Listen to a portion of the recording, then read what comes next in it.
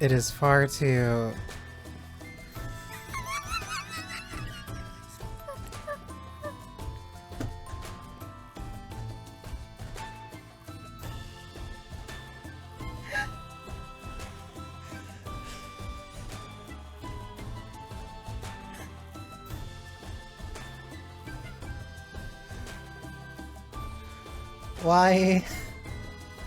Why was that the one that gets the message for the stream streak?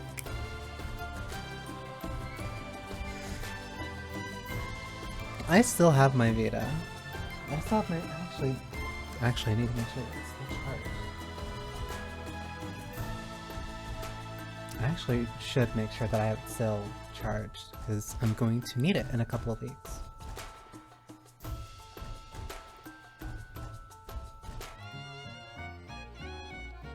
Anyway, yeah, I missed my...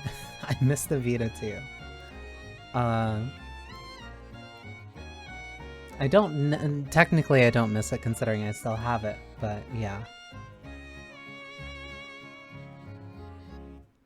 Like with a sub you can send a message with it. Because I saw that it was like new, it just started. Or like... Not it just started, it just like became kind of a thing. Like that was something that they did very recently. Like I only just saw that people that they were kind of doing it.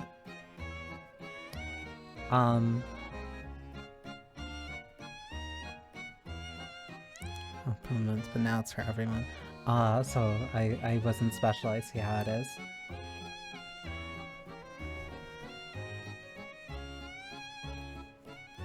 Whatever the qualifications are, I'm like... I've somehow hit that point. Like, that's how it feels when it comes to like a lot of things now, because like, I'm going to be... Because this isn't like a Twitch feature. It's, I'd say it's like a streamer perk. Big streamers didn't have it either, just started seeing it everywhere all of a sudden. Yeah, so that's probably like a rollout thing that happened with, like that, like Discord does with some features. But like, because it's not a feature, but it's definitely funny, because like, especially after the sponsor, oh no, it was like right after the sponsorship stream, like I'd gotten an email, because I have a business email, I got a business email about, I feel kind of bad about calling it like a business email, but like, I got an email, it was literally yesterday, I was dead tired, and like I thought it was another sponsorship because it was asking me to like play another game on stream.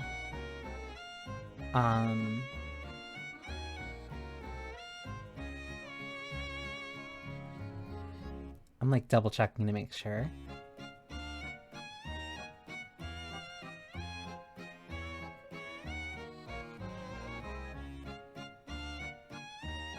Yeah, no, there's no, it's not like a sponsorship, it's not a collab.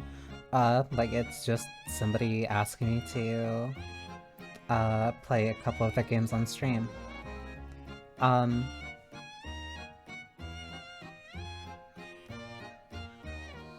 And like, I don't know how to feel about it, because like, I guess that's kind of like a threshold. That it feels like I finally hit like a threshold, the streamer threshold of like, oh, I can finally get these emails now, where people will send me messages and say, hey, can you play my game on stream?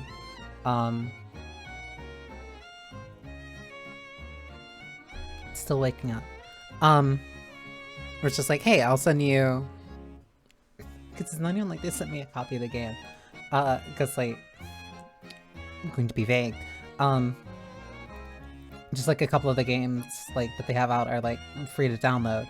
I'm trying to word this to be nice, because I'm not It's not, I'm trying not to be like,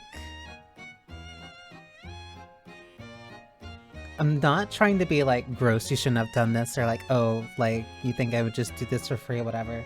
Like, I'm not that hoity-toity, I'll say. But like, how do I put it? Because it feels weird, and not necessarily weird, but like, no, I have like, I've had thoughts about this. Or did anyone else use the phrase in a while? Listen. But like, it's one thing when like, I'm reached out to in terms of like a sponsorship or like a collab. Hell, I just applied for, well, there was one company that like I applied for to be like part of their the partnership thing. And like partnerships and stuff like that, that stuff makes sense to me. That's like, okay, you're making that type of professional business connection. You're saying, hey, I like your stuff, I'm willing to cover your stuff essentially for free. Like it's additional advertising. And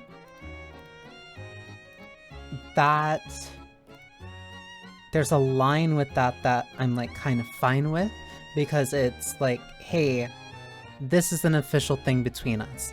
I get special perks. They also get additional advertising. There's probably also a lot of other stuff in like the details of it. Like that type of established partnership, I completely understand, and like that makes sense to me. When it comes to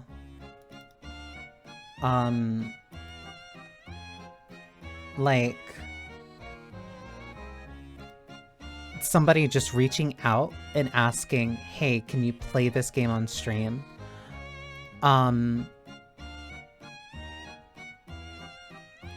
It feels weird.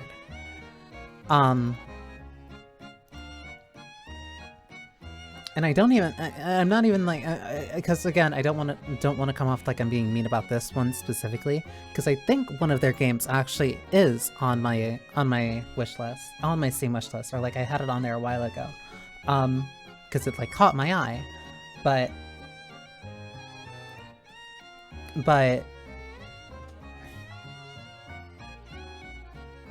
it's so weird to like try to find like that specific line. Because I hate saying like I'm at this point now where like, oh, I feel like a real streamer or whatever, because like I'm finally getting emails like this. But like, I guess it's important to kind of like know where my line is for that, because one, doing something like that sets a precedent. Like, if I will play anything on stream just because the developer or developers email that game to me, that then sets the precedent that others can do that too. Or that I will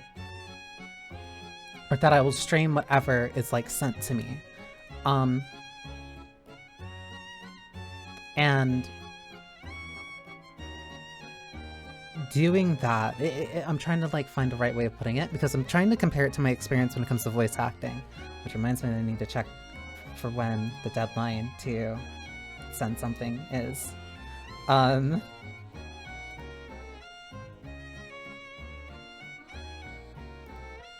Okay, I have time. I thought that was this week. That's next week. That's next week, but I'm gonna do that before that. But that sets a precedent. It sets a precedent where like, okay, if you're gonna just do that, if we send it to you regardless and we don't have to pay you, then it creates that expectation that that's just how you're gonna kind of keep doing things, where you don't need to be paid for, where I don't need to be paid for my time. There doesn't need to be anything, and it's just like, oh, I can just send, like, we can just send this to them, and then like, oh, we'll get this free advertising, and because it's our game anyway, like typically they'll still take stuff in clips for streamers and VTubers. And because the VTuber wants, and because of like somebody around my side, it's like, yeah, I still need to like, I want to like make clips, I want to post it, I want stuff to go around. I'm still gonna put that up as like a VOD on my YouTube. And like, it's advertising, it's free advertising. All because that person asked me nicely, admittedly very nicely, and they were very professional about it. It wasn't like they were essentially shoving the game into my hands.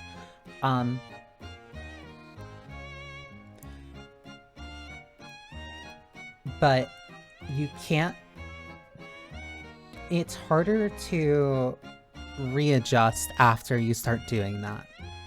It's harder to kind of course correct and make sure that people know that, oh, you're actually... I don't want to say like you're not, like you're taking this seriously, because there's another side where it's just like, oh, I'm not gonna play anything unless I get money, or like some type of thing like that.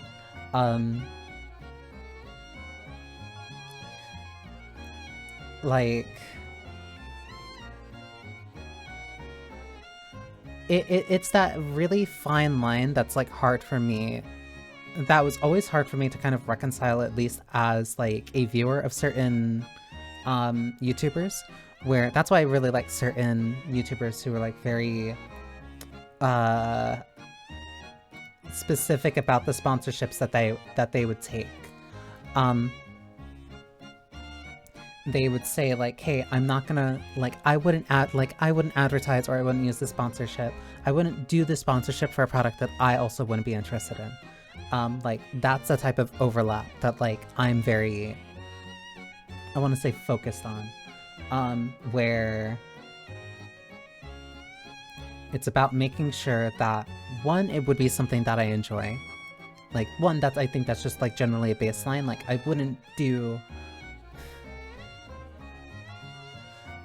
Never say never, because there is one that's funny. You want to play the Ant Colony game? No.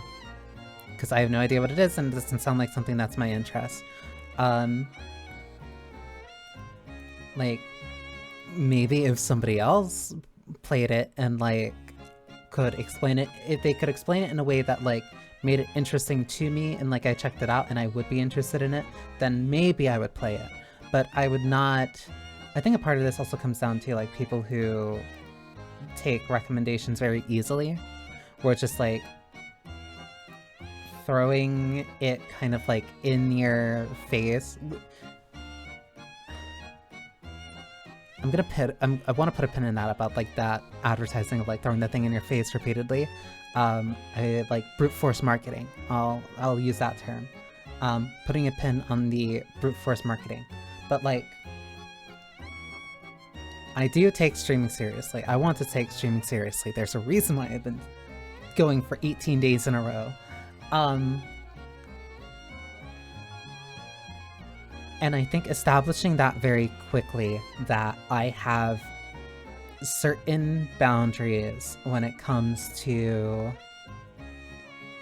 what I feel comfortable with when it comes to being approached about playing games on stream, especially if it's like they're a business email or very...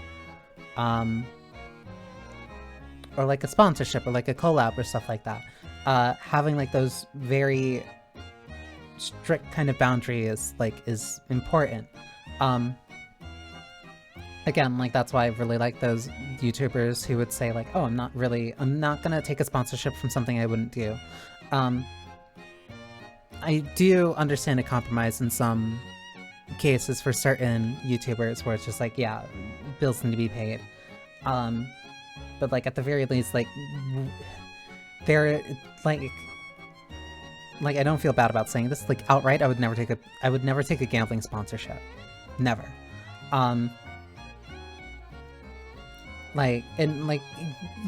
Yeah, a lot of people will constantly make the whole like, oh well, you play gacha games, and like gacha, there is a difference. Steak is crying. Who cares? They can bite me.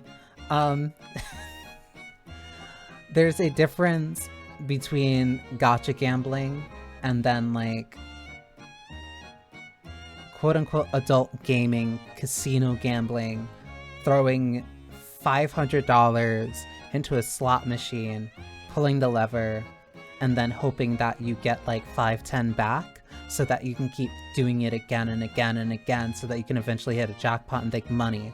There's a difference between that and then you putting in between $0 to $100 because you want to get an anime girl.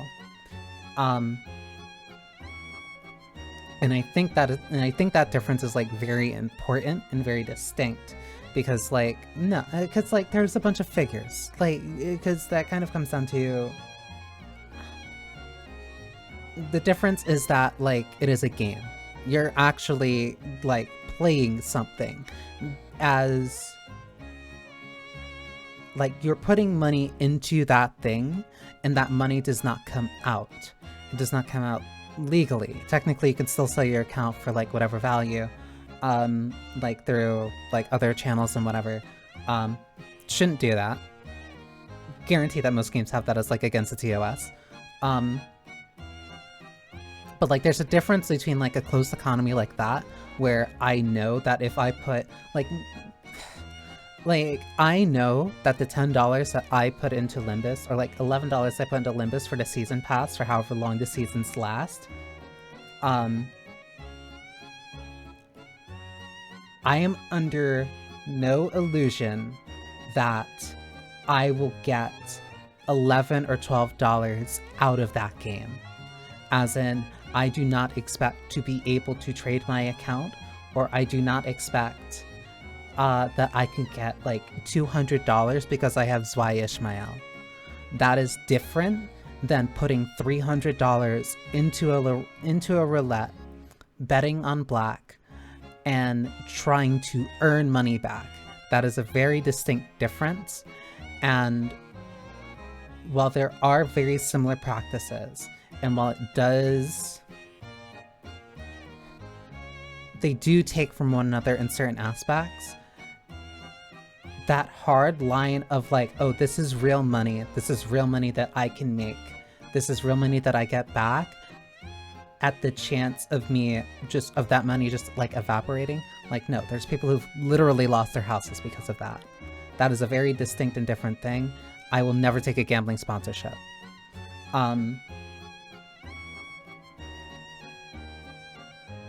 And I understand that there are certain streamers and like certain games and certain YouTubers like who have different products that they are sponsored by, who like maybe they're not like so much of a fan of, and like maybe it's not something that they're really gonna use, but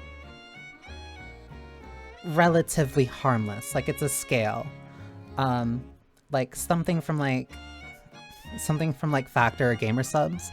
Like that's not like adult gambling. I like my mud water as it is. I don't really like a lot of typical powders and stuff, but like I wouldn't be against like a gamer sub sponsorship or whatever, because I know that helps a lot of like really smaller creators and such. Waifu cups, because that also feeds into like products, that feeds into like, oh, a fan really likes my design, or I think I can come up with like a really neat design, so then a partnership with Waifu Cups would make sense. Because it's like, okay, this is something that we all benefit from. The fans get to buy something that they like, the company gets to have another face, another brand or whatever, and like the VTuber or creator gets like a share of that. Like that stuff, that I think is like fine, it makes sense. However, if Gamer Subs or like Waifu Cups were trying to do that without paying the VTuber or paying the creator, then other people, that's mainly the company itself profiting off of the VTuber, while the VTuber gets nothing. And that's kind of how I felt like about that game that kind of came into my email. Like, I understand the point of it, and I understand like the intent, and like it's relatively harmless. I'm not trying to make this like it's a giant deal. It's really harmless of like saying, hey, this is something that I made, I think you might be interested in it.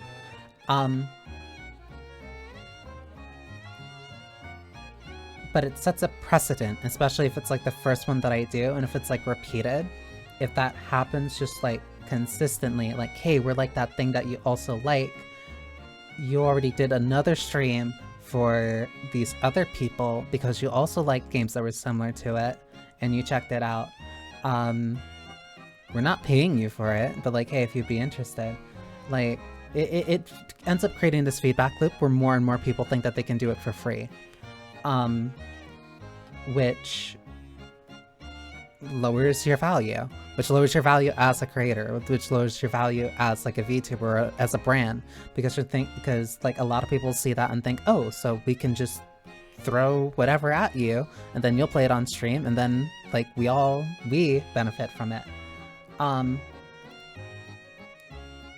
it's just like, that's not a precedent that I want to set, especially so relatively early in my own career. Like, that matters to me. That matters to me of like having a consistent kind of path, or like having like a consistent like establishment.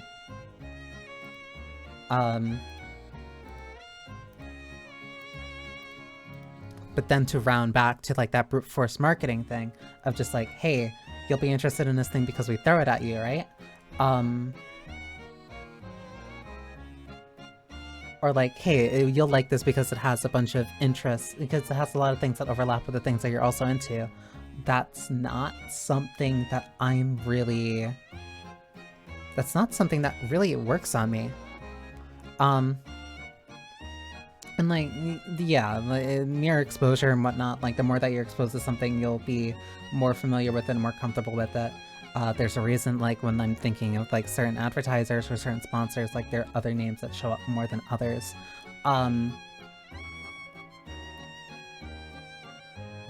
But when it comes to games and something that like I genuinely do consider spending or putting like my money into, I'm a lot more,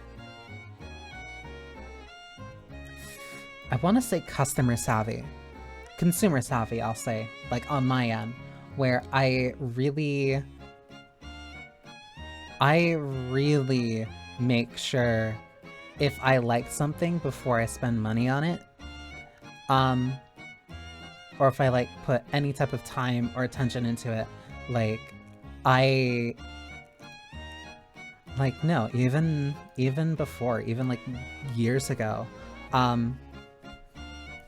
I would do like a lot of research into something that I would play, or like something that I'd be interested in, because it's like, okay, is this worth it? That's something that like I do now when it comes to like a lot of gachas that I play, where I will do, or like if there's a free-to-play game that I'm like interested in, I will do my own typical type of research beforehand, and like and I usually focus it around like the, what are the milestones? 7, 14, 30. Like 1 week, 2 weeks, 1 month. No, it was 1 day. It was 1 day, 1 week, 1 month. Like, I typically try to keep track of those type of things, or like what the expectation for that is. That's why for like a lot of gachas and like for a lot of things that I get into, I will hold off on spending money on them for typically like a really long amount of time before I even consider spending money, or even really thinking about spending money, because I don't know how much I'm actually going to like this thing. I don't know how long I'm going to stick by this thing, and if I don't like this thing after like however long and then I never pick it up again, then like it's not worth it. It's not worth it to me. Like, it's funny to throw Genshin under the bus, especially considering like that I am like consistently playing Zenless. But like I played Genshin for like, I want to say at least like around 60 hours or something. I tried. Like, I consistently did try it. I've played since, I want to say, chapter 1? Like, yeah, around like chapter 1. But I tried putting money into it. I tried putting money into it near the time that I was about to drop it. Like, I put money into it and like tried the whole monthly thing or whatever, as like, okay, maybe I can generate some FOMO, see if it's something that like it can really stick with me. Didn't work. Didn't work. Too much of the game I didn't like. Too much of the structure I didn't like. The daily stuff. Just like how the game operates, I just didn't like it. And just like I fell out of it. I fell out of it and then I've never touched it again. So as far as I'm concerned, that money that I put in for that one season pass thing, that 1 month pass thing or whatever, that money's gone. That money is gone. I am not going to get any of that back. There's nothing, like, no, I'm not even tempted of really going back. I also tried Star Rail. Star Rail, I also, like, thought about it, and I played that game consistently at launch for, like, a month or so. I remember it was literally up until Vushwan came out. Like, because then I got her. Then I played for a little bit after that, and like I dipped a little bit into the end game, and I just kind of went, oh, well, okay, I guess that's it, and then I just stopped playing. And I also might have lost my Trailblazer account, so that also just doesn't matter to me. So like I just lost interest, and like the idea of putting money into it, or even getting close to putting money into it, wasn't enough to keep me into that game. Even Wuwa, where like I played consistently for a bit, and I did like it. I did like do 2 streams of it, and I did like the story. At least like when I got to the second continent, I put in like 100-something hours in it, but I never put money into it. I stopped playing it around July, and I just haven't been keeping up.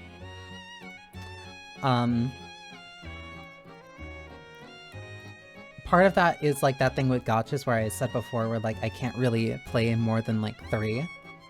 Where I can't play more than 3, because after a certain point, like 1 or 2 of them are gonna just like fall off. And like the consistent 2 that I've been keeping up with, or like playing consistently, is 1 Limbus Company, because that one has me super invested in the story. And I really do like the system mechanics, and I do like the bosses and stuff, and I want to see how far like that kind of goes. Like that's kind of like the darling child that like, that's the only one that I consistently put money into, and that is specifically only for the pass, because the value out of that is like ridiculous. And that's entirely down to the fact that like they're not updating like every 4 weeks. Like I keep looking at like the Zenless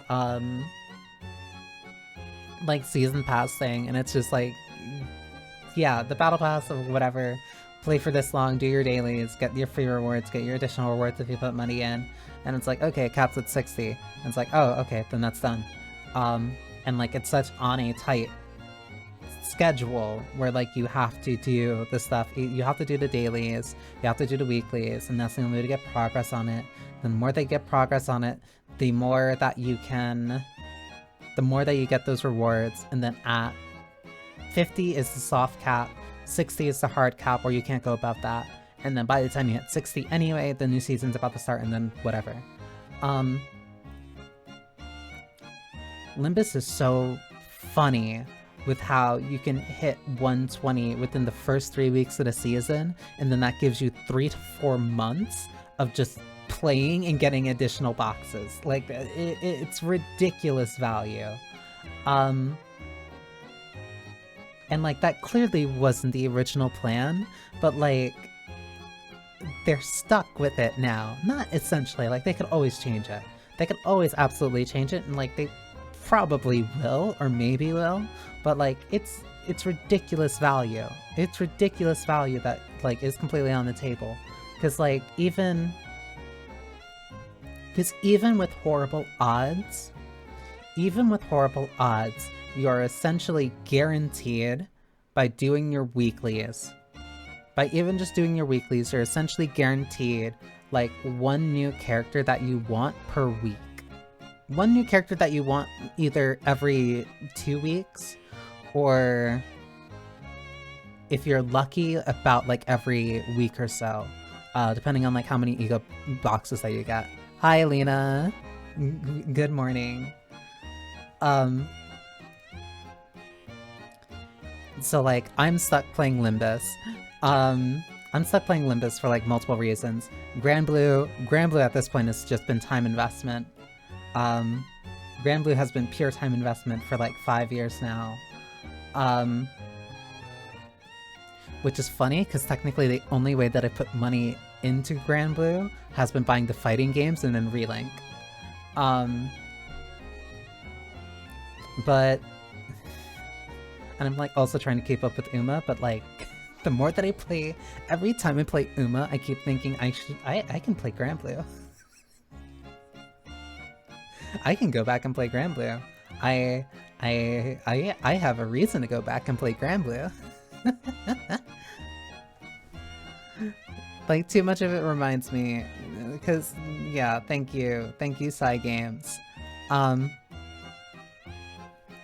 But, like, that's why whatever, like, the hype cycles or whatever, it's like, oh, this is the hot new game or whatever, like, none of that stuff works on me. Like, it doesn't matter how much I'll see it, how much I'll see other people play it, like, if I'm not personally interested in and of itself, that FOMO doesn't hit me. Same thing for like a lot of Fortnite stuff, where like it just doesn't like get me.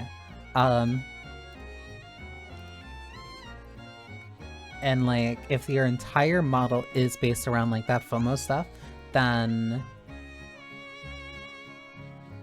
it becomes kind of like an optimization thing. Where it's just like making sure that you can maximize how many times you can get the stuff before it all runs out, which essentially just turns that game into another job. But again, back to like the brute force marketing, like just a thing being in my face or something being popular, or because like no, I'm used to seasonal waifus. I'm used to taste of the week. Taste of the month, flavor of the month, or like whatever like was the whatever like popular anime character is like here for whatever reason, like that stuff doesn't have staying power for me.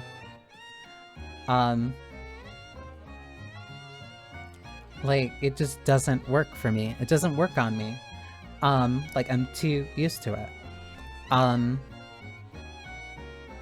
Like, I'll spend freemium currency, I'll spend whatever, like, the free stuff is to, like, get that character, like, whatever type of costume or whatever, but the second that you start asking, like, for real money, instantly I start thinking, like, oh, well, I could get a game that's on my wishlist for that much money, or, oh, I could get this DLC for something that I like for that much money. Like, my sense of scale for value is very different. And I don't know if that comes down to, like, my own... either... what's a good word? I want to say proclivities?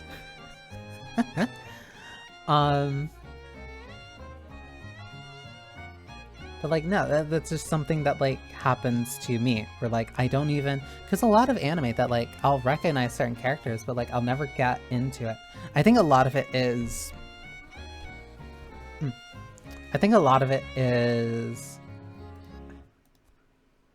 I want to say group mentality, because there's a lot of group mentality things that like I really don't frequently get into.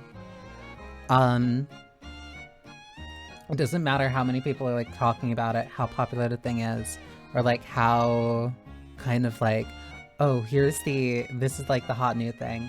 That's also why I'm kind of bad with trends. Not like I don't recognize it or like I can't see it. Not like I don't recognize it or that I can't see it, as much as just like I don't feel as drawn in to do it. I don't feel as pulled in to do that stuff. And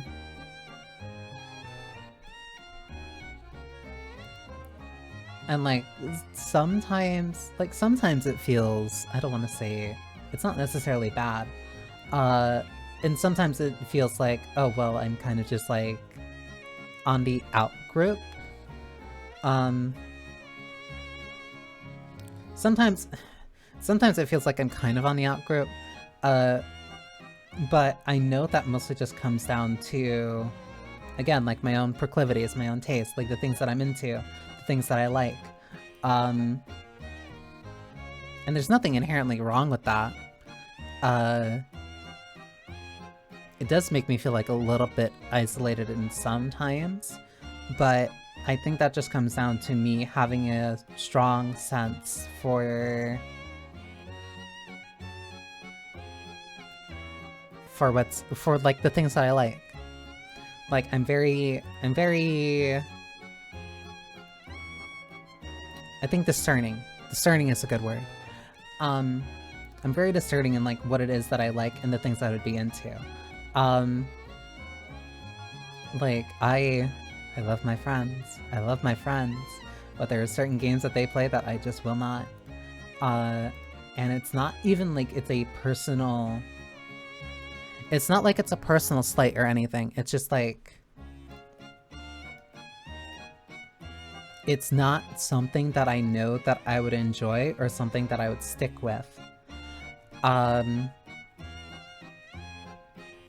It's not something that I would enjoy, it's not something that I would stick with, and I know that if it's like a game where I know that I'm not going to put money into it, and I know that the experience is going to be even worse because they don't put money into it, then just like I'm not, like no, it's not, I'm not gonna like, I'm not going to suffer or like try to tolerate something beyond the point that like I can, even if like I do want to try to stick it out for a friend.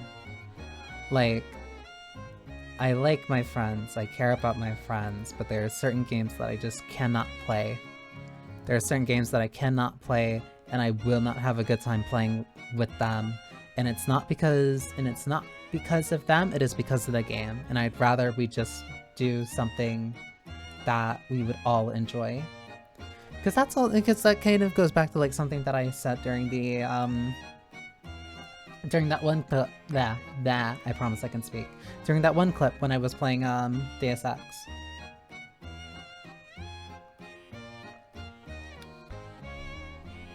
Where it's like, I feel bad if somebody is wasting money on me. I feel bad if somebody is wasting money on me with the hope and intent that I would actually enjoy it. Because then I feel like they would waste their money. Like that's kind of why like I've been so discerning, or I've been a lot better at being so discerning with my taste and interest. Where it's just like, if somebody is going to spend money on me, if I'm going to spend money on me, if I'm going to do something, I'd rather be certain knowing that I will enjoy it. Not purely in like a value sense of thing, where it's just like, if I'm spending this much money, I expect to get this much amount of fun out of it. It's just like, no, I'd feel bad if somebody spends money on me and like, the intent is that like I get to enjoy myself and we have a fun time, but then that doesn't happen. Like that's why I'm very picky about like some of the movies that I'll go out and see, because like I feel bad about somebody else spending money on a movie ticket for me to see a movie that I didn't like.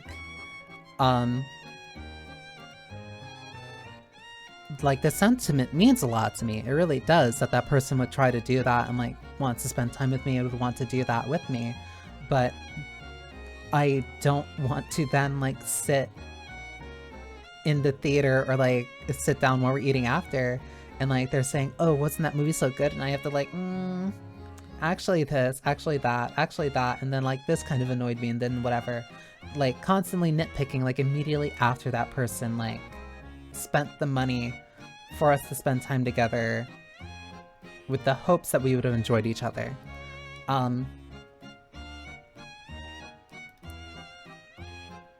And, like, again, the sentiment means a lot to me. I really get that, and I like that. Like, I like feeling special that somebody would spend money on me for, like, in the hope that we can enjoy ourselves.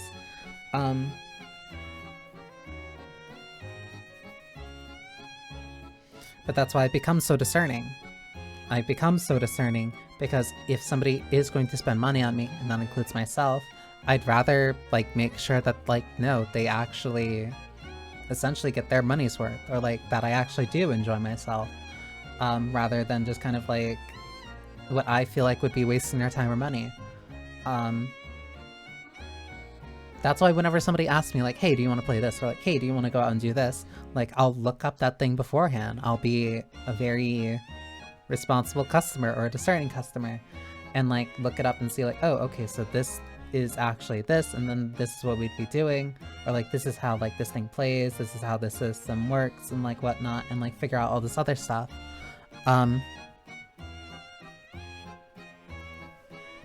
Like, I put in the effort to try to see, like, if I would actually enjoy that thing beforehand.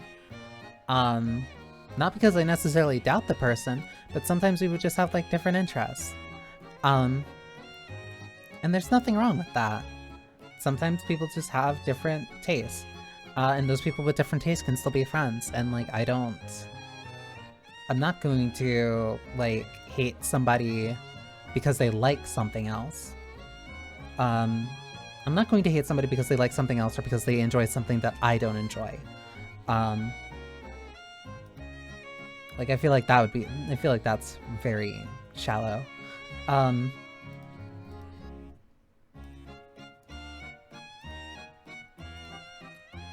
trying to, like, find the right way to put this. I'm, like, mentally doubling over myself.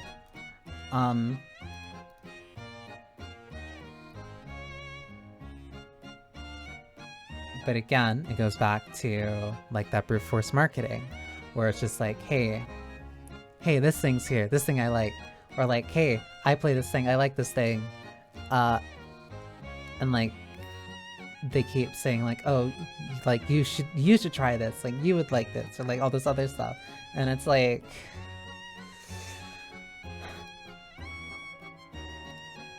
and, like, sometimes they're just off, like, not in a, what's the word?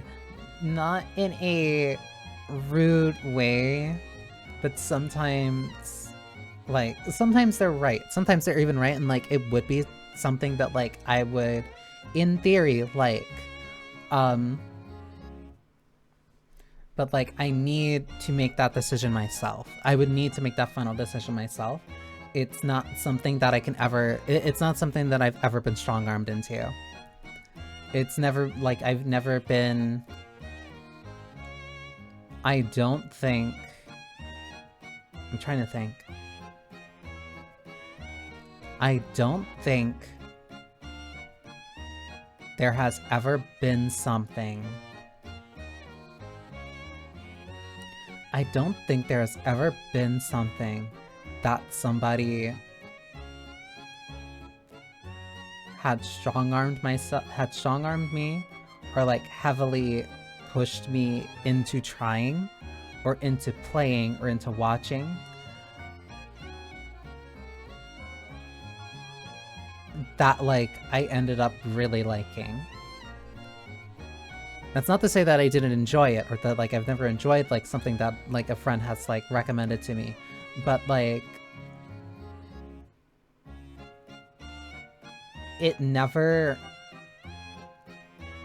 would never get me the same way as if I had gotten it very naturally. And I know that that's very... And I know that seems, like, very hypocritical, especially considering that, like...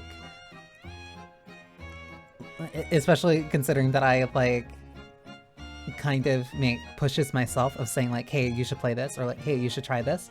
I think that goes back to... that connects back to something that I was bringing up, like, during the other talking stream, where it's just, like, it's about knowing your audience. Like, knowing somebody who's really into survival horror. Like, oh, if you really like survival horror, you might like this, or you might like that. But that comes with also knowing the smaller details, too. That's why, like, trend stuff don't really hit me, because it tends to be very broad. Trending stuff tends to be very broad, and that's why it doesn't really... I don't want to say never really appeals to me, but it doesn't get to me the same way as something that is very focused and very, like, specific to the things that I'm into, or very specific about the reasons why I like certain things. Like, I like classical Resident Evil. I hate, again, that abbreviation, but whatever. I like classic Resident Evil where, like, fixed camera angles, survival horror, limited saves, limited ammo, and, like, deliberate, like, route planning. Like, a lot of those aspects of it that I also really like in Signalis. And I really like also the storytelling. I like the storytelling in Signalis in a way that I like that is separate from the way that I like the storytelling in Resident Evil. I like that Resident Evil is really stupid. I like that Resident Evil is possibly one of the dumbest overarching narratives in, like, a game's entire franchise. But I still get eager whenever I find, like, the explanation room or, like, the lore room. And it's, like, always that room that is, like, 2 to 3 rooms, like, right before the final boss. It has a bunch of notes that explain, like, how a bunch of the things work, why certain things happen, like, all the explanations, all the stuff that hand waves away, like, whatever type of nonsense. Like, how did the T-virus work on an alligator? Why are the hunters like that? Why are the bees massive? And all this other stupid stuff. Like, it's a lot of it's a lot of hand waving. It's a lot of the stuff that just, like, explains all the... It explains a lot of stupid stuff that, like, they clearly were kind of just rolling with until it's like, okay, we have to find out why we need to come up with an actual explanation. I really like Resident Evil for those parts. But that is separate from why I like the story in Signalis, because the story in Signalis is more, like, psychological mystery. But typically, whenever I like those very mystery-focused type of stories, those are a lot more, like, of investigative visual novels. Not necessarily in a way of, like, Phoenix Wright, but things where, like, oh, where, like, yeah, this would make more sense, like, on a replay. There are other things that kind of, like, click the more that you play them. I get that part that I really like from Little Goody Two Shoes. That's why I also really like, God, why am I forgetting the name? Paranormal Site. Paranormal Site is, like, an entire game just, like, about figuring out the different mysteries. And, like, all those different types of rules and such. Like, it's a really fun experience. And, like, that's why I'm, like, really into that. But,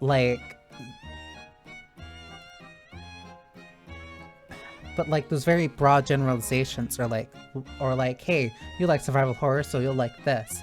And it's like, okay, I might like one part of survival horror, but if it also doesn't have, like, these other things, then, like, that shifts my expectations. Because Resident Evil 5 is still technically survival horror, so is Resident Evil 6. But comparing 4, 5, and 6 together, those are 3 very, very, very different types of games.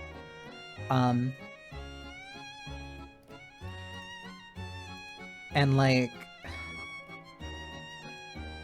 to tie that back with like everything with the sponsor, like brute force marketing works up into a certain point. The brute force nature of it can get somebody to look at something, but unless it appeals to that person on like that smaller aspect of it, or like, I guess that entire genre, because there are some people who just like really will get really into something just as long as it has like a flat title or like a flat genre thing to like look at, like character action. Even just having like the character action tag is a way that people get drawn into whatever types of games are around. Lost Soul Aside is like the one that comes to mind kind of like instantly, of just like, oh, this is a character action game. I'm interested in that, and then some people buy it off of that, and it's like, okay, but like, how does this work? How do these other things work? Is it more like this one that I like, or is it more like this other one that I like? And that's why it hasn't really, that's why the brute force stuff just doesn't really work on me, because I care too much about those smaller details.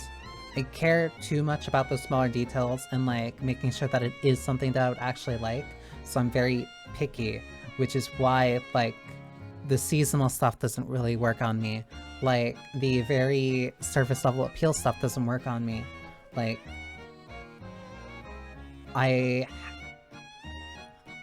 feels weird to say this, but like, no, I get more intimately attached to something. Some things, or like certain characters, or like certain genres in certain games. Like, I need to have like that. I need to have that intimate type of connection to it. That's not to say that I won't try something new. There's a reason why like I really like just kind of like going for, that's why I really like things that kind of go for the fences or swing for something that's very unique, or like it does wear its influences on its shoulders, influences on its sleeve, but it's very bold about going in its own direction, about trying something unique.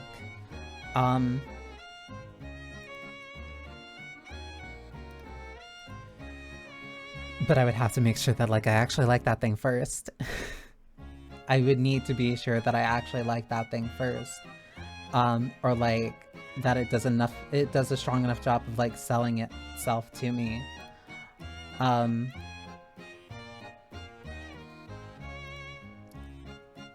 Again, that whole discerning aspect to it. And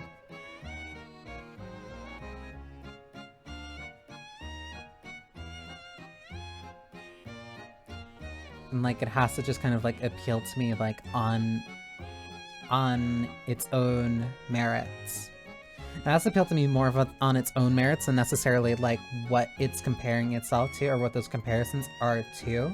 Because if they focus too much on what those comparisons are, then I won't be able to stop trying to compare it to those other things, especially if those are some things that like I really love, and like I'm really drawn to those things. Because if I really love those things and I'm really drawn to those things, and you're telling me, oh, it's like that, but then it's not like that, you're actually doing something else, then it's not like you're lying to me, but it feels not... It feels, again, kind of like that brute force thing, where it's just like, oh, this is like that thing that you like, right? So you'll like it because it's like that thing, right? And it's like, no, I'd rather like you for being what you are, rather than you trying to remind me of the other things that I like that you also like.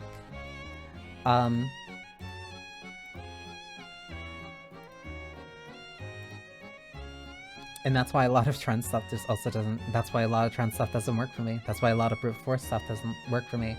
Like, I really like Symphony of the Night. I really, really, really like Castlevania Symphony of the Night. But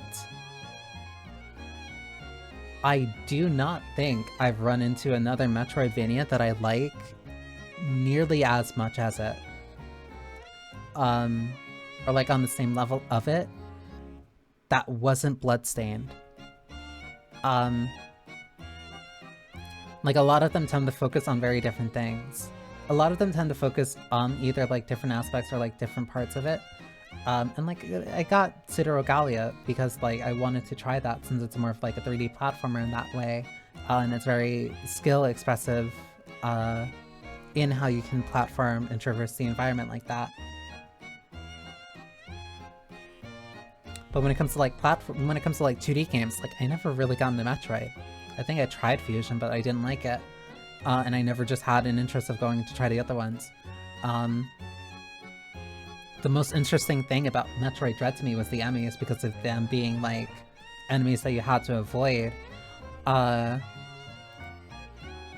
like I think Ender Lilies counts as a Metroidvania. It does. But that one caught my interest mostly because of Millie's music. Like I'm very particular about the things that I like, and just it being a thing that is like a thing that I like isn't enough to get me kind of invested into it. Or it's not even enough to really like get me to like look at it. Like I really need to be sold on what its own strengths are. And again, that kind of goes back, I guess, to the sponsorship stuff. Because like part of me, ads are coming out, fuck. Because like part of me, like the reason, because I feel like I do want to explain this, especially because that was like the first one that I did, so I can explain this before the ads start in like 40 seconds. I took that sponsorship, or like that collab stream, because like, no, that is something that like I genuinely would have been interested in. That is something that like did look really cool and looked like genuinely really up my alley. So like I didn't feel necessarily as bad about like doing that collab stream. Because like, oh, if I did stumble across this, this looks like something that I would also probably try and like recommend probably as well.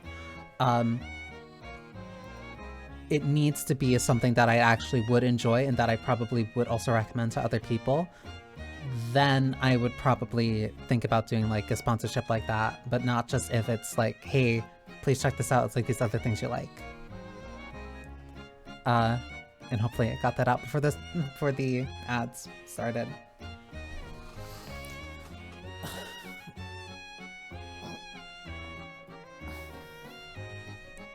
I'm not standing up. I'll stand up during like mid-second. I'll stand up during the next ad break.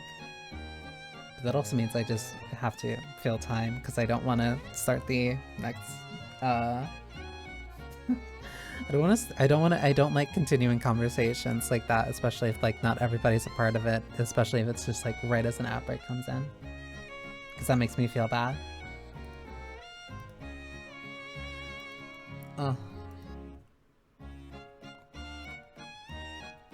Plus it gives me a chance to drink more of this coffee.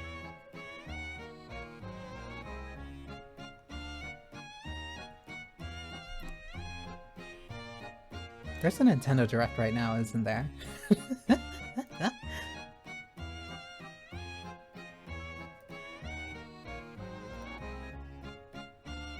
There is.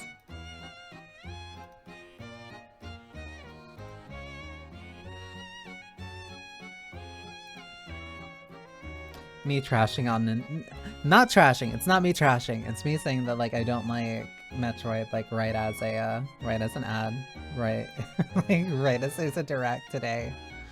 It's not like Samus is getting her own kart racer. She is getting her own bike though. I could have sworn that she had like a lot of older promo art that had a bike on it.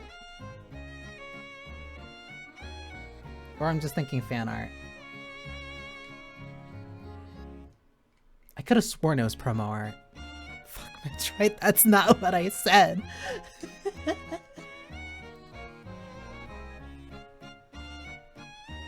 That is libel.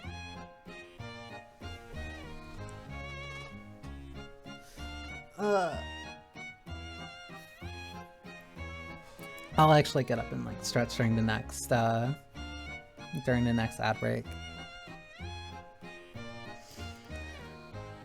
Now I actually have to. Now I have to explain that. Now I have to explain that like right as I get back. I think I mentioned it before that I do like the, that I would be interested in the Prime games. I've also never tried those ones either. Thank you for the water.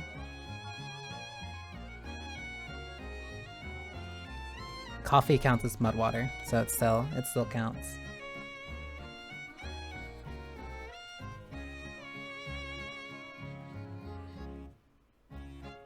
Prime games are peak Metroid in my IMO, yeah.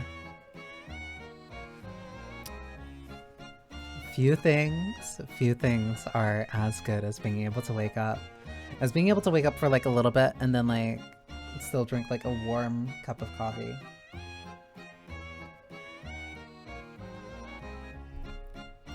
Dark roast too. I really like dark roast, but this isn't dark roast. This is just mud water. But yeah, that just goes back when that's just like me going back to me being picky and like being very specific about the things that I like. That's why I really like specifically the Igarashi Metroidvanias. I like the RPG aspects of the Metroidvania less than the like interconnectedness of the environment and like unlocking new abilities to kind of like progress forward. That's why I could never really get into Metroid. I understand the environment stuff, I understand the platforming, I understand like all that other stuff. And like, yeah, the unlocking new abilities and then getting those abilities to go forward and like do other stuff. I like the RPG aspects of the Metroidvanias a lot more. I like specifically the RPG aspects, and especially the soul stuff from Symphony of the Night, Aria of Sorrow, and Dawn of Sorrow. And I think that also carried over in a couple of the other games, the DS ones by Igarashi. Prime did have my interest, and that is because like I'm a very, I think it comes through that like I'm a big fan of like first-person shooters, and like you show me a protagonist with a cannon arm, and you're like, oh, but you show me a protagonist with a cannon arm and a grappling hook, and like, oh, but you only get to do this in 2D, and it's like I want to see this from first person. Only caveat being is that at least for like Prime 1, 2, what was it? 1, 2, and 3, they were all on GameCube, and it's like, sorry GameCube, those sorry GameCube, but like those triggers are not designed for shooters. I don't want to push on a marshmallow when I want to feel a shotgun recoil. But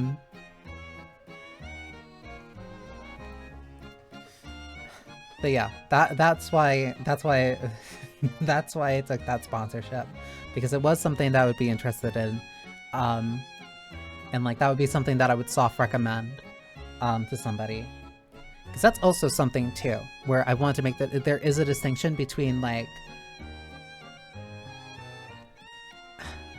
it feels like I'm just constantly covering my ass, but it's like there is a difference between like a soft recommendation of like, hey, I really like this thing, I would like it if other people play it,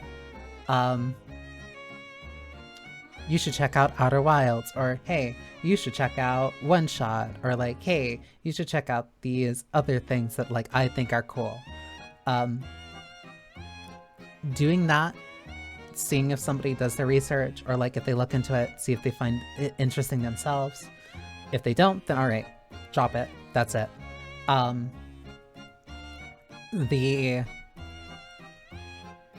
The very brute force, which I guess is just like more typical marketing, which is just like, hey, play this, hey, play this, hey, play this, and it's like the same thing over and over again. Like that stuff makes me way less interested. That stuff instantly makes me a lot less interested in something. Because like if it is something that is like caught my interest, I'll check it out. If it's something that caught my interest, I'll check it out. If during like that checkout period it's just like, it might not really be my thing, me hearing it multiple times is not going to work. Well, so 10 people recommending a live action series. I wait for it to finish before looking at it. Worked up for Game of Thrones. I think that's a special case. One, I think that's a special case. But also, too, like, yeah, Game of Thrones was, like, a very cultural thing. That's how I kind of got into, That's how I got into Walking Dead for a while. But that was, like, right after... That was, like, a little after Season 2. That was, like, a little bit after Season 2 started. Live action series tend to get milked if they're decent, see Supernatural. I can't think of the last time... No, I think the last like live action show that like I really consistently watched for like a long time was Shameless? Was that really the last one? Was that really the last one? I haven't seen like a live action series in a long time actually. I haven't seen anything from like I haven't seen anything like full all the way through like of a live action show for a while. It's Breaking Bad because it finished and people still loved it. Yep, and then that also got the... That also had Better Call Saul and got better... I don't want to say got better. Because that had gotten Better Call Saul, and that was also one of the shows that got really... I want to say emboldened when it came to Netflix. Like that gave that show like an entire second life. I don't think I've seen a lot live action like TV show in a while, or at least like I haven't seen one like all the way through, especially.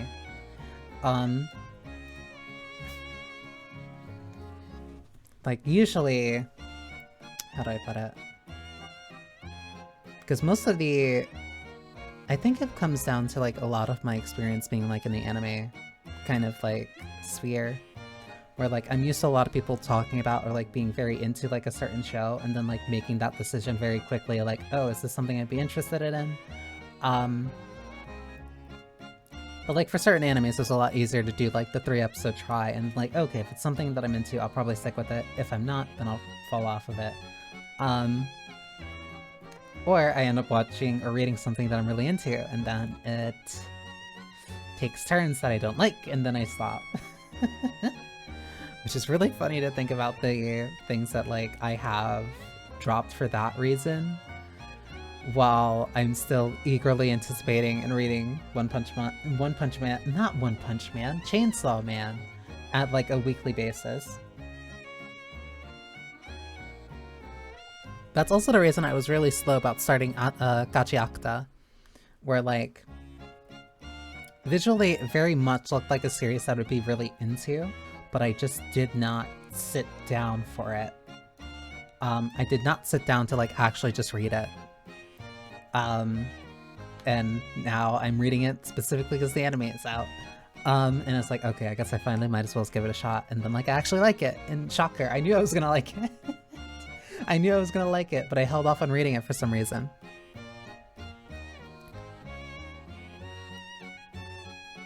I did hear about Girls Band Cry. That one was the... I think that was... No, I'm thinking... I was thinking Yudo Camp. Oh, that was the one that I had seen from like a while ago.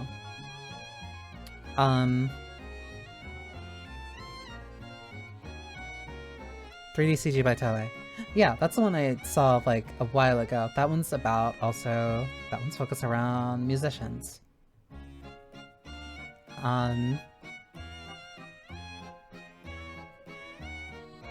Close enough, welcome back, Kaon. Yeah, I think I caught an interest about that. Which is funny, I caught an interest about that, but I completely skipped on Bochi.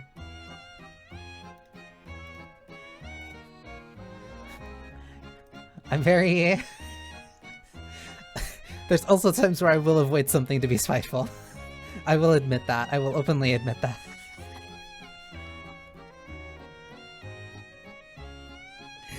Spite is a very powerful tool if you know how to control it well.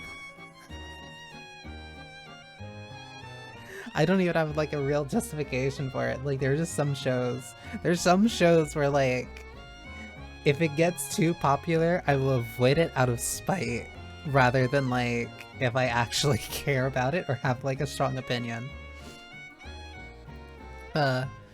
Too many characters have a thing, being angsty, and then when it gets resolved, very obviously dating on screen for the rest of the season. Oh, that's cute.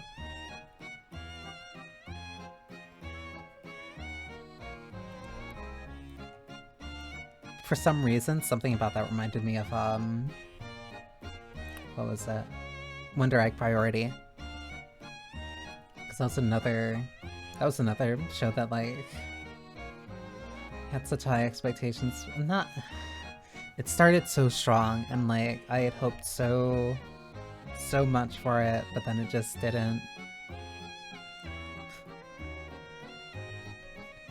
Just started, like, slowly going down mid-flight, and then it lost one of the rudders. Morning, Saidaku.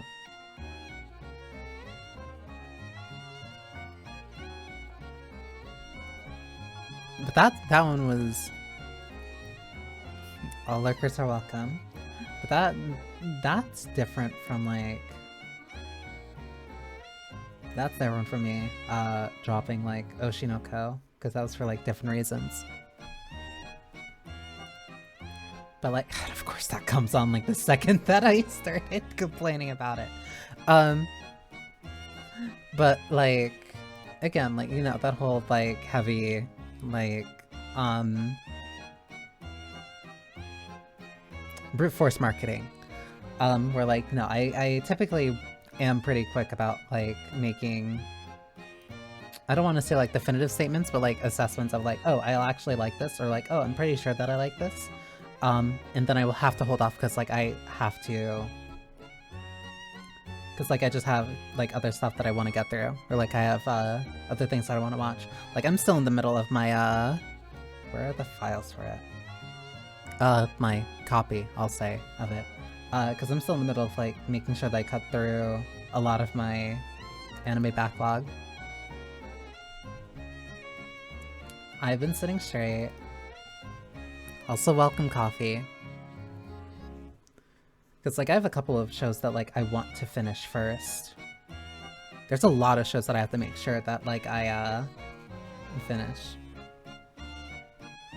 Shrimp is not fried. You cannot smell it. I still have Mystery Girl X that I also want to finish, too. Mystery Girl X, not mysterious.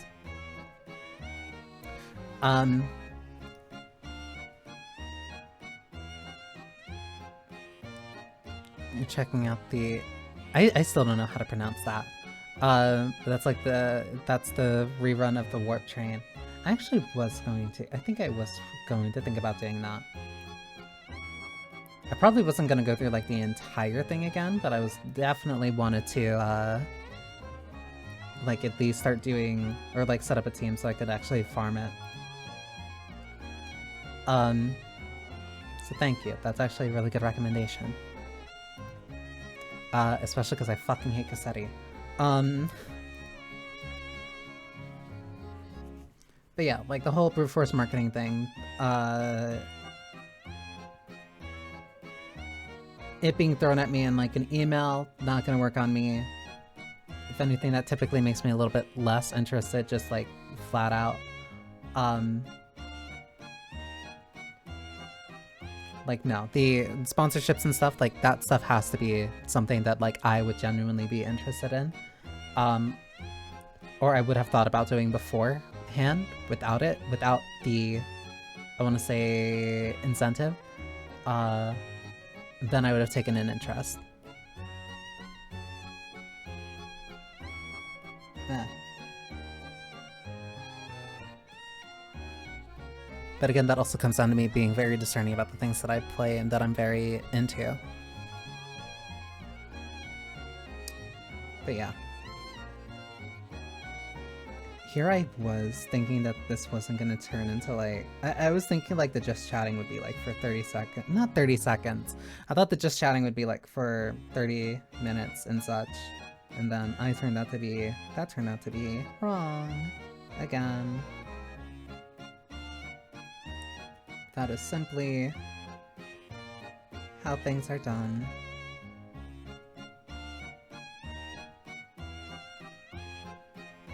How things aren't done, essentially, in my case.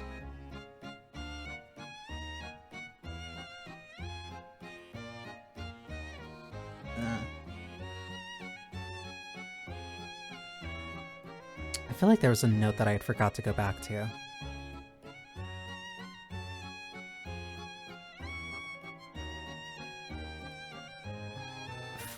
Fried Banii Shrimp Deluxe. I'm not a cook. I'm very bad at cooking. Potion crafting I can do perfectly fine. Whenever it comes to cooking, that is not... I am no culinarian, unfortunately. Which is why I like cooking in video games, honestly. I get to actually feel like I can make something edible.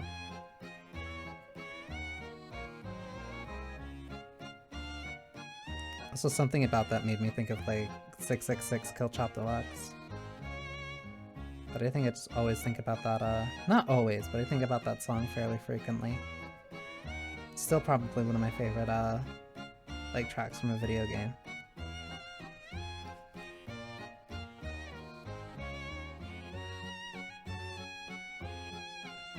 What is this gunk?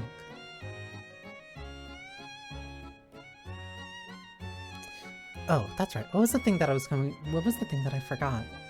Cause it started with that.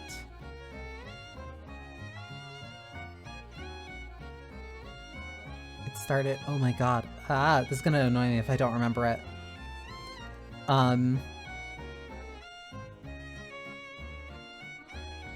It's about the brute force marketing. Soft recommendations, that was the thing. Yeah, that's why I'm typically, like, very soft when it comes to certain recommendations, or, like, how I recommend stuff to people. Like, it has to be that I know what that person is into and what they would be, and what they would like. I have to know who I am talking to in order to recommend things to them, because I will not just recommend something to them if it's just like, oh, I like this thing, I hope that you would like it too. As much as I want to do that, and like there are some times where I will do that too. But like, I prefer... How do I put this? I prefer being very... I want to say deliberate. Like if I want to recommend something to somebody, I typically want to make sure that it would be something that they would specifically, like, genuinely super enjoy. It also overlapping with something that I'd be interested in, like, is a nice bonus. But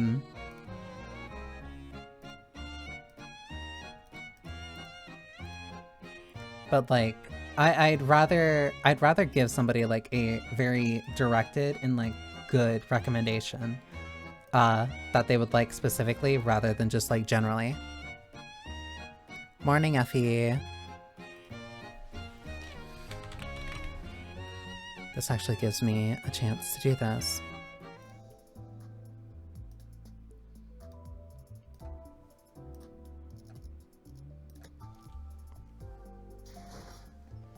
I already did my dailies. Maybe I'll do my weeklies. But I want to make sure that I have like a solid team for this though. Blunt, Envy, Gloom.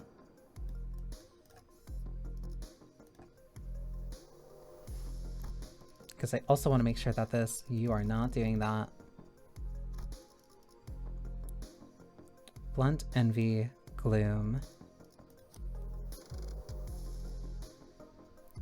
Blunt, Envy. So not you.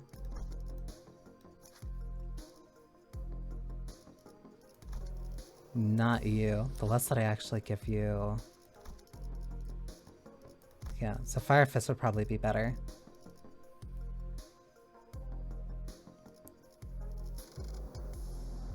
Because if Fire Fist is better... Gloom, but that's Pierce.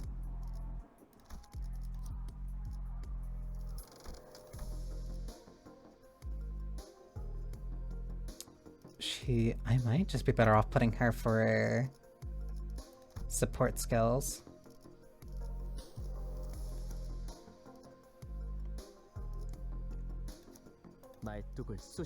Desperation.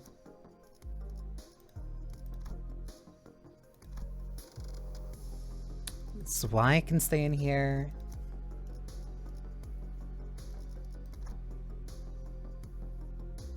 Can you get Fire Fist and Gotcha? I think so. I don't think he's... I think that's how I got him. Yeah, I don't think he's tied to any specific... Oh no, he...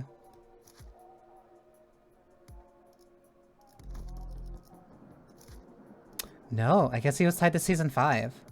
Interesting. But I guess you can get him in... He should probably still be added to, like, the general. The hardest part about this is that I want In the Name of Love and Hate, because she would be a good fit for this, but I also still want to get the bonus for W Corp, so she's probably still going to be out, though. Fal can stay, though.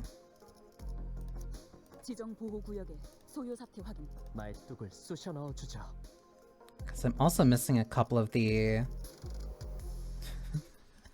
I'm... On the note of me being petty, I am trying my hardest to completely avoid having to actually use the warp cleanup crew. Few words can describe how much I absolutely loathe having to use charge. If I can get by without thumb capo, then I'll probably switch, but like, because this is blunt, but it's also none of the skills that I need.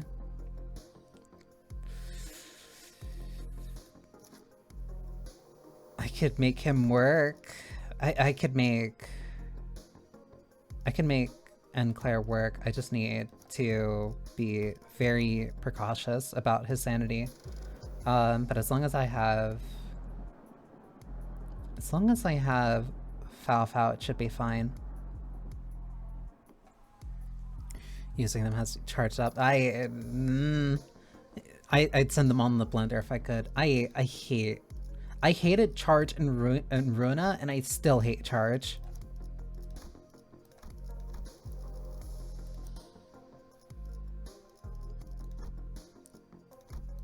Still hate charge so much. Favorite guy?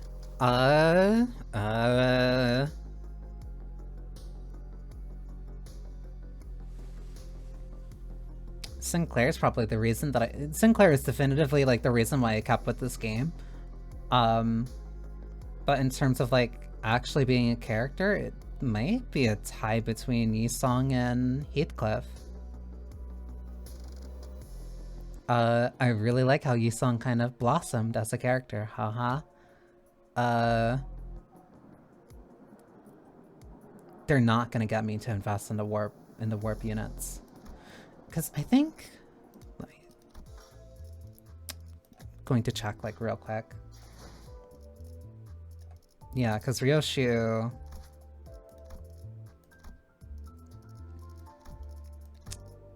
is also standard.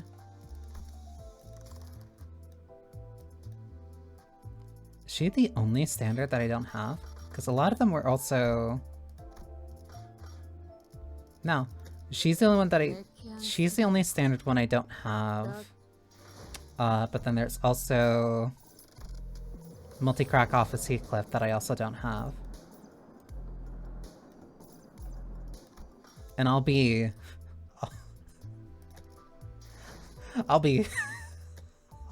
fucked if you ever try to get me to roll or spend like shards for a charge Heathcliff. Bite me. eventually Charge will have its season, and that's gonna be that'll be the bane of my existence.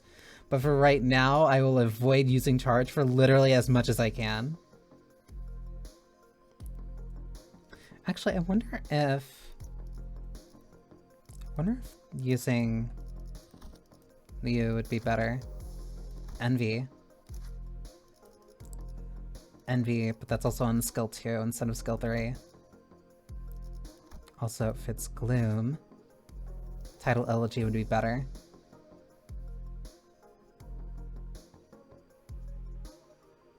Because I can't even switch to Wingbeat either. But Bygone Days might be better. No, because this passive is for uninvited. This should still be just general though. When target with less than 30 HP, Wrath skills deal plus 20% damage. She has Wrath on this, doesn't she? No, she does not, so that's useless to me.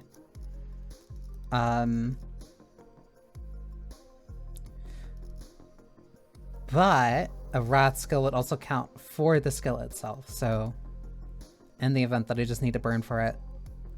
I have nobody who can generate Sloth.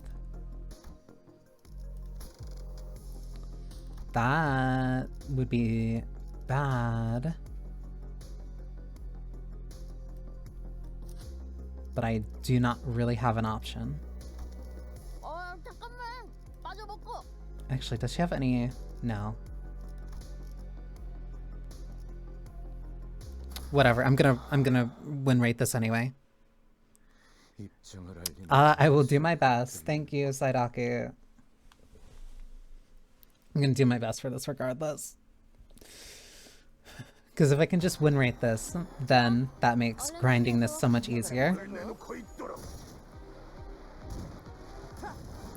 It's funny how just like I've rotated back to essentially turning or making like full auto teams.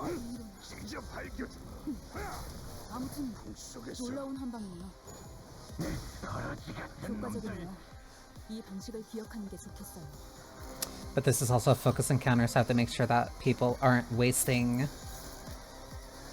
skills on things that don't need it.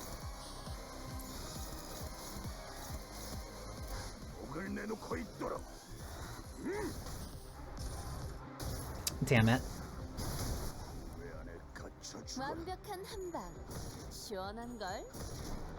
It still helps with the ramp up though. I'm not gonna mind it.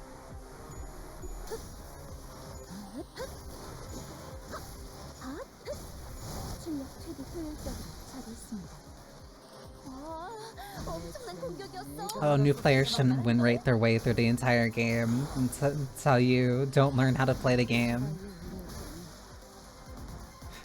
It's so funny that like the... Uh-oh, you're attacking somebody. Gregor.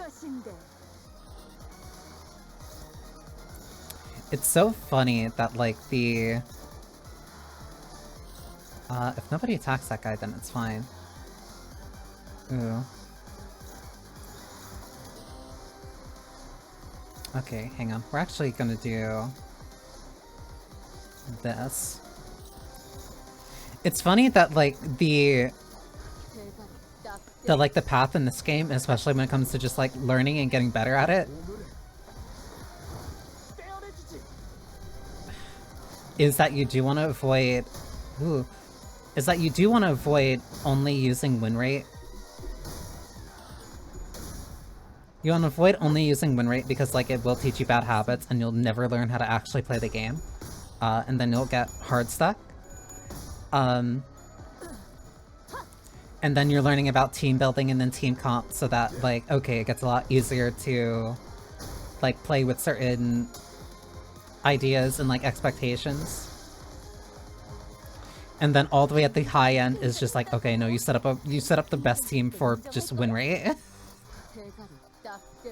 You set up the best team that can work for win rate so that you don't have to think as much as you need to. Which feels very similar to the process that Grand Blue has. Not less process, more more just like how things end up working.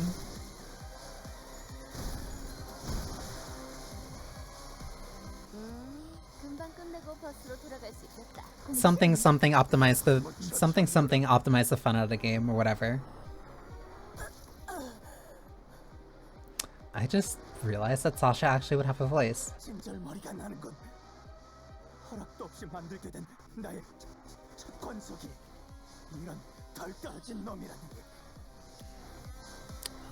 On a card in Hearthstone, that's supposed to help you when you're behind, having a poor player. Hang on, I'm processing that. A live card in Hearthstone that's supposed to help you when you're behind, having a poor played win rate.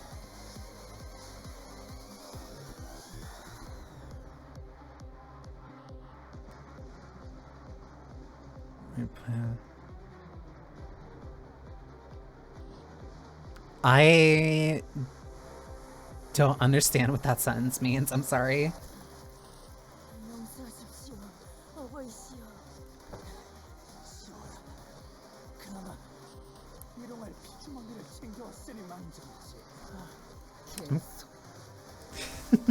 I have to go back like earlier too, because I want to see what Sasha's voice like actually sounds like.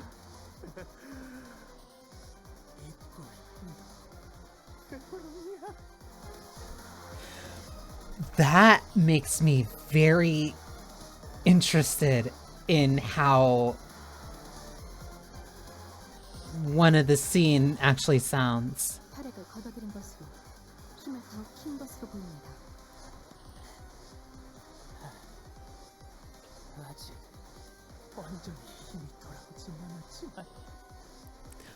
Oh, it's not that it was irrelevant, it's that I didn't understand what you were asking. Let's see what happens if I just win rate this. Like, I did not understand the question, I'm sorry.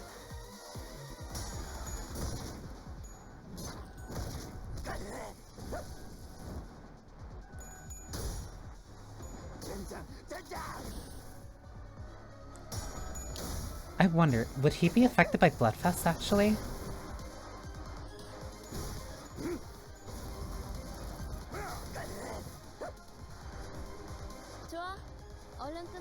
No, he doesn't.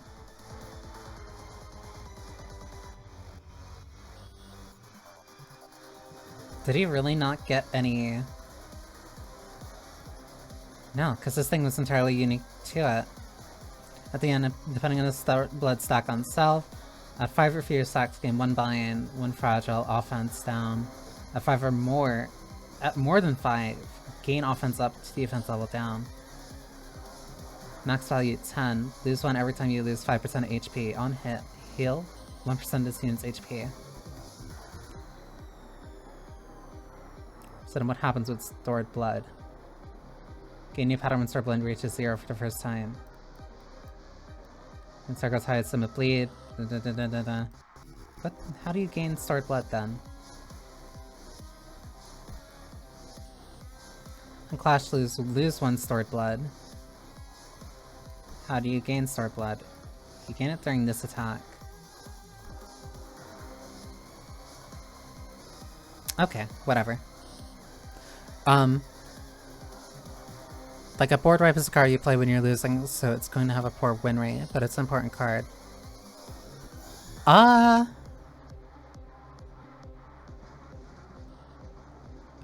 when you're losing, so it's going to have a...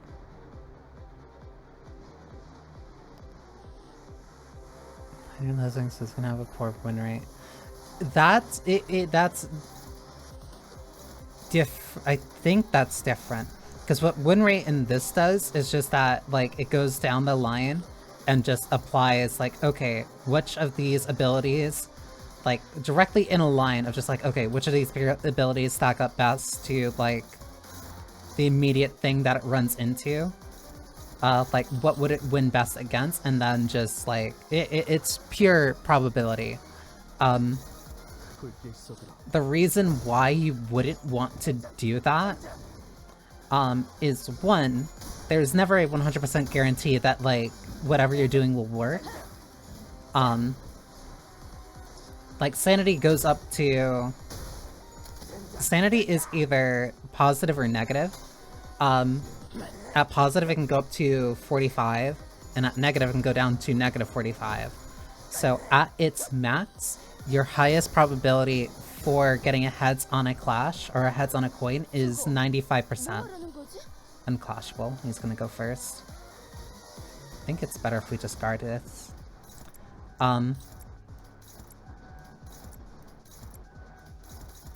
So like, let me explain what like Ryoshi would actually be a good pick. So like, she has 45 sanity.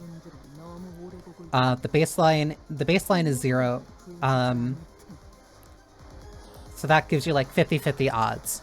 So every 1 point of sanity is basically 1 more percent of either positive or negative. So because she has plus 45, it means that she's at 95% likelihood of hitting a heads on this card. Hitting 95% chance heads on this ability. And each of these coins is like an additional plus 4. So the baseline is a 4, but if she hits heads on this coin, the power of this will turn to a plus 8. Hit heads on this one, it'll turn into a plus 12. Hit heads on this, it'll be plus 16. That is before factoring in any of these additional conditionals. However, because she is at only additional 45 and she has a 95% chance, that means that there is still a 5% chance that she can hit tails on any of these. So if she hits a 5% chance on this, then it's still going to retain that power of 4, and then it goes on to the next coin. It rolls that chance again. She either hits the 95 or she hits the 5%. 95 or 5%. So like, it's probability. It is all probability. There's no guarantee that whatever you pick will be the best thing for your character to do, or that even if it is the best thing to do, that it'll hit heads and beat whatever you're trying to roll against. I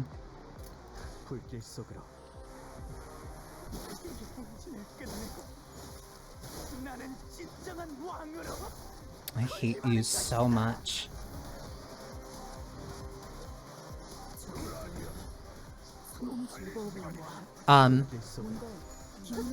So just win rating is a bad idea because, one, you're not actually learning how the game works or how the game plays. Like, you're literally just rolling the dice. But the reason why people end up doing win rate, the reason why people end up like just only win rating through the game is because of how sanity works. Like, the more that you keep winning clashes, you gain more sanity. So it's a positive feedback loop. But the more that you lose clashes, you'll constantly lose sanity too. So basically the way that a lot of people end up just kind of turning that into is just like, okay, if I just win rate, all you really need to do is win 1, and then it'll just keep feeding into itself. But if you do that, you're not really reading what the ability... You don't need to read what the enemy's abilities are. So then you just don't think about it. Does Ryoshi have serious Skullbuster? Not yet. Like, this is actually a really good case. This right here is a good case of why you probably shouldn't win rate. Because Sinclair has a higher chance of losing this. And Claire is actually a really good example because a lot of his coins are negative.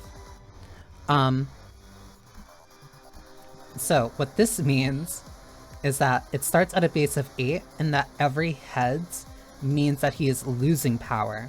So the more sane that this character is, the weaker his abilities become. Or like, you get a higher chance of rolling heads, which means that it makes your abilities weaker. So like, this starts at a base of 8, it has -2. So if he hits heads on this, it'll go down to a 6. If he hits heads on this, it'll go down to a 4. So you actually want him in the negative, because if he rolls tails on this, this skill retains its power. The cost of that is that if his sanity hits -45, he will corrode and use one of these ego skills at random. I also forgot to put on like the additional ability for him. Which means you lose complete control of him, you lose complete control of where that ego is going to be targeting, and it's just not a really fun time. But in this specific example, like, Cassetti's only at negative 25. So, like, he has a, what, that's roughly, like, negative 30% chance of, like, hitting heads on, yeah, it's only, like, a 30% chance of hitting heads on these coins. So not impossible, but still possible. However, Sinclair's at negative 15, which means he has a higher chance of hitting heads on these coins. So if he hits heads on any of these coins, the 16 goes down to a 12. So, like, it would go down to 12, 12, 8, 4, effectively 0. It'll only cap out at, like, it'll only cap out at a 1. That's why a lot of these skills also lose SP on use, to kind of maintain him losing SP so that it can keep, rolling higher. And that's also why his defense skill gives him SP back. So, also, humans are very bad at stats. Humans are incredibly bad at statistics. Cassetti flat out just has a better chance of hitting heads on this ability. And if he hits heads on this ability, it's really bad for literally the entire team. Clash Fire +1 for every bleed on target. +4. After attack, he would gain 10 stored blood. When he gains 10, that comes with a bunch of other status stuff that I really don't want to deal with. On use, the bleeding amount healed by Hard Blood Glaive. So I don't want him to be able to use this ability. I don't want him to be able to use this ability, and it has a high end cap of 9, 13,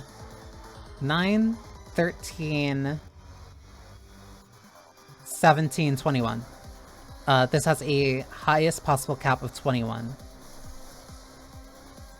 That has way too high of a chance of corroding. I don't like either of those. So Sinclair is just better off not clashing against this. Gregor is also not great for clashing against that right now. Foul might be better for clashing against this. Yeah, Foul's better for clashing against this.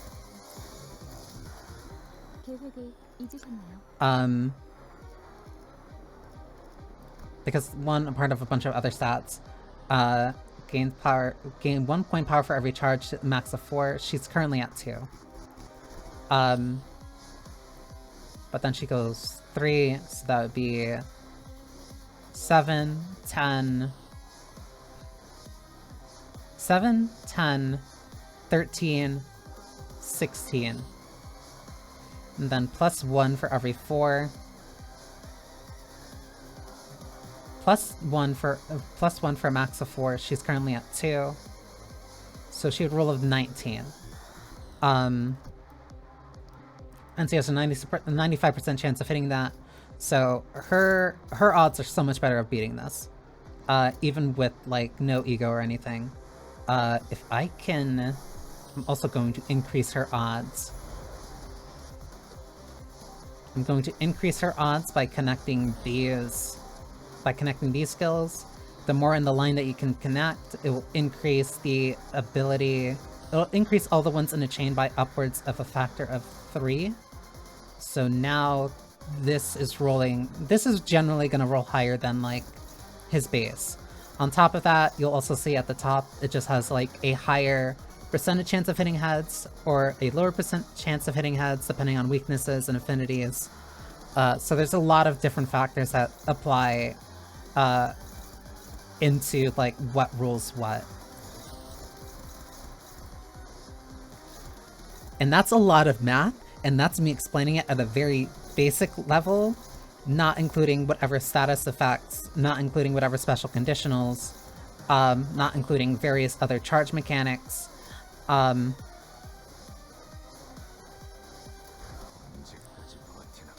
Like, there's a lot of different things that factor into, like, who gets to do what, who will have better chances.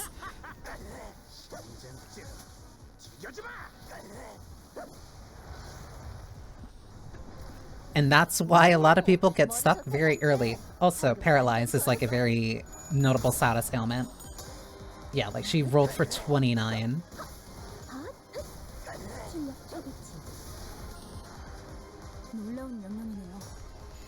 And then Paralyzed will also just stop. Paralyzed will like prevent any of the coins from mattering for a set number of clashes. Very useful, very underutilized status ailment.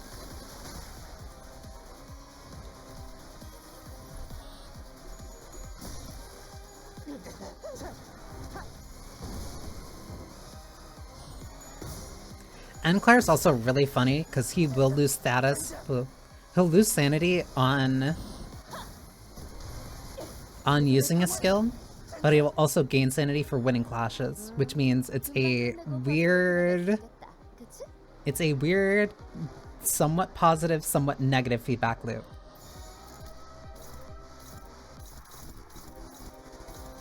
Where like he'll get better the more that he will, at certain points he'll just end up gaining more sanity than he's losing. Which is why his skill 3 like ends up just costing you so much sanity. But if you get too lucky, damn it. If you get too lucky, you'll just end up getting too positive. Yeah, he should be dead.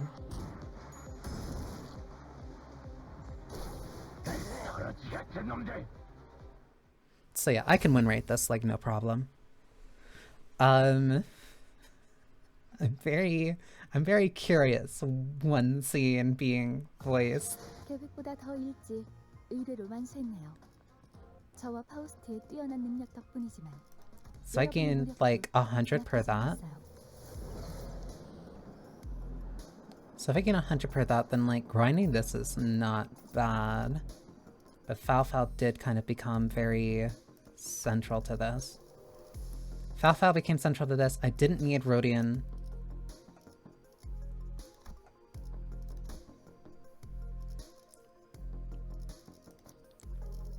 I don't think there's anybody else that I really need then. I didn't need Rodian, but having her at backup is very nice, because I think this also counts as charge. Unique charge, yeah? Gloom Envy, actually. Because it's not blunt.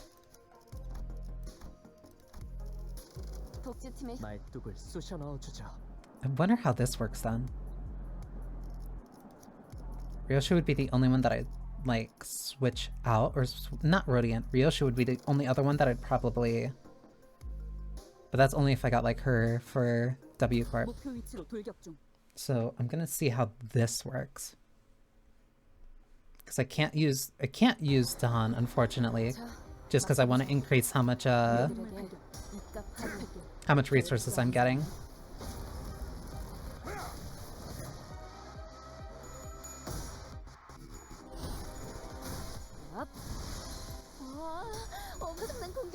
But yeah, don't win rate your way through. Learn how to play the game, or else you will get stopped at Dawnbeck. Admittedly, the bosses do have like very involved mechanics. Where you do need to read and understand what conditionals do what, and what statuses do what, and how they interact with various systems.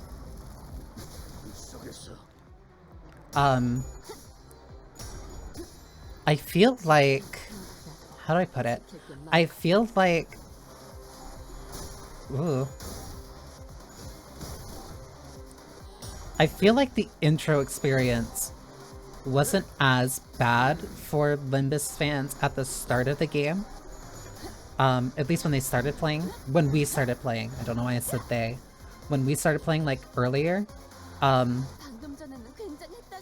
Especially when the first roadblock of the game was, like, literally at the start. Like, Chapter 3.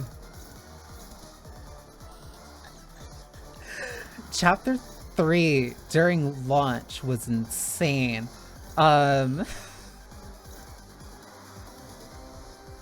Chapter 3 during launch felt like... Because it's really funny. It's really funny that, like, the current walls are, like, at Kanto 4... Kanto 4, Kanto 5... Kanto 4, Kanto 5, and... now at Kanto...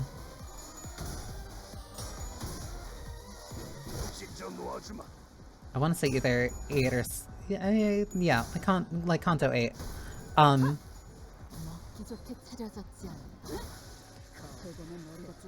But like at launch, like, dude. At launch, Kanto... At launch, Kanto 3 was the part where people actually had to learn how to read abilities, because how Cromer interacted with fire was so funny. How Cromer interacted with fire, despite like nobody else having that unique effect. Meanwhile, like fire was like the only way that a lot of people were kind of getting up to her at that point. No, launch was when a lot of people learned that, oh, this is a game that's going to require me to read. It was so funny. And now people can just win right through her. That's why I don't feel like Dawn Beck was nearly as hard, like, at the start. That's why I don't feel like Dawn Beck was as hard when, like, the fight first came out. Because a lot more people were used to reading at that point.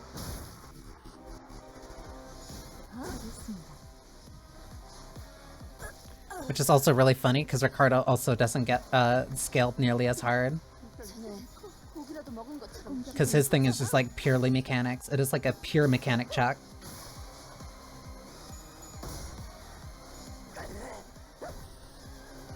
Like he is... Ricardo is the literacy test.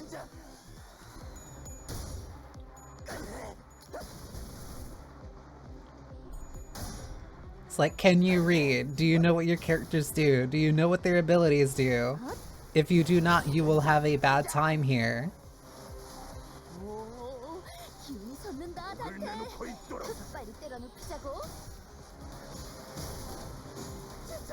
Which honestly is part of the reason that, like, I do kind of like playing this game. Like, I like when the checks come in. As mad as they will make me. As mad as they will make me. Especially, like, no, especially the Manchaland. When it comes to,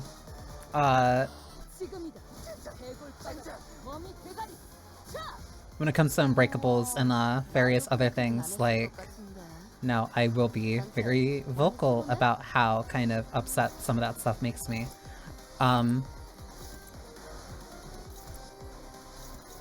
I do think that they are valuable. I do think that the reading checks are funny.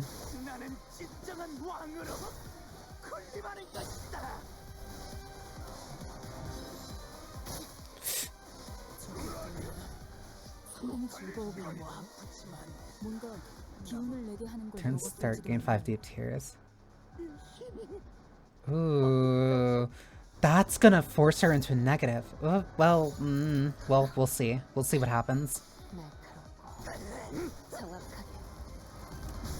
As long as she can kind of win without having to worry about that, then it's not gonna be an issue.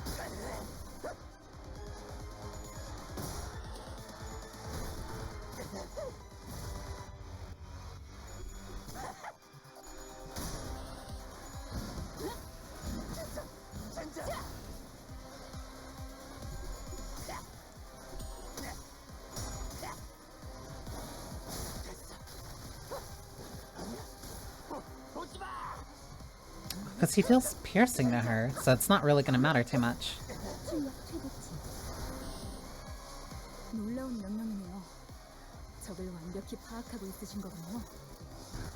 Nothing mechanics, I don't need to care about.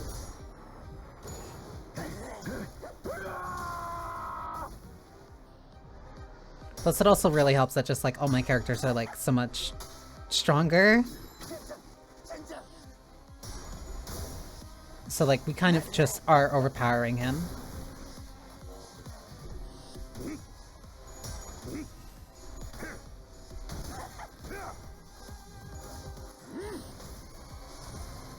damn it.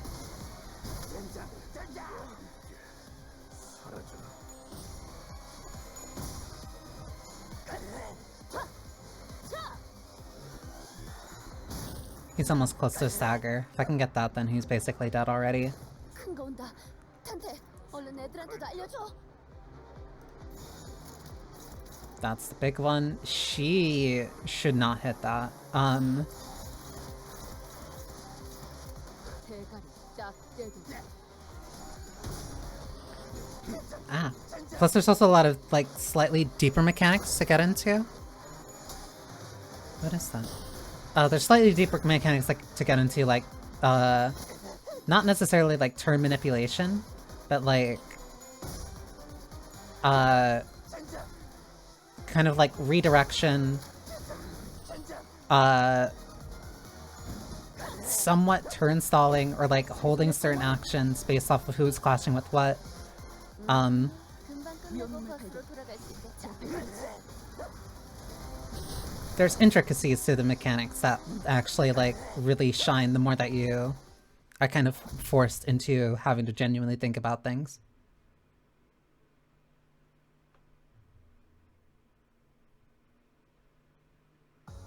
착각하지 마라. Which makes the game really fun to me. 거태. 내 놈들 덕분에 내가 강해진 게 아니다. 내가 강하기엔 내 놈들을 휘두르는 거지.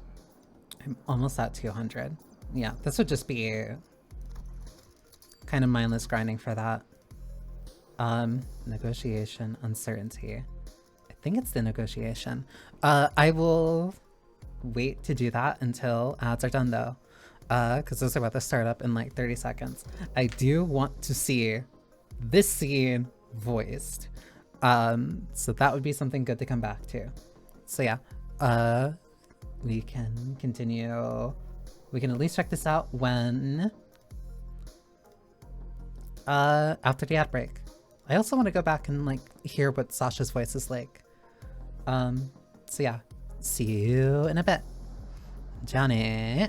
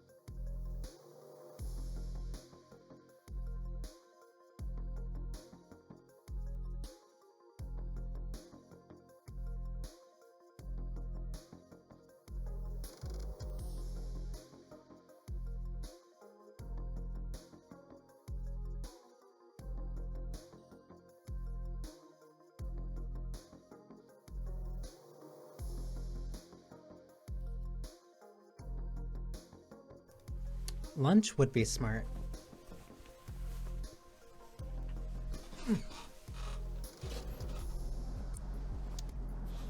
But instead, I simply have mud water. Though it... Oh, this is gonna... This is probably gonna come back and bite me. Though, depending on the case, it might not be so bad.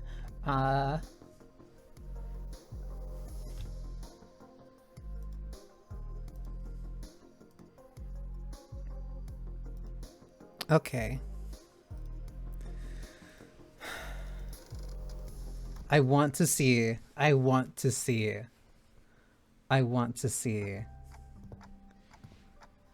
how the scene plays out with voices. I didn't even think about this when, like, I was doing this. So this passage would lead straight into Mephistopheles. 그래, 처음부터 이게 문제였어. 이 망할 버스가 내 수면을 방해했다고. Damn. He actually sounds pretty good. Though I probably... When he sounds more calm and collected, I wonder. This woke me from my slumber. 화물칸이 이 버스로 가득 차지만 않았어도 이렇게 일찍 퍼레이드를 열 계획도 권속을 만들 계획도 없었는데. Actually, he makes... Okay, now with, like, actually the context of everything around La Mancha Land, his stuff actually starts making a lot more sense. If only this bus hadn't completely filled up the freight cart, I wasn't planning on commencing the parade so soon, or creating a kindred at all. 단테. Hmm? 연결된 것 같습니다. Connection has been restored. 메피스토 팰리스에 탑승한 것으로 파우스트와의 연결이 복구되었습니다.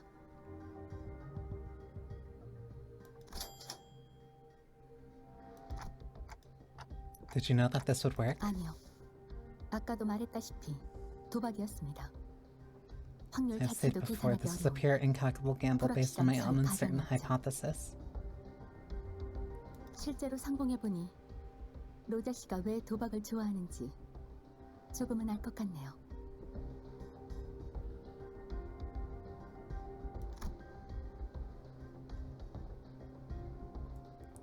A faint smile momentarily appears on Faust's lips as she jests, then fades away. 연결이 되었으니 워프 열차에 들어가면 파우스트와 단절된다는 중요한 정보를 누락한 것에 대해 디젤 샤프트 관리직 파우스트들에게 즉시 항의를 하고 싶습니다만.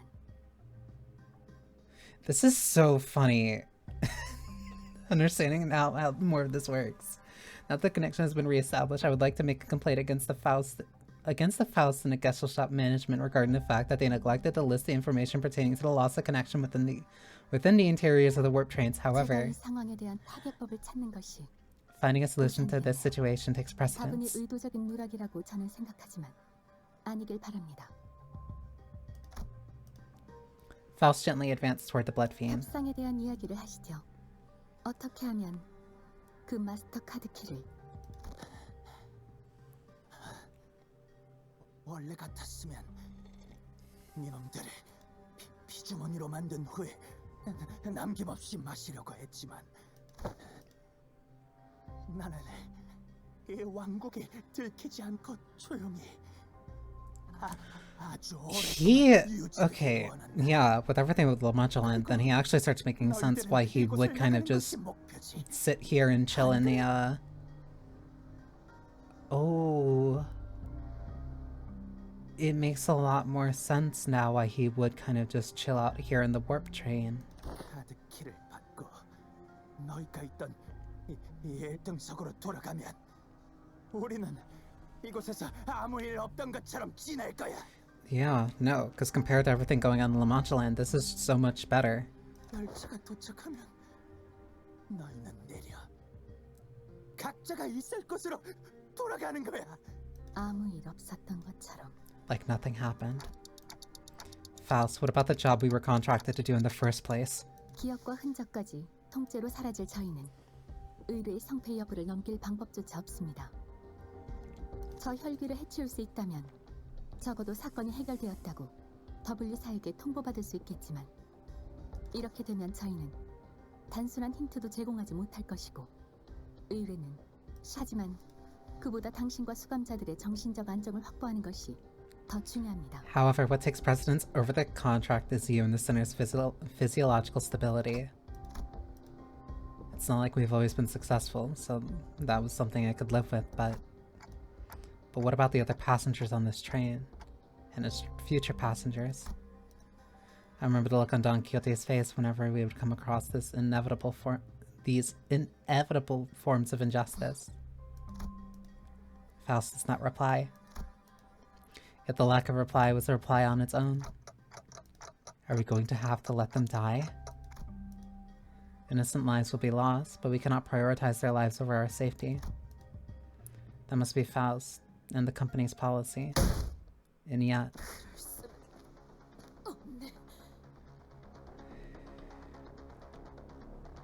I do not apologize for whatever may happen. Don Quixote.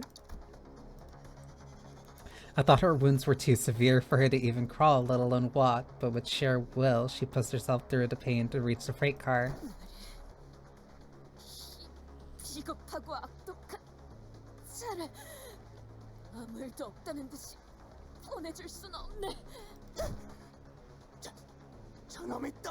It's her again. 그럼 이 열차에 계속 갇혀 있겠다는 거냐? 나는 알고 있어. 내가 이 열쇠를 Me pushing through errors in order to get back to see Kyoko. 억겁의 시간 동안 이곳에 살아. Well, oh no. Welcome back, Alina. I can't abort now. 악인의 만행을 못 본 채하고 앞으로 향하는 이곳에서 놈을 계속해서 처단할 것이니. Welcome it, even should it mean exacting eons of penance upon thee. 'Tis much preferable to letting thy villainy go unanswered. Let this place be the site of thine eternal judgment. Faust and I grabbed Don Quixote. She'd normally be strong enough to wiggle free of our grips, but she'd already pushed herself beyond her limits merely by walking here.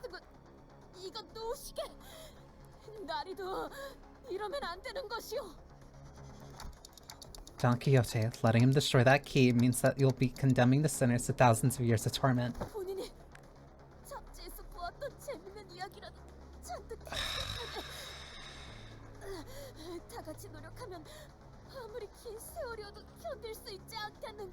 Foreshadowing is a narrative device.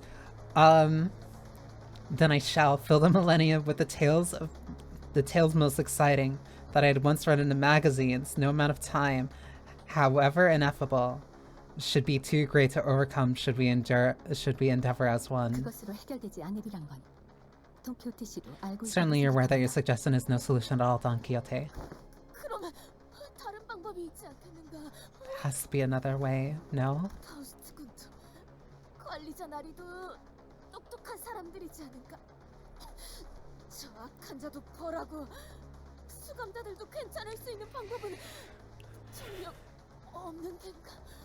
I'm like nervous.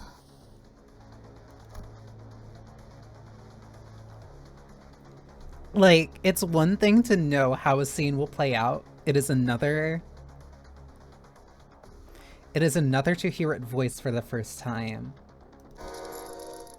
Don Quixote, no. In the commotion, we felt to notice the blood fiend had been quietly advancing toward us. We let Don Quixote go at the last second.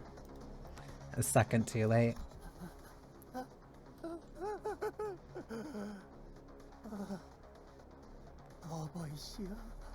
Oh, Father, forgive my transgressions, for I am about to create another without thy sanction.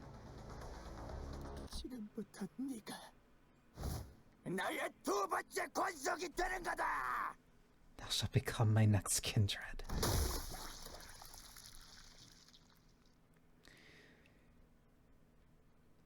Cassetti screams incoherently as he leaps onto Don Quixote, piercing her neck with his fangs before we even had the chance to do anything. 설마 I did not expect 이런 this to be 식으로 the 해결될 solution. 거라고 생각하진 않았는데.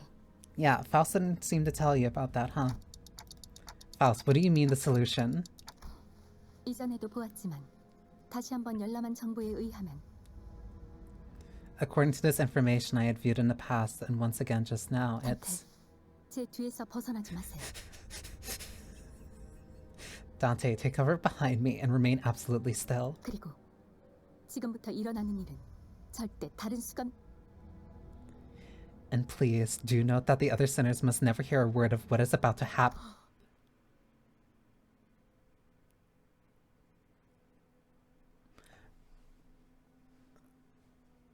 I promise to be normal. I will do my best, but there is no guarantee. Don Quixote levitates slightly into the air, the strings of her shoes unraveling as they slip off her feet on their own. She looks on with bewilderment as her running shoes fall to the floor. And...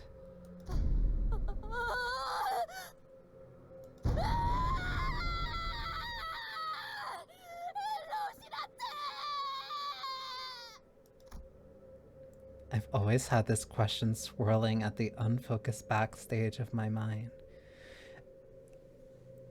Very fortunate for you, Alina. Unfortunate for me.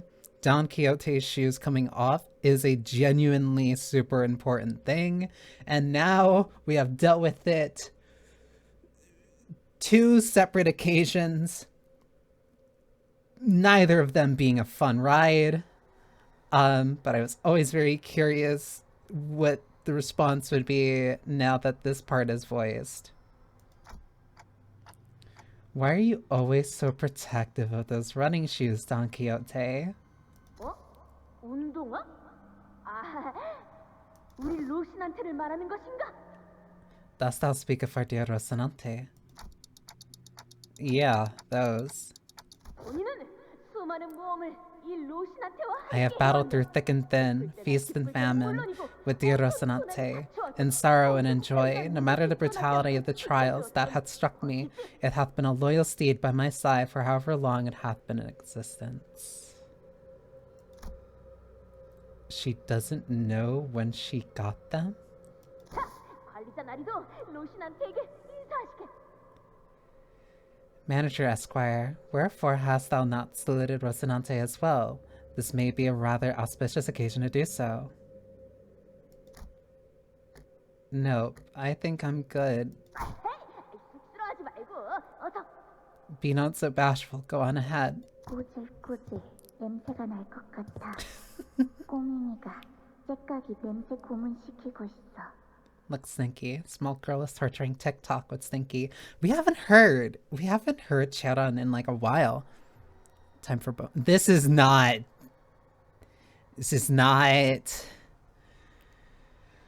로신한테는 냄새나지 않네. 로신한테는 보기에는 이래도 엄청나게 깨끗한. I can. How do I describe this? Because it's such a very weird thing to say. It's such a weird thing to say, but it is a very notable thing.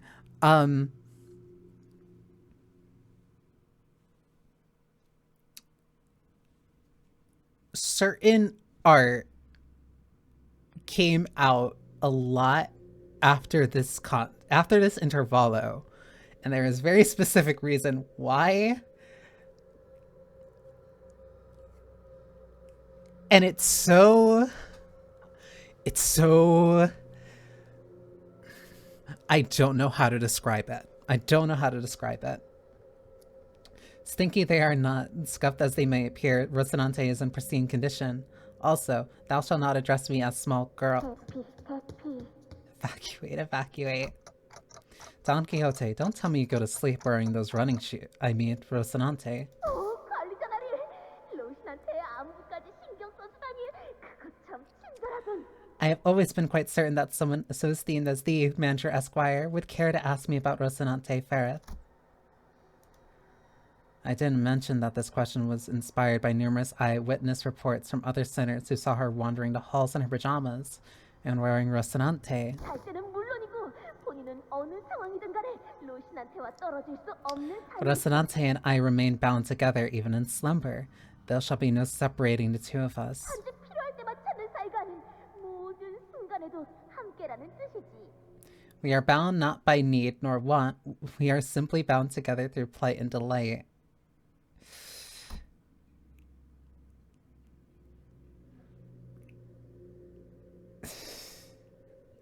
Now that I think about it, every single identity of Don Quixote also wears that pair of running shoes, Rocinante.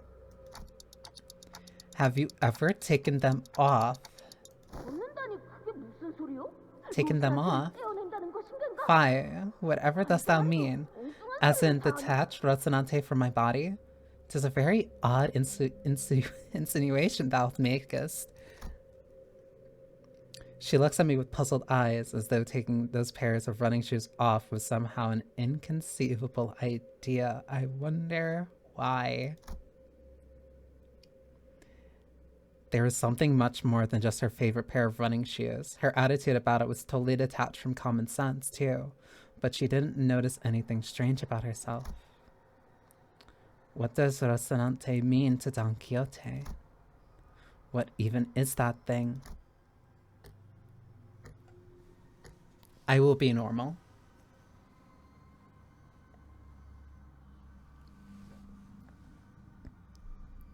At the very least, I can certainly try.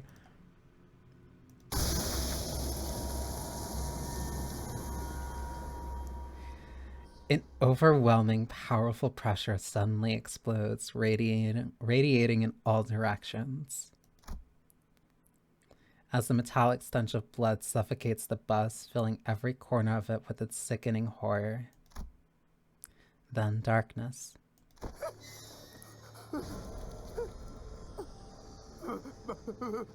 말도 안 돼.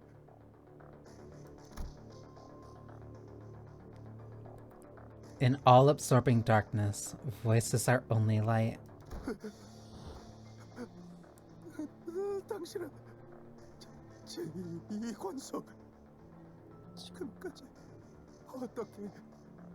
어떤 일렁임도 뿜어내지 않고서 How did you? I should have felt your presence. Yeah. So this makes a lot more sense now. I do think I saw a faint shimmering. It was red, and she wore a long fur adornment of sorts. And through the shimmering I think I saw red eyes. 폐륜이군. 금기고.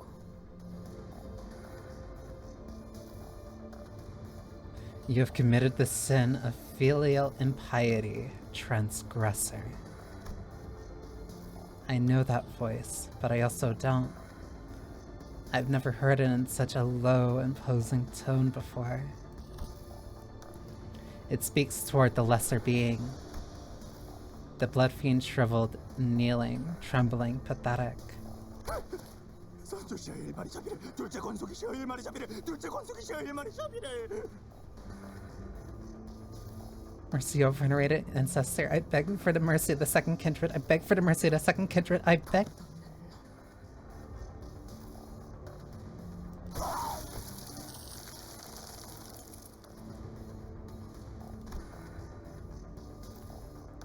Hard blood. Crimson droplets of blood slowly rise around the blood fiend's mouth before congealing and sealing his mouth shut. 네 놈은 감히 나와 섞을 수 있는 말이 없다.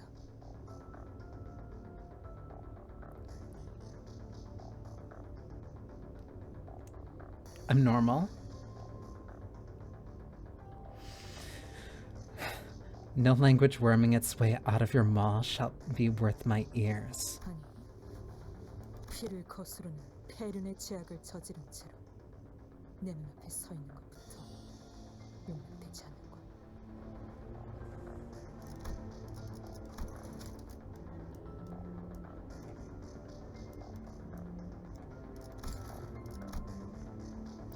to commit the sin of filial impiety by attempting to travel against the bloodstream, to commit such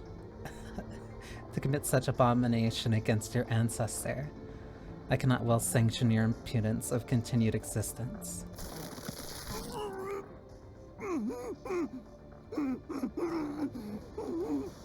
굳어지고 다시 녹아내려라. Coagulate, then melt away. Cassetti's body begins liquefying to slick stream of blood, his form curdling and crumbling, then dripping to the ground.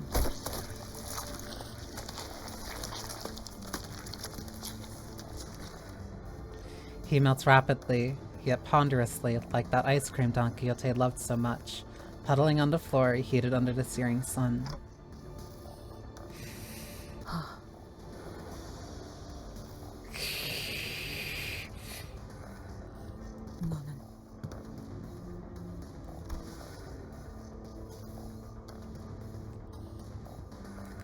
Don Quixote turned to look at me, who was still on the ground after being thrown by the shockwave. And with a cryptic look of pity, she uttered something. 그래, 그대가 그 약속의 시계인가? Indeed, you must be the promised timepiece. Something I couldn't quite understand. 나에게 로시나타를.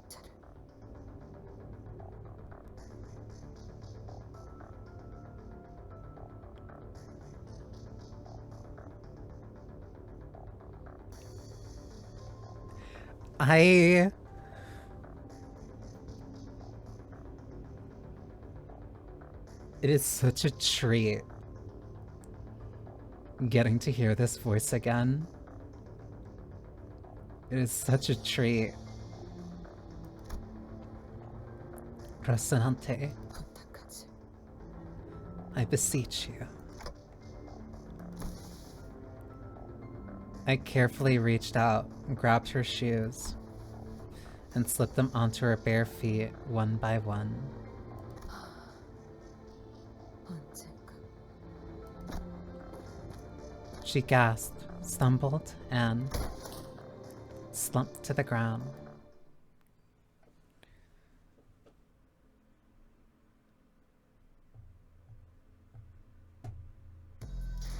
It is so quick. It is so quick, but it is it's such a pleasure to hear her voice like that again. Welcome back, Effie. Because I think it's even in this art. No, I think it's in the model. She's always wearing them. You don't get a...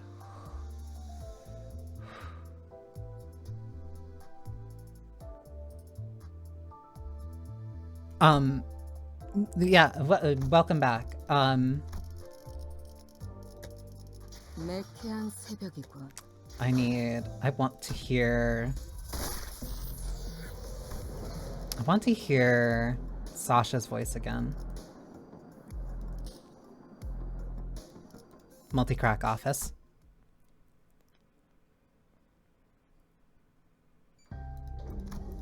저희 외에도 생존자들이 있는 거. 위험에 빠진 승객들인가 보군. 워, 함부로 들어오지 마. 너희 뭔데? I've recognized the voice actor. 갑작스럽게 튀어나오는군요. 내 쪽에서도 당신들이 갑자기 튀어나온 거거든. Interesting. Like you gave me any warning before you practically kicked that door open. 좀 위협적이니까 그 커다란 칼은 치워주면 안 되나? 위협은 무슨 위협? 저기 저 사람들 지키려고 들고 있는 건데. I like her. 뭐야? 요새도 그런 구식 생체형을 달고 다니나? 나 참. 아씨, 구식의 때론 제일 빛을 발할 수 있다는 걸 보여주랴? Poor Gregor. So she is. 그대 구식을 보아하니 특별 사람인 게로군. 아이, 이 와중에 무슨 오타령이야? Remember, yeah, he's still. 아무튼 이쪽이나 그쪽이나 같이 사고에 휘말린 상태 같아 보이는데. Yeah, this is when he's like struggling to like not be as angry. She seemed to be sizing us up for a moment. 너희를 뭘 믿고 이 안으로 보내줘? 안 물렸다는 증거 있어? 내가 이곳을 어떻게 지키고 있었는데. I like it. I like her voice. 물렸다니. 뭔 소리야? Yeah, I like her voice.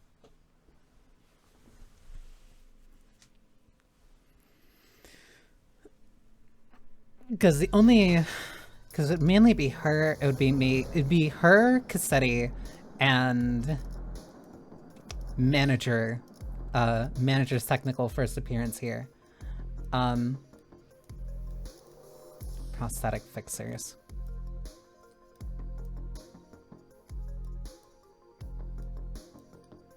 But yeah, I think I have the team set up to grind this pretty easily. Also means I don't necessarily need Sinclair here, but that's fine. Do I have Dimensional Shredder for like other people?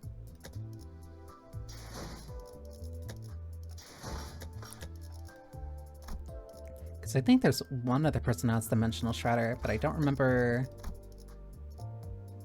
I'm not spending. I'd be better off still, like, I don't want to get him. Did anybody else get Dimensional Shredder?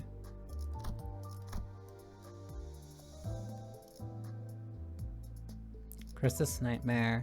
I want to grab this for Yoshio. I feel like that's going to be useful soon. Otis. Fuck. I don't... Is this even worth it? Max charge count +5. So charge. So I don't care. So I don't care. So I'm not getting it.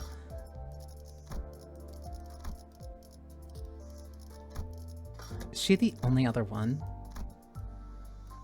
If she's the only other one, then like... Yeah, then I don't care. I'm not spending 400... I'm not spending 400 shards just to get Otis Dimensional Shredder. Yeah, so I can get these at like 200 each. So grinding that's not going to be a problem.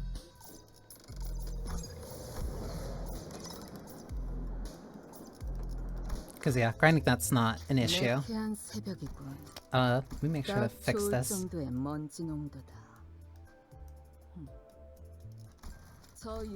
Oh, I can at least set up for weekly.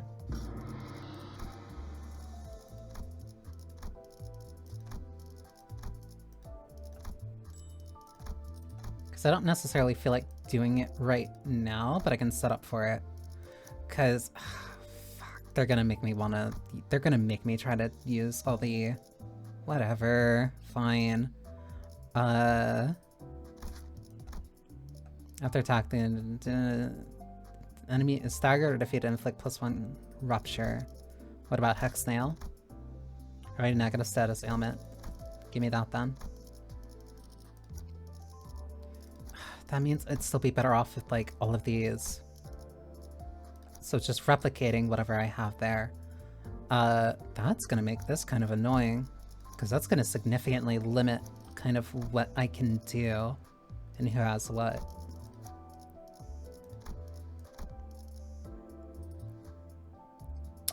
I'm going to need... Well,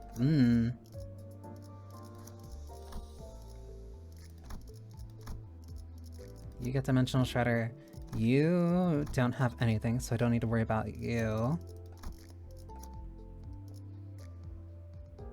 Oh, this just might be... Could I get Blood Fiends going? No, because... Damn it. Because Dawn has to be Warp Crew. And then Yisong... Damn. So I'd be working with... Mare? Be working with Mare... Ryoshu... Sinclair... Rodian... Ishmael. 1, 2, 3, 4, 5, 6, and then Heathcliff. 7. I don't want him to go full stop and then like switch like halfway through. But I also kind of don't want to do rabbits. Sounds like an excuse to pull out Pequod. So 1, 2, 3, 4, 5, 6, 7. And then the rest of them are just here to get extra resources for the weekly. Extra resources for the thing. That means Gregor might be the one that switches around. Plus, these two do benefit from the charge statuses. From the charge, from the charge build-up. Plus, it's not like Gregor wouldn't get anything from them for AED.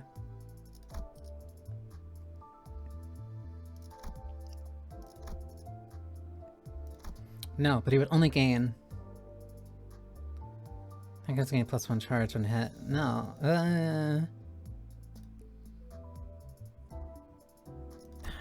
but he wouldn't have anything to really spend it on. There's no point in me caring about charge for him right now. The only people who'd benefit from the charge count would be Ryosha and Rodian. It's not like Ishmael is anything that uses... Well, actually, Reindeer.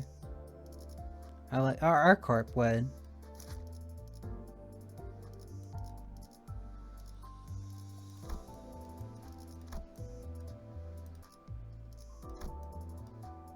Do you gain anything from spending charge count? Wait, is there anything for you to spend charge count on?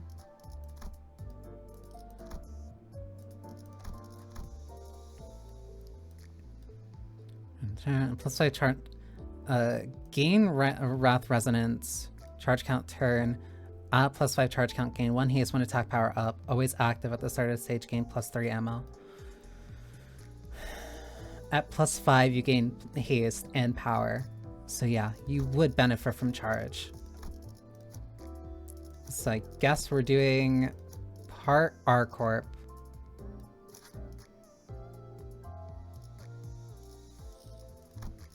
So that way people are at least benefiting from the charge count gain. So 1, 2, 3, 4. He would be 5. Sinclair gets nothing. Gregor also gains nothing.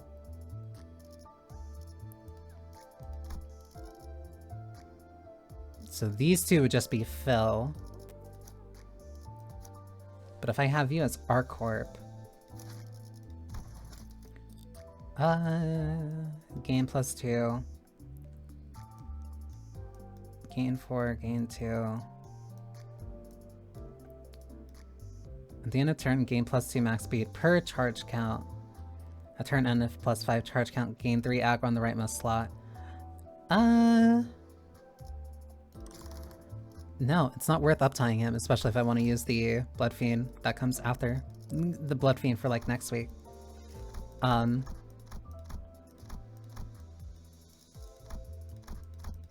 This shouldn't take too many resources. If it does, then I'm not gonna... It's not worth the investment since I already am trying to set up for him to get the Prince ID.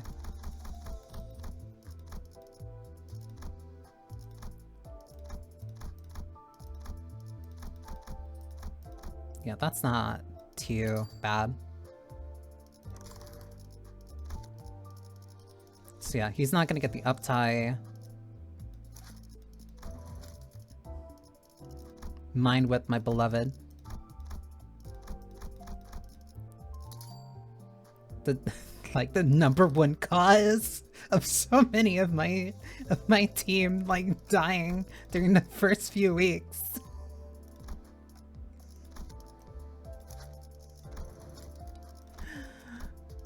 It's such a funny, stupid skill.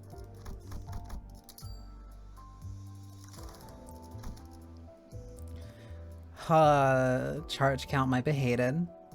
Okay, so if I am doing this then that means I can at least like use multi-crack.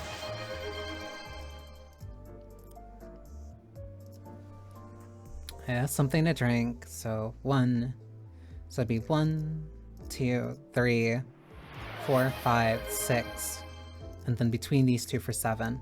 So that gives me... I have like saved up. I can use those for like my weekly. Cause it's only... No, because it's gonna consistently be like a factor.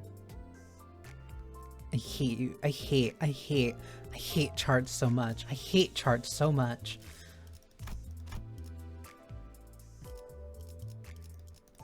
Yeah, because I have 1,000. It's fine. I hate charge so much. Whatever. I simply suffer. Persistently and continuously. Do I just do it now then? Yeah, because there's no point in me like not then. I hate you so much right now. I hate you, Charge. I hate you.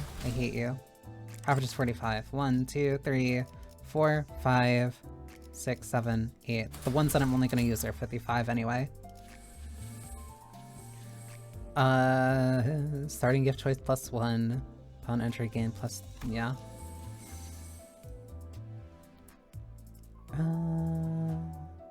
Gain 1 random tier 3 or less. For Fuser Cell only ego. Upon entering 3rd floor, gain 1 random tier 3. I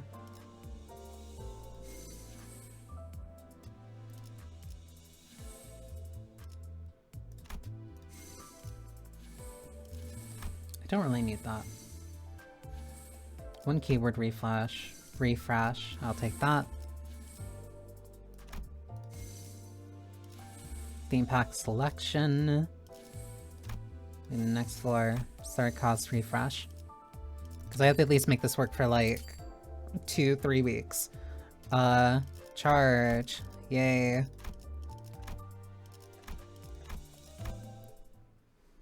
hate charge. I hate this stupid. I hate this goddamn stupid status. I hate it so much. Let's go back to an ally's hat. Attain unique charge. It's either outcast. I think it's outcast.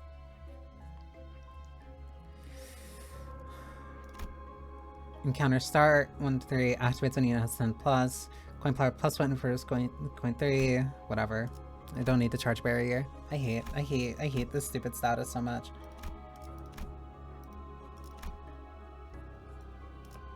I could have selected both, but I didn't do it for whatever reason. Ooh, free blood bag.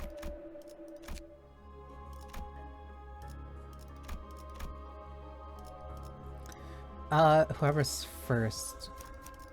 That's for skill 3. That would also be for skill 3. It'd be funny to put it on Mind Whip. It'd be so funny to put it on Mind Whip, but I'm not gonna do that. 1, 2, 3, 4. Hang on. This might be blunt favored. Blunt slashing. Blunt. So that's like 4. You're piercing. So we have like nobody who does slashing damage. That's fine. Piercing, then blunt as a backup for healing. This is fine. Poor Sinclair's not gonna have like really anything that helps him, but he really shouldn't matter too much.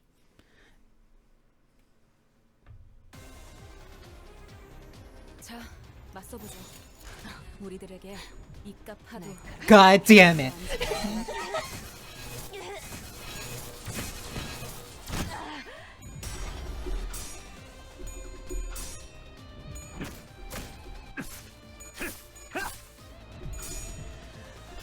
Never change, Mind Whip. Never change. I love you.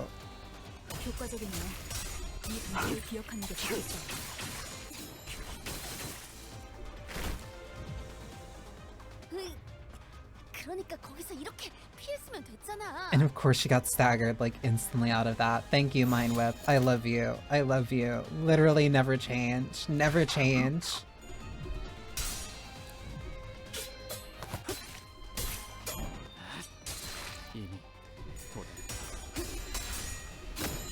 That's also 엄청난 공격이었어. That's also something that got a lot of people to stop instantly pressing win rate. 굉장했다고. Especially when 이건 인정할걸? reindeer, god damn it, when reindeer Ishmael was one of the few like only like 3 stars in the entire game. Cause you're like, oh, I have a 3-star. That means I can win really easily, right? I can just keep pressing win rate. No, Mind Whip, and then Mind Whip would kill your other teammates. Because it doesn't target anything if you don't have any charge. Because where is it? Spend 8 charge count. If at less than 8 charge count at combat start, target a random unit for unopposed attack. That includes your teammates. I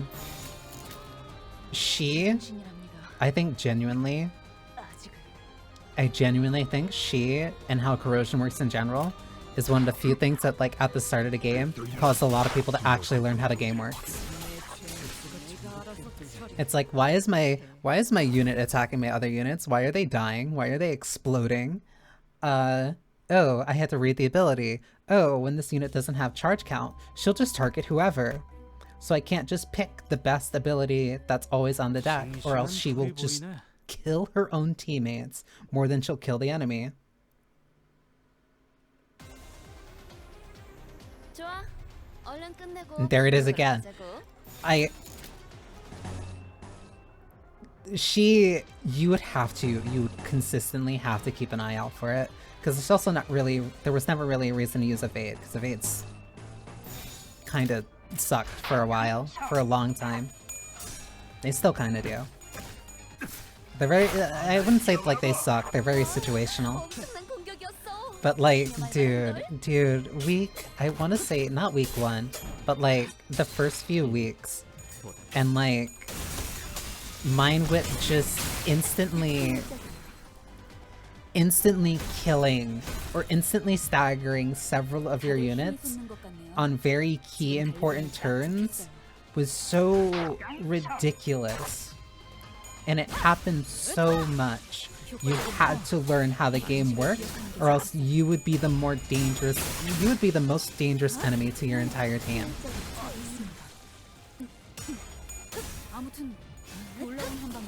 Now, thankfully, it's not like the only...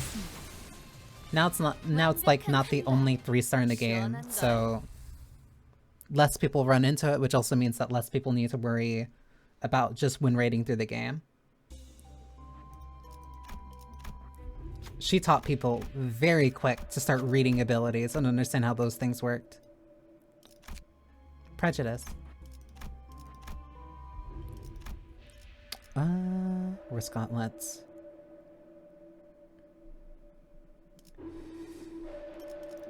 First things first.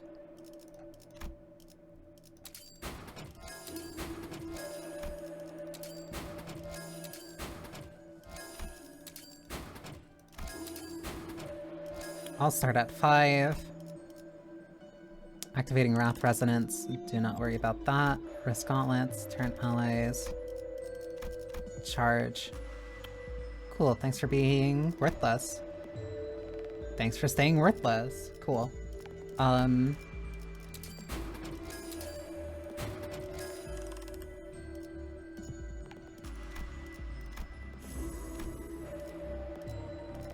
Tomorrow's Fortune. Let me get that.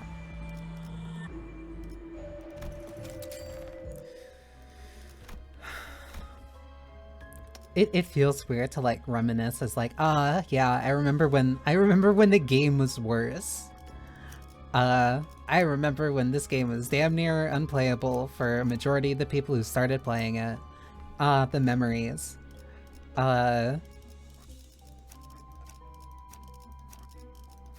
at the same time, it was so funny. It was so funny. It was worth it. It was worth it.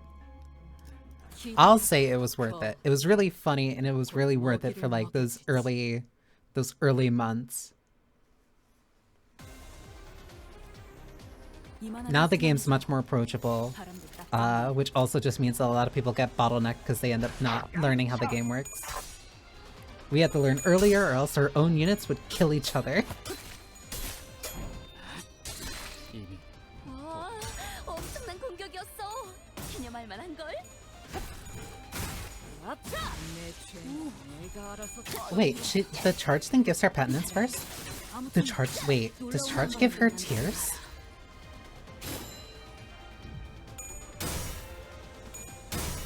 I always was wondering kind of how those work, but I don't like charge. I never actually like try to use them in Mirror Dungeon.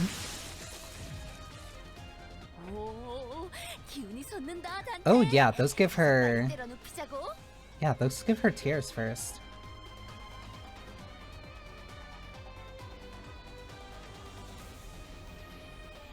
I wonder if penance like maxes out, does that give her, then does that go to Red Eyes, or does Red Eyes go first, or is it like a coin flip?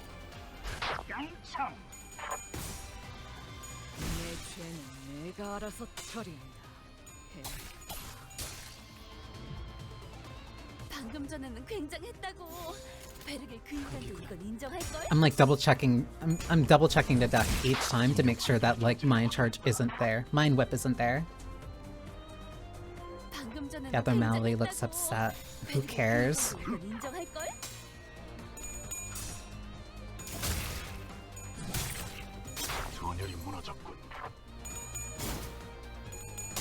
Welcome, Shadow King.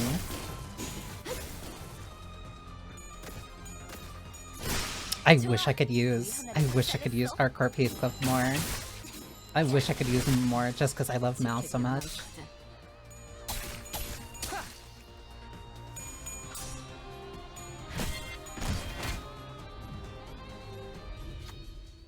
Any excuse to graze the grass. Offer Claydol. 방금 전에는 굉장했다고. 베르겔 그 인간도 이건 인정할걸? 지금이다. 대골바닥 범위 대가리. 효과적이네요. Oh, that was 이 quick. 방식을 기억하는 Right, this boss acted weird. It's still funny how much, like, older jank is still kind of here in this. 금방 끝내고 버스로 돌아갈 수 있겠다. 그치? Because, like, they kind of really instantly phased out bosses like this. Because this is definitely a lot more of a, just like, ad focus.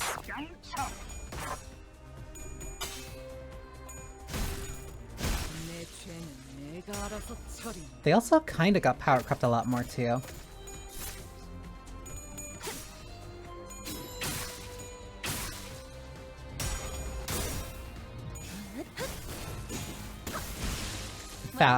Foul, you did not need to do that. 시원한걸?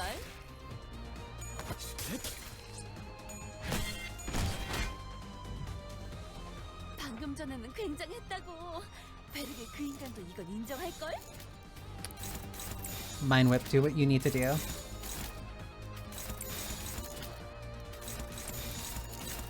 Please prove that you can be used for good and not just killing your team.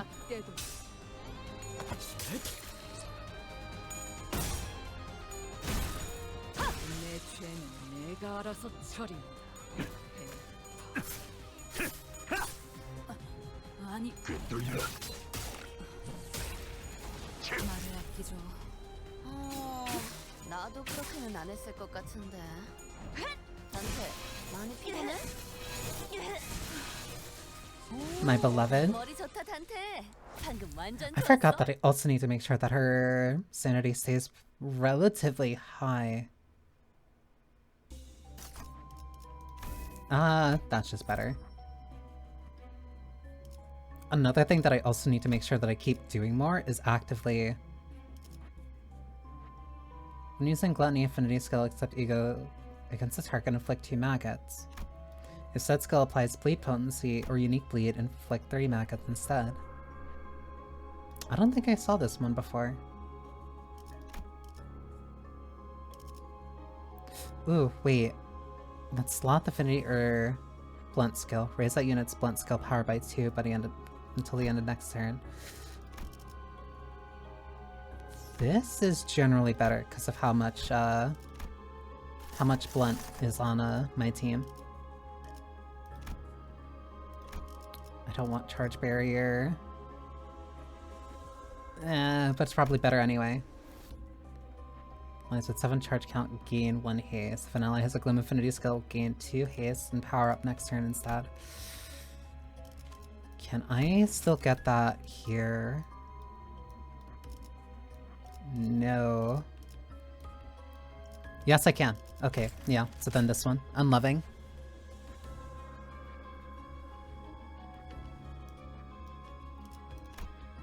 Might as well push through this anyway.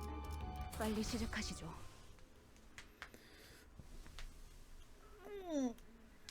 The better I get at this game, the more I'm just kind of like instinctively trying to turn it into Grand Blue, where 기운을 내게 하는 걸 먹었을 I'm putting more thought specifically into like the pre-fight setup. 아무튼 Kind of just to coast through it. 효과적이네요. 이 방식을 기억하는 게 좋겠어.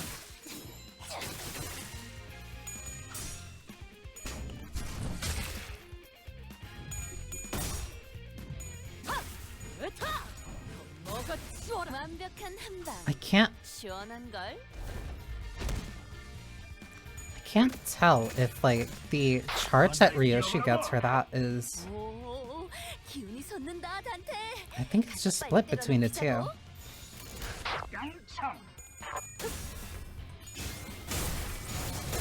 Like I didn't know if it had priority or not. 아, 엄청난 공격이었어.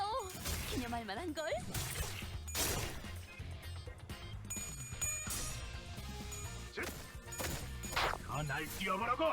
지키기 위해서. I'm also only like a little upset that I can't use R-Corp. I can't use R-Corp Honglu for this. Is charge even good? It's not bad, it's just annoying. Like, because it's between like something like Bleed or Rupture, especially like during this season. 2 skills for it is fine. Because it's like, especially in comparison to something like Bleed or Rupture, like, it's the build-up for it. Because that's how it worked in Runia, where it's just like, you have to slowly build up the resource, and then you get the cash out for like another big ability. On units like... On units like... Knight Rudian and Lobotomy Ego Ryoshu, it's good, but that's also just because like the units themselves are inherently like really good. But like, it got better with multi-crack. I definitely think multi-crack got a lot better because like these got a lot more. They got a lot more of these conditionals where like on the each of the skill it's consume charge. Consume 5 charge count, gain +2 coin power. So this turns from a base of 3 to 5, and then you still gain 3. So like you're refunded for a good amount of this. And then this one also got like conditionals on it. And then the main big cash out is here because it's just a flat increase to your coin power. But for like R-Core Ishmael, it's just +2. +2, +7, and then this is the cash out. And if you don't have the cash out, then you target your own teammates. I like syncing. Syncing's honestly really... Syncing's a really interesting mechanic with multiple uses. You don't have to do, like... You don't have to perform, like, a science project on it like Tremor, but, I like how it's useful for both your own negative IDs and also very helpful for bosses. On top of that, it also just gives you an additional source of gloom damage for Abnos. 모드의 45i-3 충전. which makes it it gives it multiple purposes. Only caveat being if you try to use it on things that are not weak to gloom. 뭔가 기운을 내게 하는 걸 먹었을지도 몰라요. 정확하게. But like it's a really interesting it's a really interesting 공격이었어. 기념할 만한 걸. it's a really interesting status since you can use it for since it's something that specifically targets sanity. It's helpful.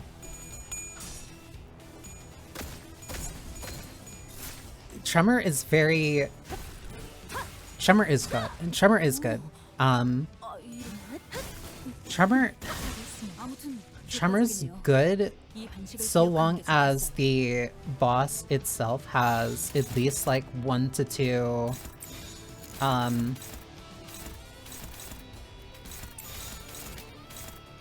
double checking. As long as the boss has like 1 to 2 kind of stagger thresholds, and like you really play around stagger, which is why I really like it, because it's a fun mechanic to like plan around, especially if you get everlasting. And it also does, I think it does additional sloth damage. I also might be a little bit biased, but it also gets a lot of the fun egos and a couple of really cool IDs. I like it. It's really interesting, and I do like that it also is starting to like overlap and mingle with a couple of the other statuses. Cause now there's like Scorching Tremor, there's Hemorrhaging, I don't think there's one for Sinking just yet. But then mainly like turning all of that into something that's useful for everlasting. Tremor started very simple. It started very simple as just like, hey, build this up. Every time you do Tremor Burst, the enemy gets closer to their stagger, or you raise their stagger threshold. Now it's turned into like a soft science.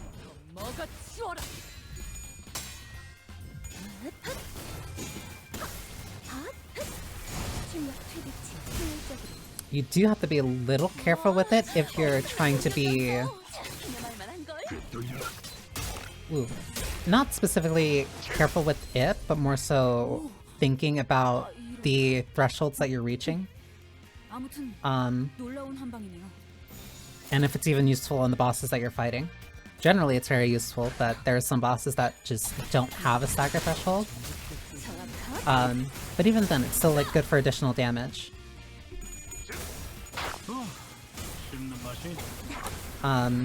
They really kind of went wild with it during, what was it? During the trip to T-Court.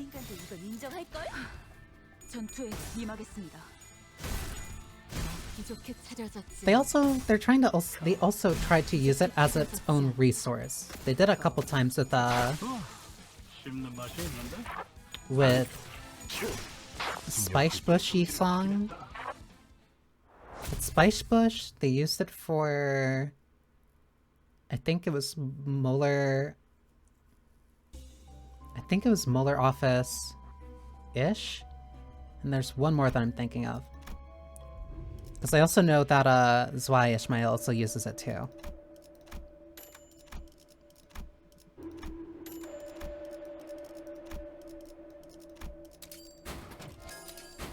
I really like how experimental they tend to be with their status ailments. That's one thing that really made me like the that's what made me really like heal HP and SP equal to the sum of charge count on unique charge consumed by attack skill. That's generally useful. That's what made me really like Runa, with how unique it was for how it uses a lot of status ailments, and how the status ailments and such tend to be like their own mechanics themselves. So to hold and counter when 5 or more identities have attack skills that gain charge count or unique charge. This is useful. All allies gain charge divided by 2, damage up, max 2, rounded up. Allies without charge barrier gain 1 charge barrier, each identity gains 1 charge potency every time they consume 20 charge. So that's a refund.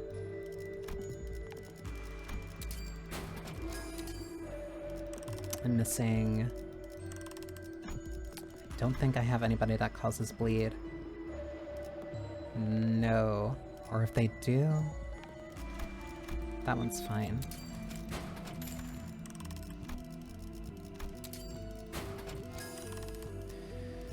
It's an interesting... Charge is interesting, and like...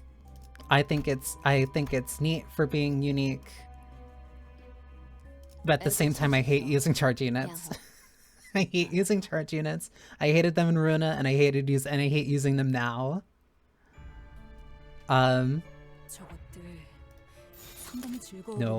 No, Ishmael, my beloved, please, please. I understand. You really like Mind Whip. You really like Mind Whip, but you cannot be using it every time. Why are you the only one with speed?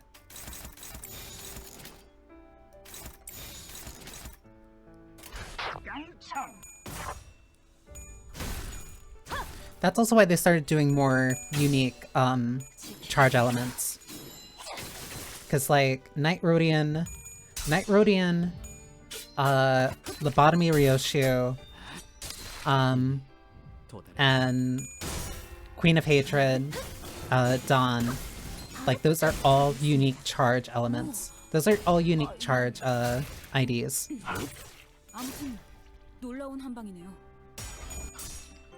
Which is very interesting in how they like kind of factor in how they work for everyone.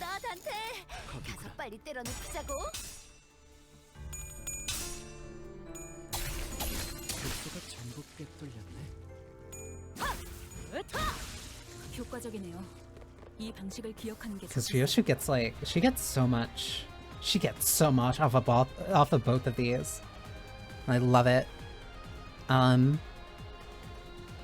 Okay, ads are coming up, so I'll win rate this.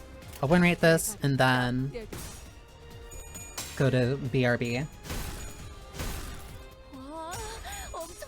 Hopefully like right before ads start. Which is good because I actually need to get up and stretch this time. Because I don't think I did that last break. So yeah, get up, stretch, get water, start break. I'll let this at least like play out. It's so cruel that they have like that you can still see like the gameplay despite not being able to hear anything. Okay, so I at least want that to play out. So yeah, be right back.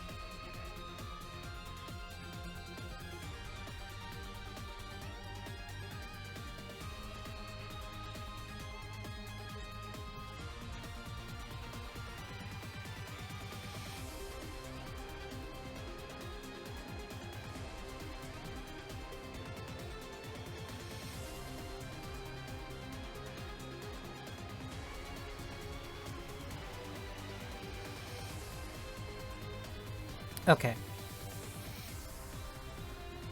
Am I completely out? Yeah. That's fine though. I have to make sure to like actually stop myself at like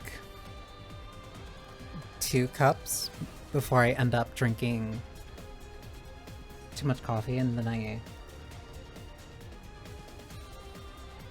I just end up like staying up for way too long.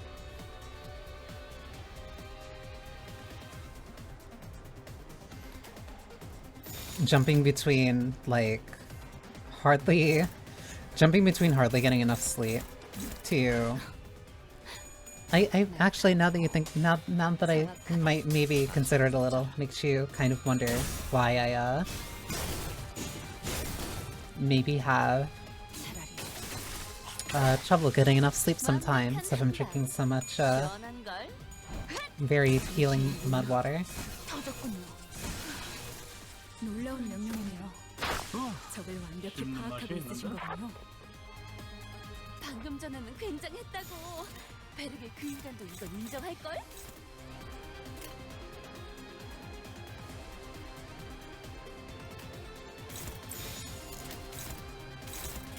This is fine. Taking like a little bit of damage is fine.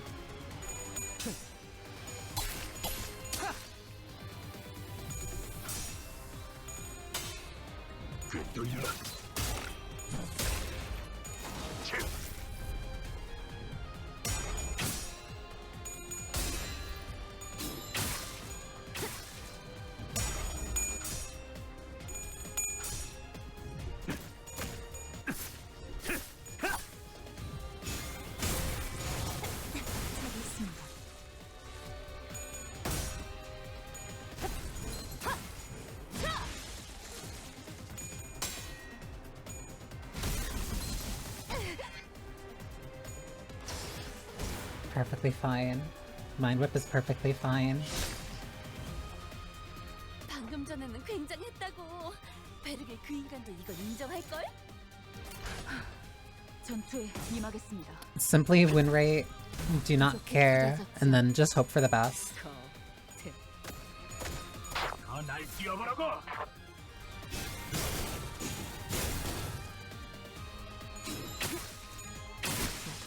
지킬 게 많거든. 복수가 전부 꿰뚫렸네.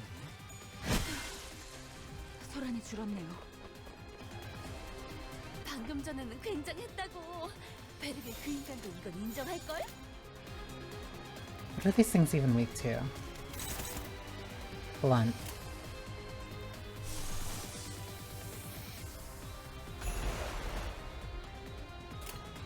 This has enough weight, it's fine.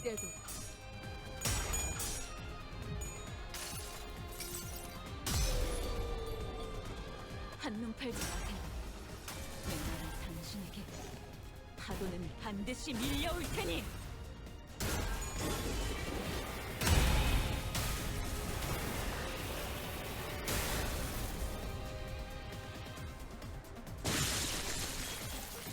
일격에 저렇게나?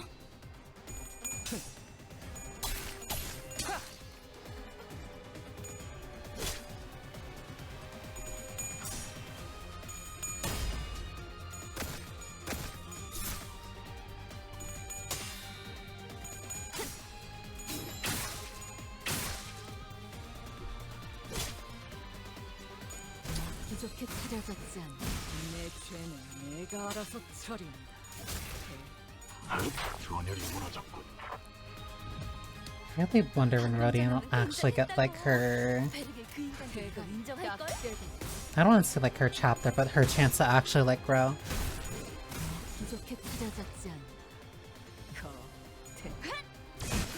She's been holding my interest ever since like her Kanto. Well, more so since T-Corp, I'll say.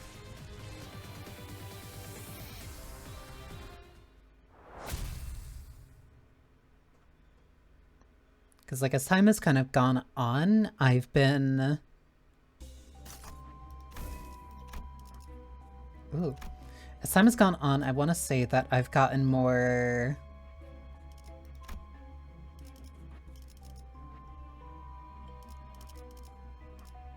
How do I put it?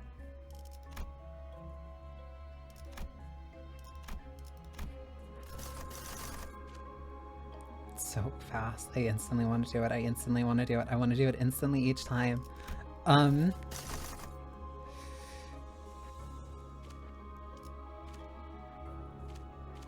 Want you. After T Corp, like, she's gotten more interesting to me as a result of her, I want to say, lack of resolution.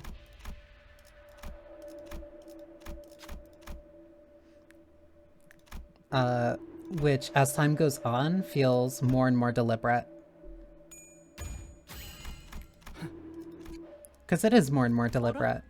Because it is deliberate, I'll say. I should say. I'll take the burn ego.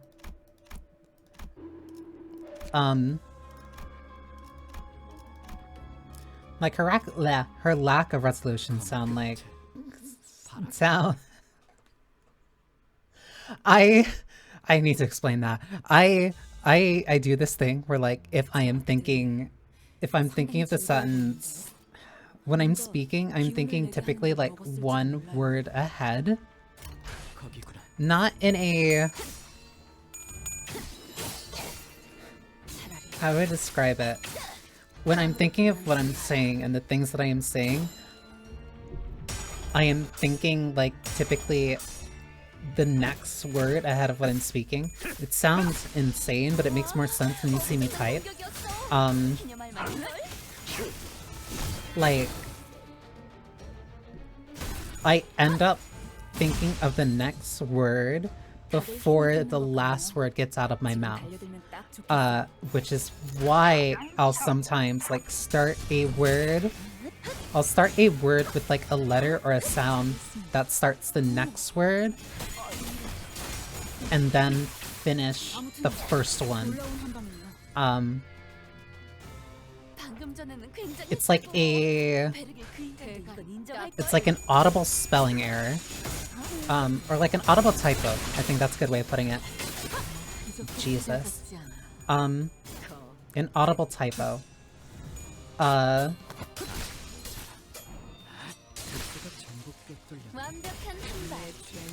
like, I was trying to say lack, and then I was thinking of resolution.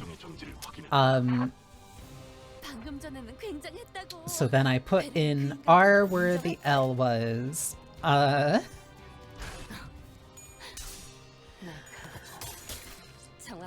Unintentional. It was not a Freudian slip. But like her lack of resolution,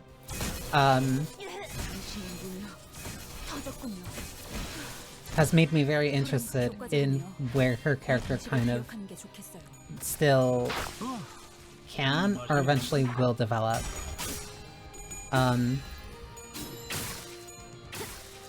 Because T-Corp was kind of where a lot of the cracks in her facade starting to really show. And it's been happening more and more as time has gone on.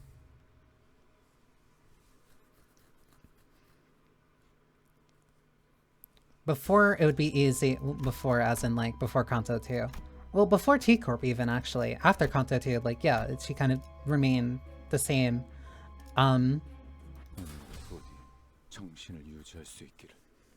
Like, she was bleeding. Like, in a metaphor. Like, she was bleeding, but she was hiding it. But as time has kind of gone on, it's gotten harder and harder for her to hide it as much. It's becoming too much for her to hide. Especially as other characters are continuously facing their past and moving on. She's still making that decision to actively stay in the cold.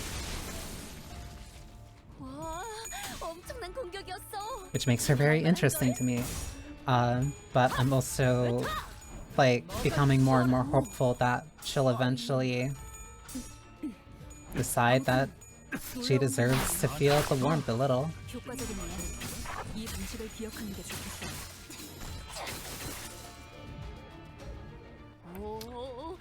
But it's also why I really like, it's why I really like the sword sharpened with tears for her. Because it's such a good fit for her. Even as much as I want to see her happy, her turning into this quiet, tragic figure is so neat. 완벽한 한방. 시원한걸? Interesting, she lost that one. Well, she lost that first one. 씹는 맛이 있는데?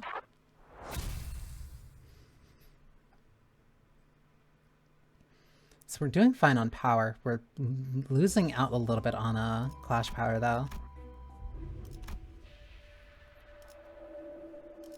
It's electric sheep. Hey, when using ego awakening skills that gain or consume charge count or unique count, gain final power to envy ego resource.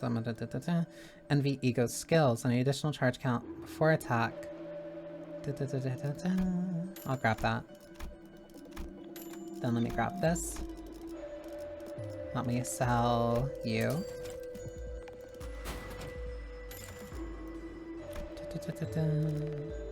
That is for healing.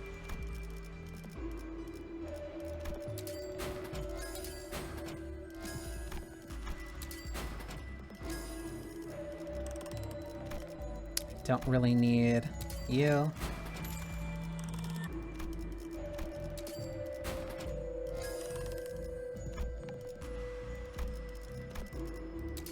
Charge, teleport.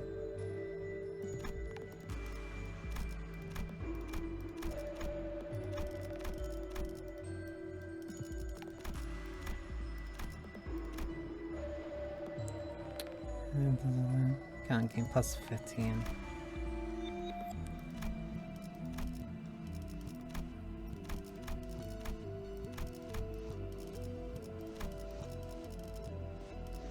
Tomorrow's promise. I don't really need anything.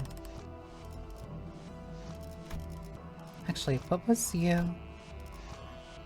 Sloth Absolute Resonance with the skill that +2 weight. I don't really need you.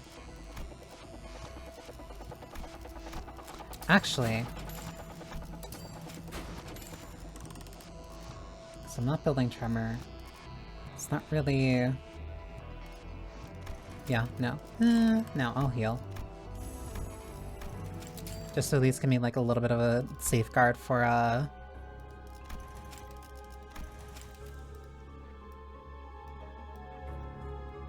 safeguard of sanity.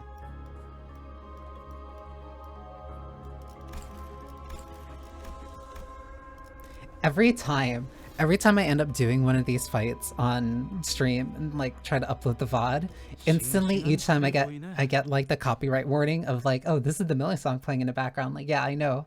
I'm trying my best to talk over it, but at the same time, I want to listen to it each time.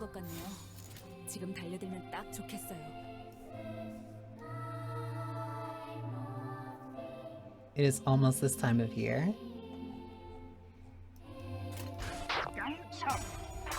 You would go directly for Sinclair first.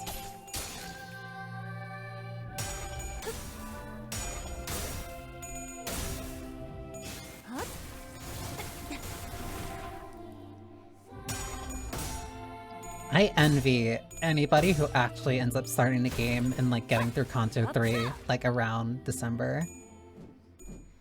Oh my god.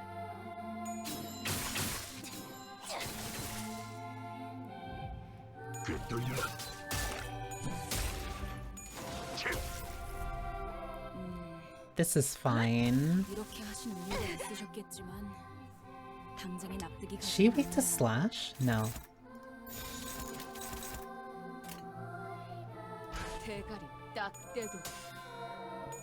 Barely won that one.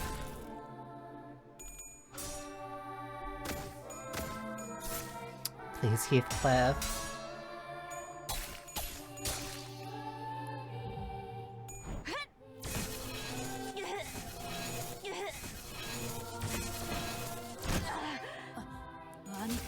That could have been slightly better. Now that I think back to like week 1, not week 1, but like the first month or two, like you really kind of had to play around the You would? 대가를 You really had to play around stagger. 차라리 I think the only way I got through Cromer was by making sure that I staggered her and had Mind Whip ready. 완벽한 한방. 시원한 걸.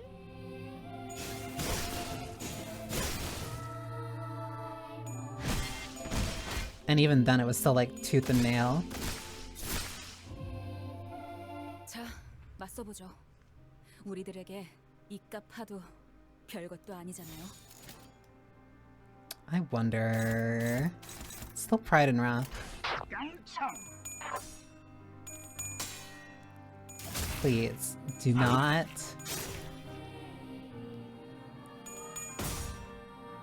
She's getting a little closer than I would like.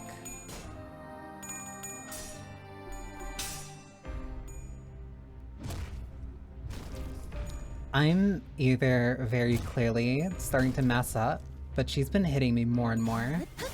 Like, slowly. Slowly she's been hitting me more and more in these past few weeks than 그렇게 하는 거 맞아? usual. 거의 성방망인데? And that's without a lot of these buffs. 먼저 끝내고 돌아오는 친구는 맛있는 거 사줄게. 물론 회사 카드로. So either I'm getting a lot dumber when it comes to the things that I'm picking for... There we go. She should be dead, like, next turn. Or... 몸이 대가리. 기적해 찾아졌지. Yeah, so I'm either making, like, a lot of mistakes that's making her way stronger. 때를 부러뜨리는 것만큼 Quick suppression. 한 방이 있어. 교과적으로 이 방식을 기억하는 게 Or I just need to be a lot more careful when I'm dealing with her. 금방 끝내고 버스로 돌아갈 수 있겠다. 그치? Wonder if this'll kill. Don't want to risk it though. 공격권 확인. Yeah, you're fine. And then there's the stagger, and then... Explode. 출력 최대치. 잘했습니다.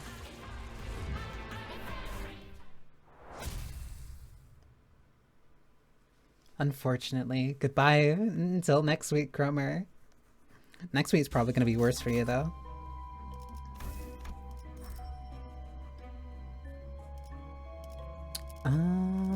Which one of these? A bunch of these are either offense level or final power. I'd rather only take one final power. Because I get nothing from going for the shield again. Skills with one-way deal plus... Ooh, give me that.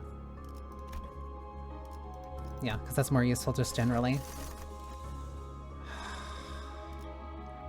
And they give you new ones too. Cardiovascular reactive module.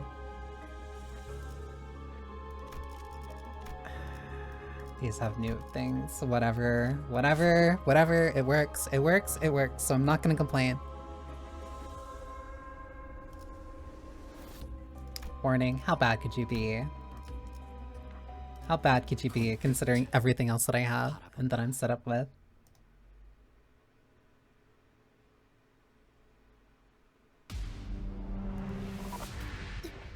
쟤네 고기라도 먹은 것처럼 기운이 솟잖아. Instantly starting here.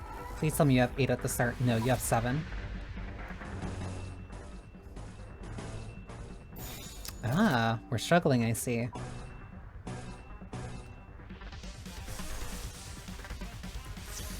She has blind obsession. I keep thinking that I have... 딱 대고.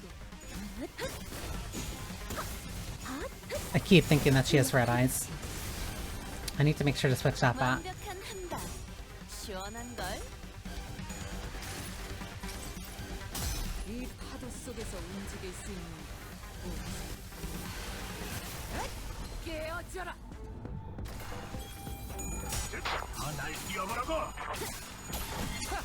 We're all still winning this pretty easily.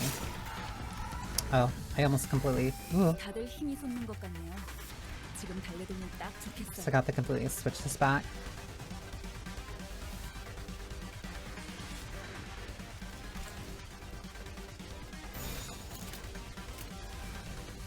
She's at 20, so I don't need to worry about that. feel like my mouse is slowing down sometimes.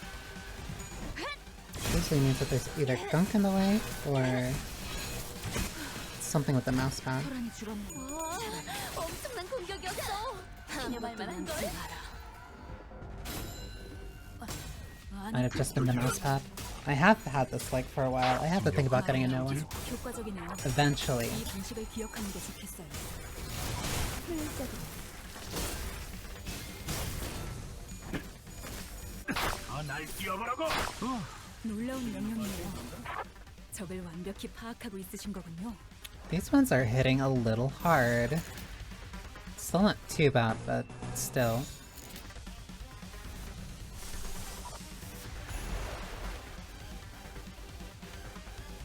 I'd rather they not.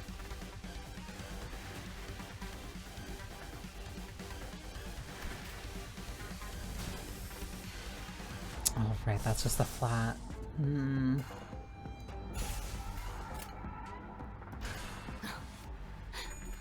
날카롭고 정확하게.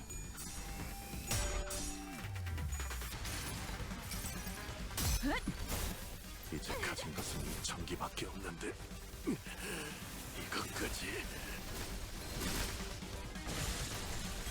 오, That helped with charge, even though I really don't need it. 완전 좋았어. Oh no, I think that might have given it to Ryoshio. 나는 이 왕좌에 묶여 홀로 통치할 리가 있지. I'm sitting straight. And thankfully I have water too. 지킬 게 많네. 잘했습니다. 나이스! 하나 잡혔다. Skills feel slightly stronger, but that just might be the mounting trials. Yeah, offense level +3, clash power +1, on top of the offense power difference.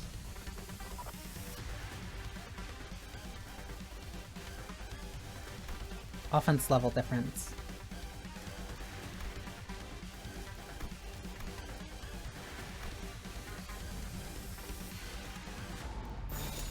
공격 범위 확인.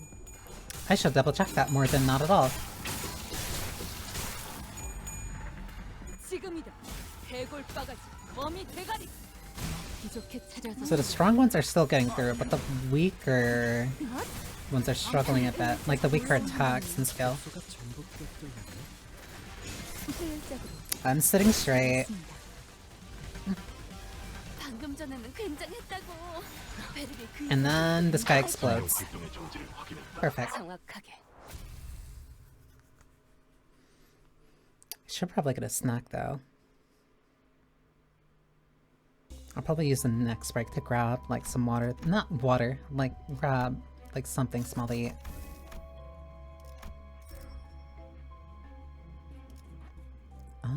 Up or down, up or down, down. In the midst of our battle against the nigh endless bloodbag horde.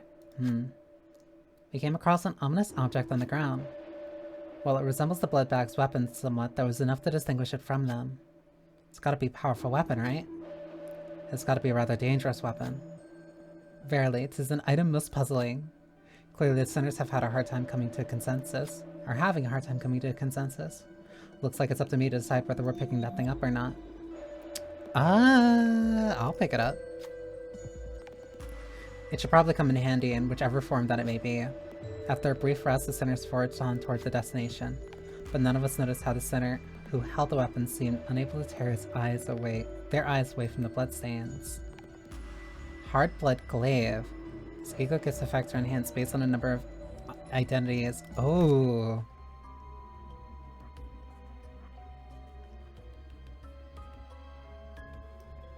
Wait, what? This ego gets effects are enhanced based on a number of identities in a team loadout with attack skills that consume blood fast. Number of identities that meet the condition represented by N below except ego skills. Counts all units in a team. Counters are all allies N-2, hard blend cast max 3. So assuming that you're using all of the blood fiends that would be 5. So 5 minus 2, max 3. Heartblood cast, max stack of 3. When clashing against enemies with bleed or unique bleed, clash power plus 1. Consuming Bloodfest when attack skill. If there isn't enough Bloodfest, consume 1 HP for 1 missing Bloodfest to generate it before consuming it. The damage from this effect does not stagger or reduce the unit's HP below 1, reduced by 1 at turn end. That's very useful for... That'd be really useful for Priest. 검 끝에 바라본다.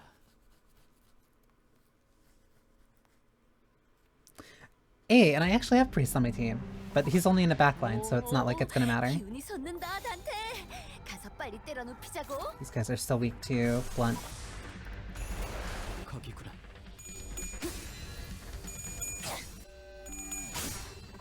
지키기 위해서. They're getting extra base off of the point difference. Right now, it's still manageable, so we don't need to worry too much. 출력 최대치. How is that not a stagger? 완벽한 한 방. Whatever. 시원한 걸. 정신이 물러 터졌군요. Please, Heathcliff. There we go. 나는 이 왕좌에 묶여 홀로 통치하는 자일지니. 206. 효과적이네요. 이 방식을 기억하는 게 좋겠어요.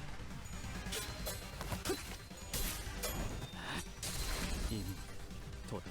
It's one more staggered.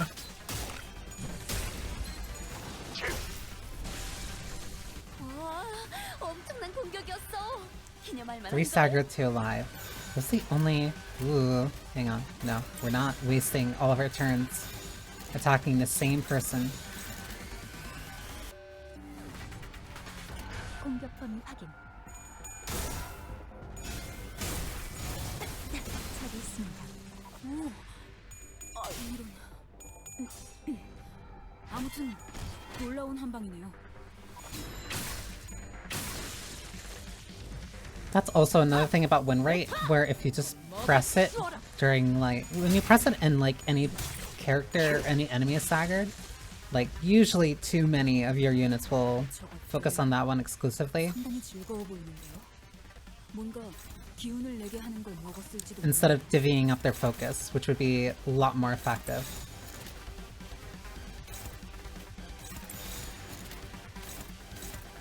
That's Ishmael. Favorite, neutral. So who's the other one? Neutral. 거기구나.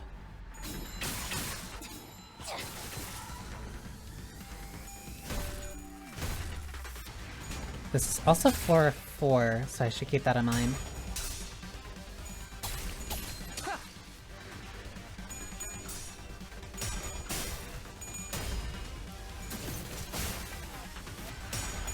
She only barely won. They're all so close to their stagger thresholds. I'm so mad. Like, just one more over. 금방 끝내고 버스로 돌아갈 수 있겠다. 그치? Get you? One more. Put that there.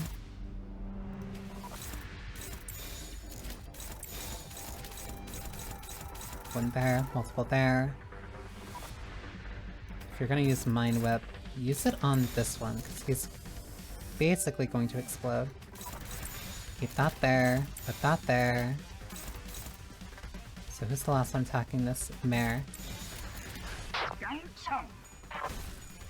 There's also a little bit of like educated guesses that you can do when you get a lot better. Basically kind of making a gamble if you can hit the stagger threshold before an important attack goes out. But that's also part of like turn and speed manipulation. Not like manipulation, but more so kind of like playing around it as like an actual factor. Which again is also something that you end up learning from Ruina.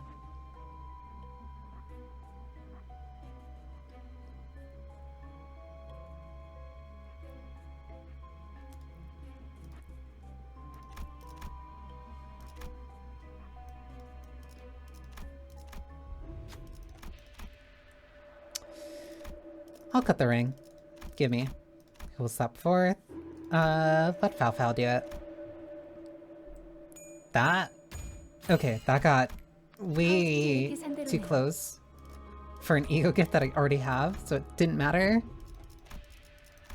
Whoops. No, I wanted to heal.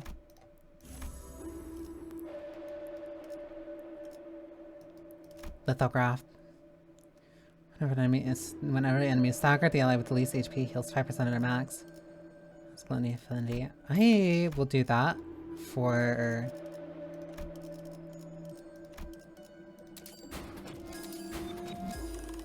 additional SP. I want to. Ooh, what is this? All allies with charge count or unique charge gain 1 offense level up with every clash. Identities with 10 plus. Give me that. That's useful. Prosthetic joint servos. Next turn, allies gain haste and charge count equal to the number of charge count. New charge count gaining base attack skills they use this turn. Better for multi-crack.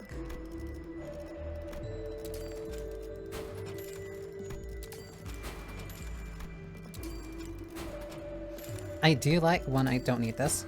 I do like that, like, with these reruns, that they're giving these units also more... They're giving these, like, ego gifts, like, more unique things to do. And I can't upgrade that, which makes me think that I can combine that into something later.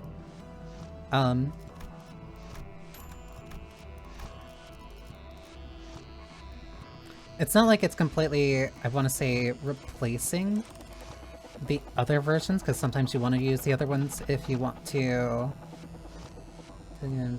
deal have fixed damage to a random enemy.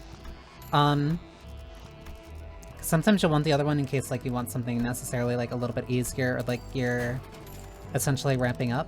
But I do like these harder difficulty versions of like the later... of the earlier intervalos, so it gives you more flexibility, or more interesting ways of doing things.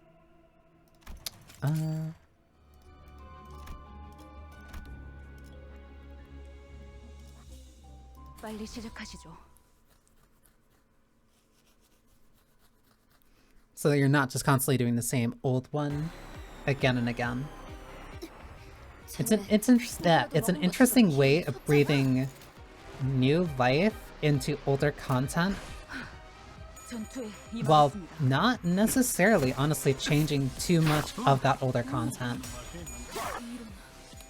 It reminds me of the Unreal stuff that FF14 does, where it's just bringing back like an older fight that they already have, but just like adjusting the stats to make it more relevant, even if it is kind of just still relegated to being in your mirror dungeon for weeklies. 오, 기운이 솟는다, 단테. 가서 빨리 때려 눕히자고. Using on that one would be a waste.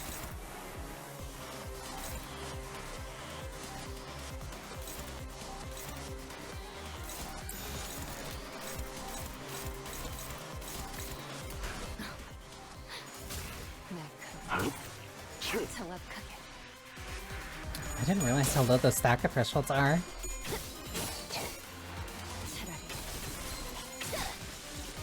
효과적이네요. 이 근식을 기억하는 게 좋겠어요.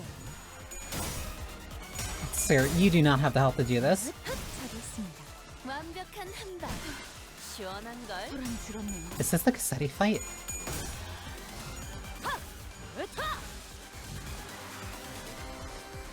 방금 전에 No, there's Sasha, that's why. 그 인간도 이건 인정할 걸? 주머니로서 우월해지는 것인데. This one is hopeless, that is Mercel. So, do this. I wonder if Hex Nail's worth it. Actually, this, because I don't look like they were paralyzed. Ooh. No, I'll commit to it. 딱 때도. I'll commit to it because Cassetti is up next.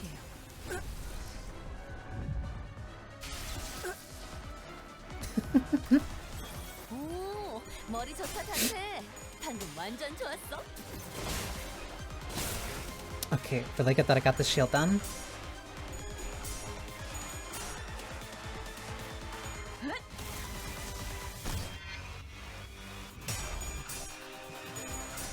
Unbreakables. That's also another thing. It gives them like kind of a design pass to justify going back to older fights and changing them up. 놀라운 영웅이네. 적을 완벽히 파악하고 있으신 거군요. Which means applying lessons that they had learned after the content came out. 나이스. 하나 Or in certain cases just giving them like unbreakables on things that didn't have them before. How close is she to a stagger? Too far. How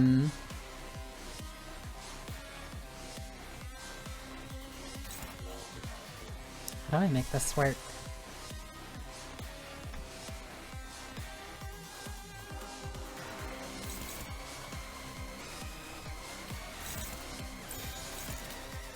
That would be better.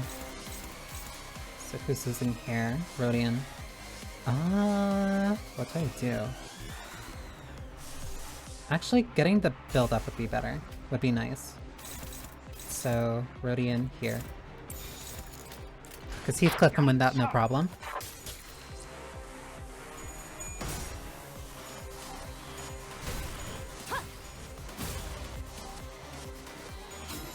You're so close to a stagger, please.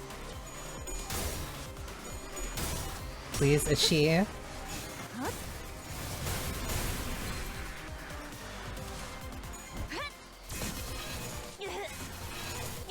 3, 4.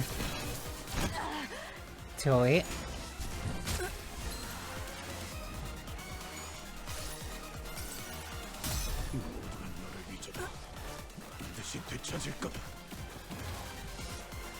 She is dead next turn, which means I can focus on 금방 끝내고 버스로 yeah, 돌아갈 everybody aside from Heathcliff is at max, so it's fine.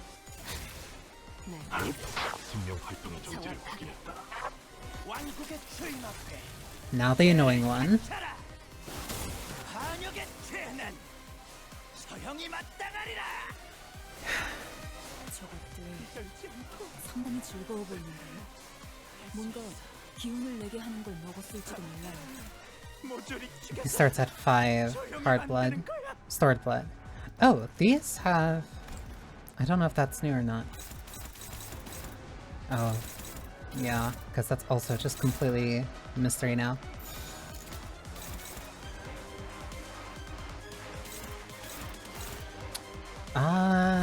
I will do this.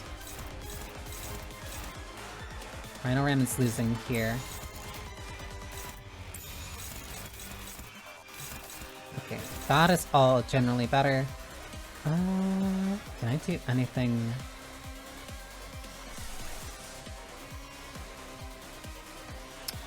Bind, inflict. Also, rather just make sure to inflict a little bit of sinking.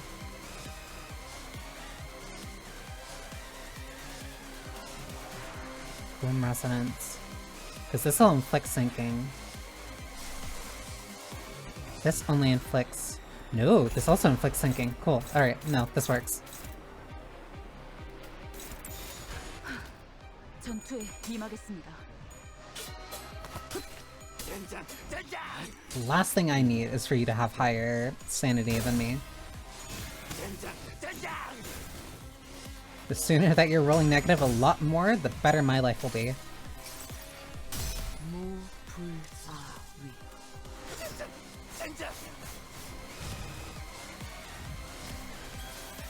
I wonder if he has a unique interaction if he sees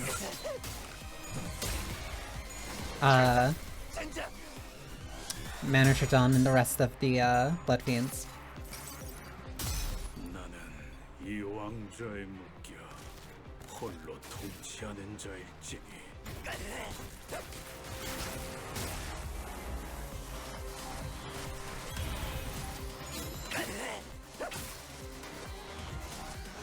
There we go. 한눈 팔지 마세요. 맨날 당신에게 파도는 반드시 밀려올 테니.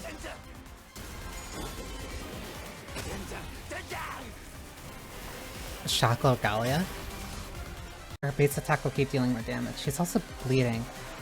Wait, he gains Bloodfest now. Or at least he's triggering Bloodfest, because I don't have a Blood Fiend in my party. No, it's because the Blood Fiend's in my party. That's why. So he doesn't have Bloodfest. So this is still its own standalone stuff. So I don't need to worry about that too much. Or I do, or I do, or I do, or I do. If I actually send her into the negative...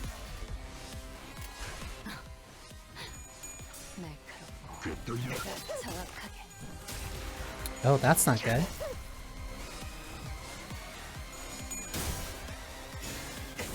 Hang on, did...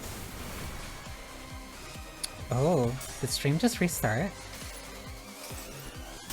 내가 찾은 나만의 항해 방식.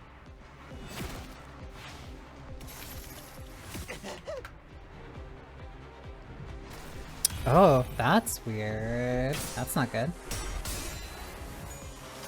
I didn't lose connection though. 꽤 끈적거리거든.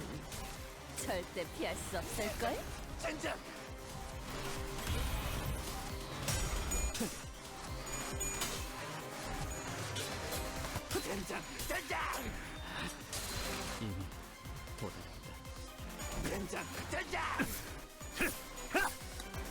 Weird.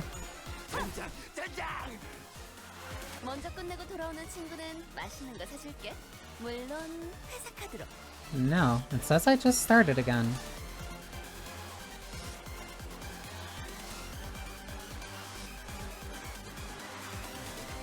It says I just started again, but I didn't lose anything.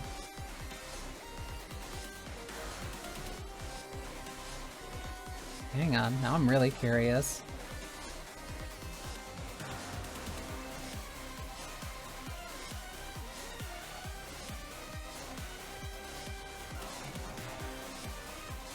Not summary.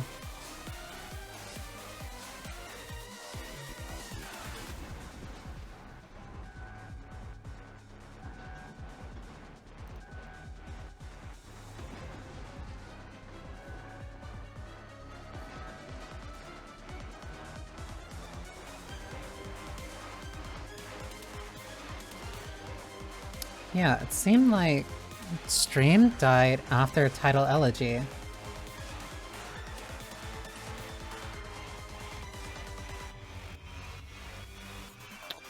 Weird.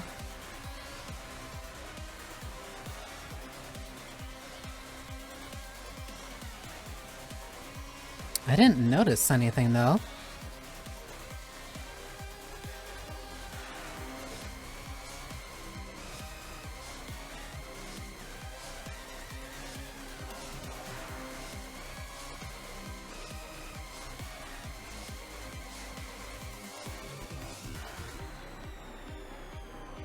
It's also my bot didn't say anything about me going live again.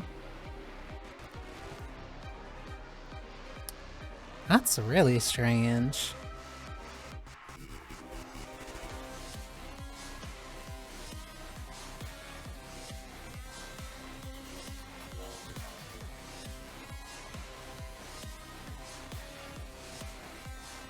That's very strange, but also my internet's been acting weird these past couple days.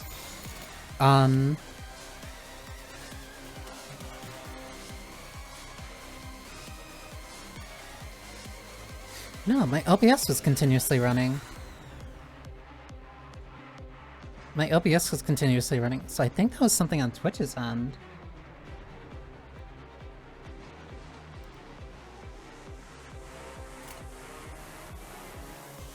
Really odd, huh?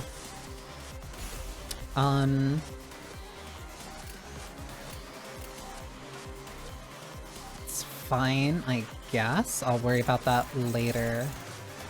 That's not like too much of an issue for me. It's just gonna mostly be annoying when it comes to like the stream VOD. 지금이다. I wonder why that happened.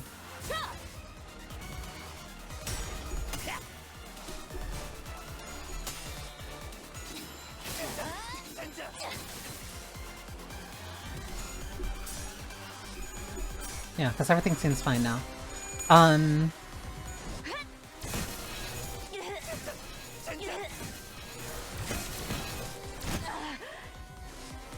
But yeah, I don't think that... I think you were talking about, Banii. 다시 되찾을 거다.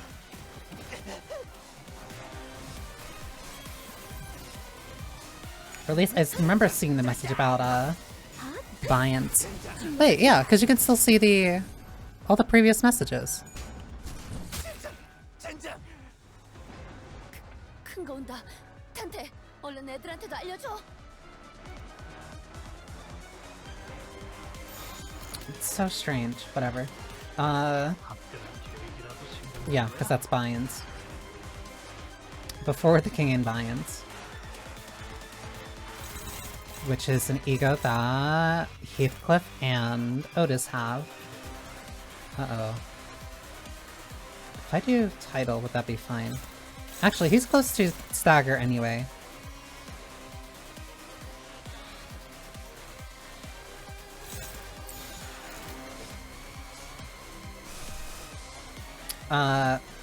One, I'll do this. Two, ads are gonna start in like a couple seconds. That'll give me a chance to look again and see what happened. No, the stream did go down. That's the really weird part. Also, welcome back, Coffee. No, it's just weird that that happened.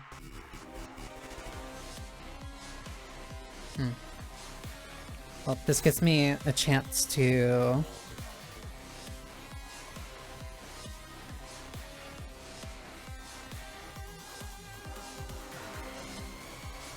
Gives me a chance to look through. Like, this is really weird.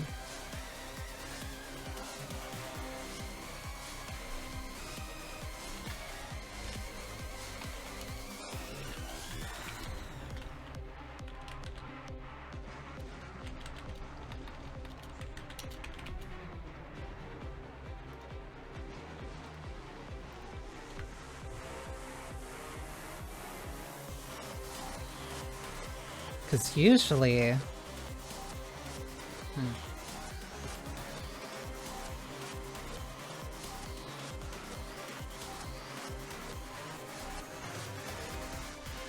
Hang on, now I gotta use this break to like check this stuff out. Yeah, it said that stream finished. Or, no, it says it's still going.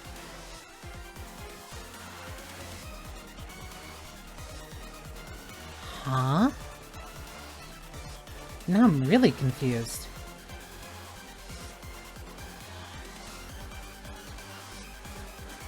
But it says that the session completely restarted.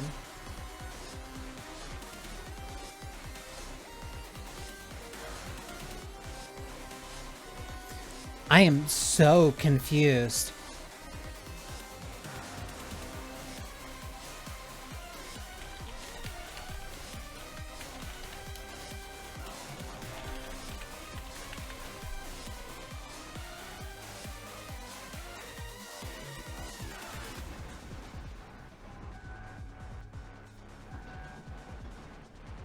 That's so strange.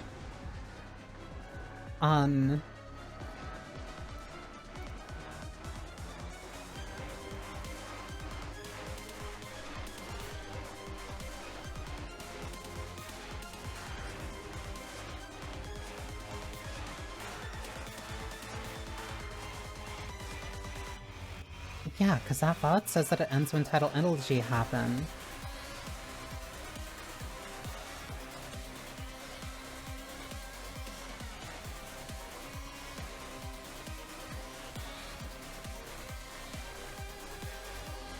Huh?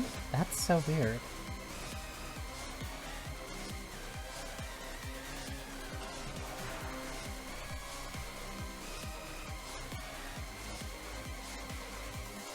That's gonna be annoying in the VOD, but like, everything else seems fine.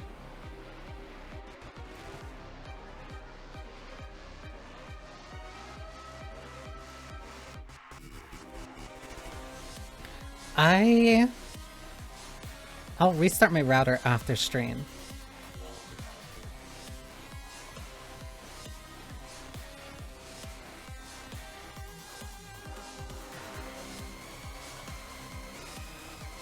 Thank you, Twitch, for being so majestic and magical that you somehow find a way...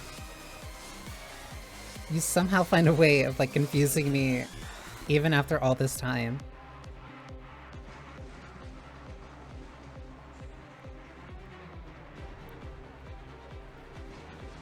Ugh, that's a productive use of my break, though. Mm. Okay. Okay, ads should be over. So yeah. So I'm looking... Stream summary still says that this is one continuous stream. My OBS says that this is one continuous stream, but the Twitch stats itself, like there's a VOD of the first half of this stream, or like first portion of this stream I'll say, that's now up. But all the stats and stuff say that like I've been going continuously. So I have no idea what just happened. That's really weird.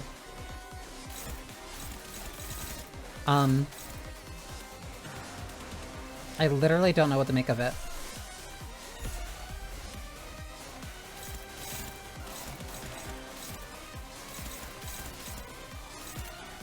It's red eyes open. Okay, yeah, this should be fine.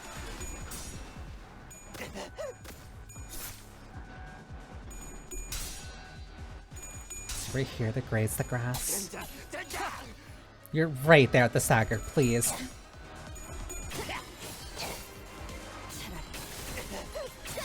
아무것도 남지 마라.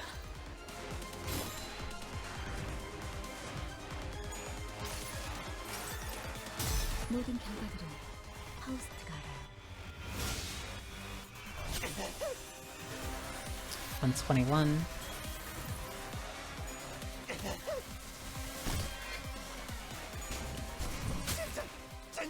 Yeah, he should die after this. Or at least like during next turn. 지켜보고 있었지.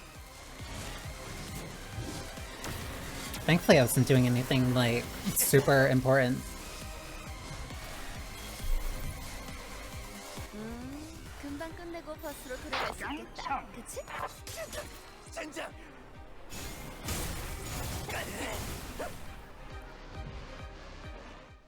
Doctorin? I'm not... She's... unique.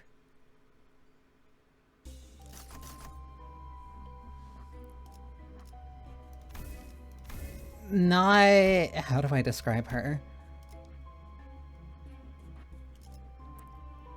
She's a doctor in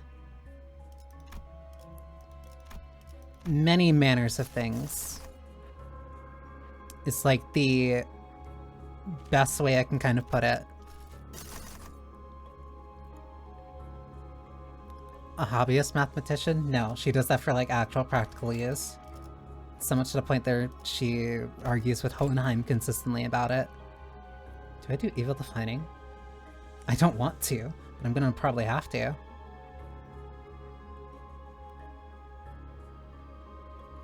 Yeah, because I'd rather not deal with Masquerade. Worst comes to worst, I actually use the, Worst comes to worst, I actually use the manager abilities.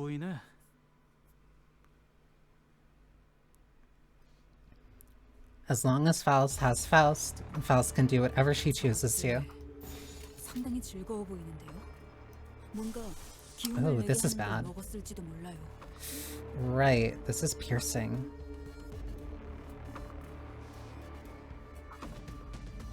In theory, these are fine.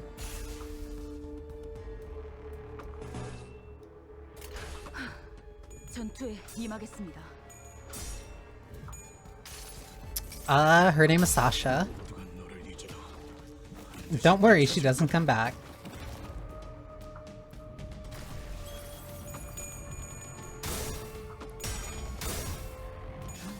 That's actually the idea that this Faust is based off of. Oh my god. I might need to get a couple of the other ones. 오, 기운이 솟는다, 단테. 가서 빨리 때려눕히자고. 대가리 딱 떼서. Don't worry, because you're not gonna... You don't have to worry.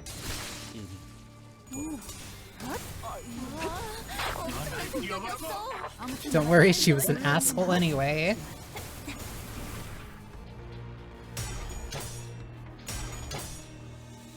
Oh, that's really not good. Right, because I get the +1 and negative coins too. 이 흐름대로 사냥을 끝내러 가보죠. 공격 범위 확인. Oh. I might actually have to think for this one. 지금이다. 대골바가지 거미 대가리. 자!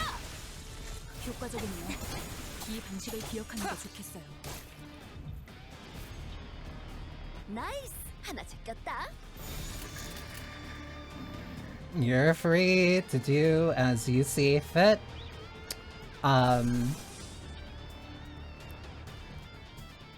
You're free to do as you see fit.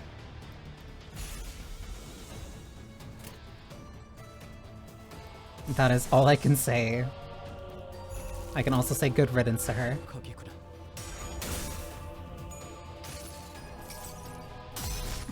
낙뢰 충전 최대치예요.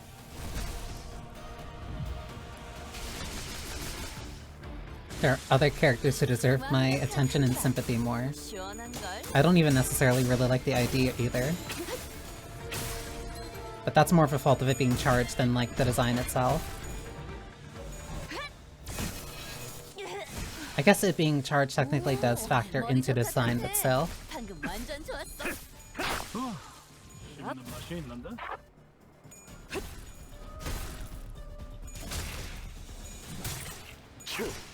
생명 활동의 정지를 확인했다. 여기에는 네 약한 부분도 쓰여있지. 자, 여기!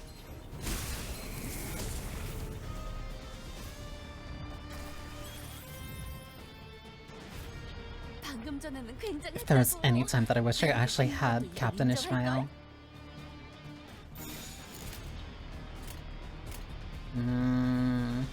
That one's just also really bad. 전투에 임하겠습니다. 내가 너를 위해 기도할 것이니 넌 반드시 I pray for you, so that you'll surely break. Interesting that him and Rodian get those egos. Huh, I wonder what's the deal with that. 저기 있습니다.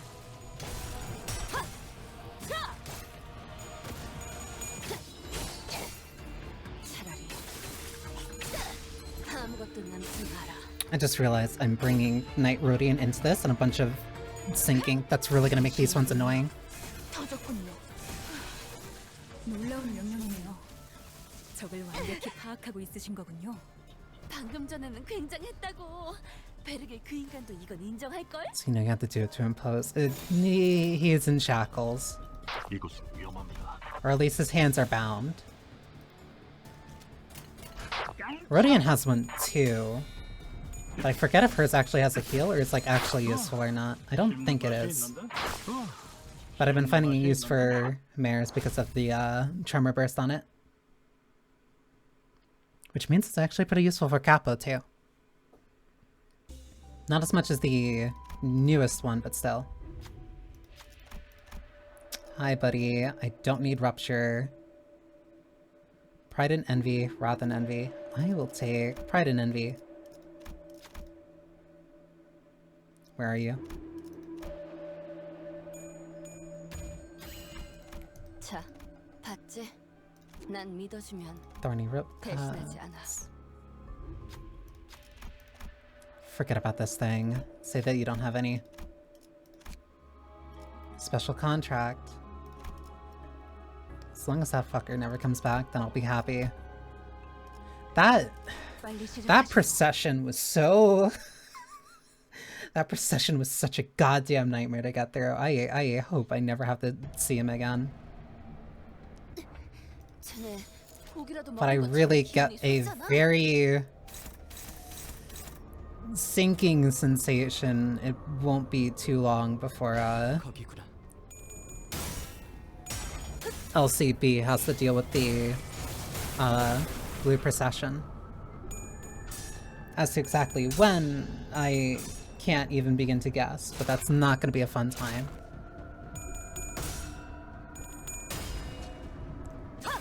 The ideas out of it though, that might be pretty cool. Rodion get one that's inspired by Tanya would be really awesome. But that one admittedly is for very selfish wants. 아무튼 놀라운 한방이네요. 다들 힘이 솟는 것 같네요. 지금 달려들면 딱 Why do all of you just have to keep like trying to focus on like one target? 거기구나. Okay, thankfully these ones aren't too bad. For some reason I keep struggling with the ones with the God, I keep forgetting what the name is of the palette substance.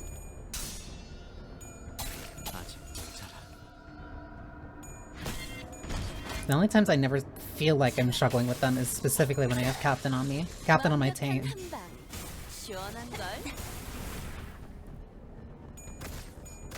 Which is really hard to do when I'm running a charge team.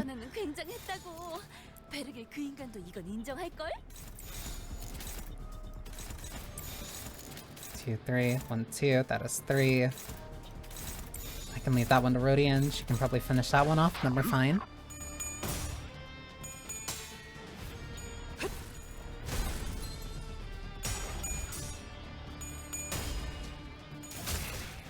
Next time through this, I might just try... Or I grind the event off stream anyway, so that I never have to worry about doing it.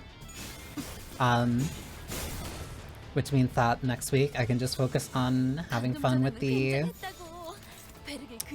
Prince of La Mancha Land, instead of having to worry about having to fit about rotating characters back to the warp train variants. Witty Bash. I'd rather not use Binds of Others. 전투에 임하겠습니다.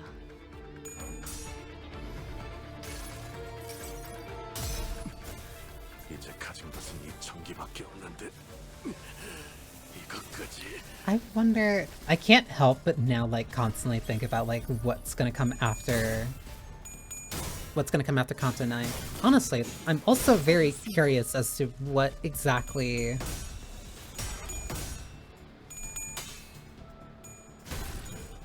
what's gonna happen specifically for Kanto 9, considering we have barely kind of gotten out of H-Corp. Like, we've...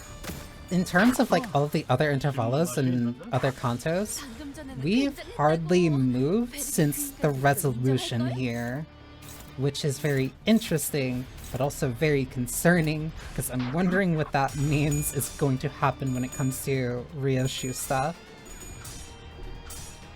You've gotta be kidding me.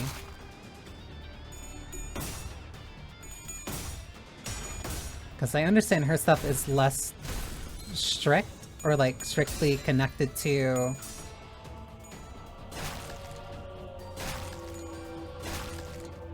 a specific to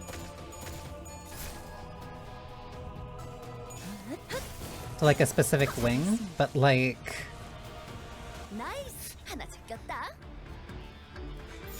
that means that there's a lot of places that one can go, and I'm kind of concerned about literally all of them. Because that means that that trouble's gonna end up finding us before we end up finding it.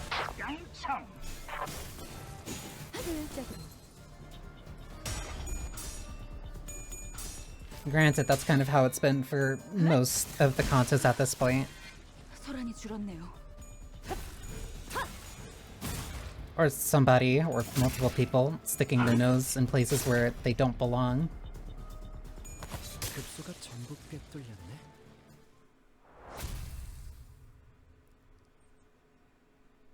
Do you wonder how Ryoshu's gonna act when she is more high-strung, though? I can't help but be, like, a little bit curious. Oh, cool, you. It's nothing.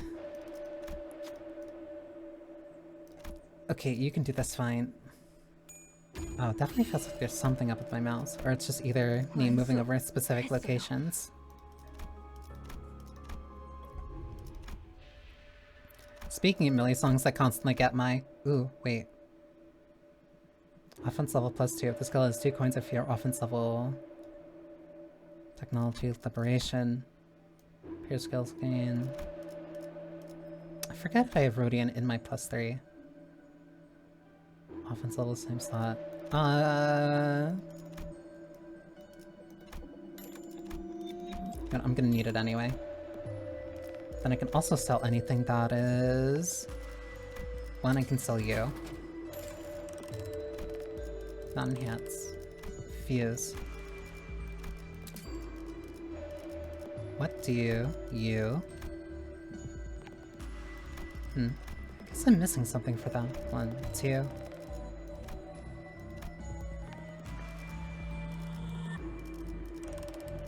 Wonder what that is.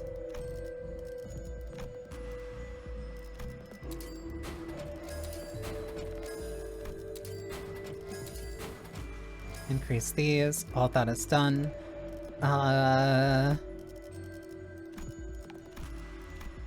Blunt, because I can imagine that...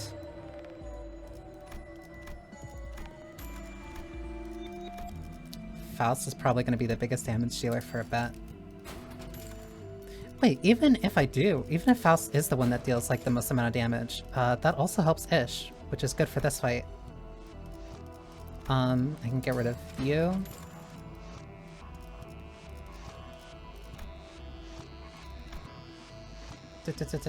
Don't need you.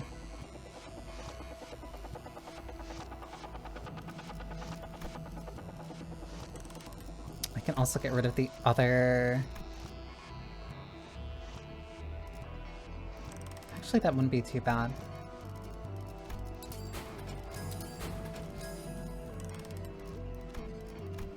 Heal everybody, and we're good to go.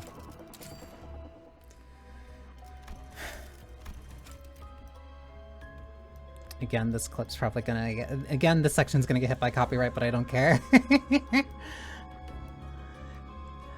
As long as I'm playing Limbus, then like, it's not like it significantly impacts it, but it's still annoying every time that I open up the... It's annoying every time that I open up the studio and then see...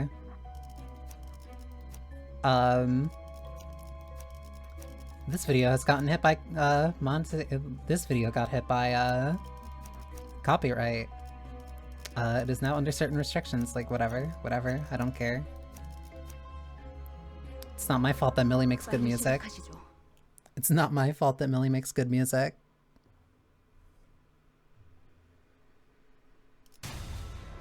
Oh no! 쟤네 고기라도 먹은 것처럼 기운이 솟잖아.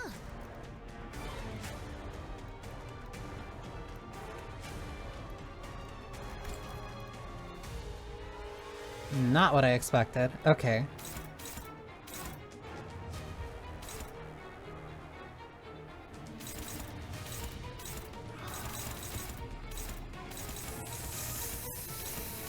Okay. Not too bad. Still super annoying though.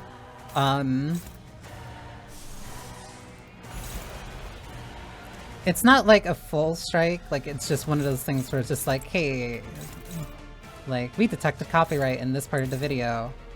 and like it's the song, and it's like always the, like where the Millie song shows up. And despite knowing that, I still, despite knowing that, I still put on the, I still increase the music.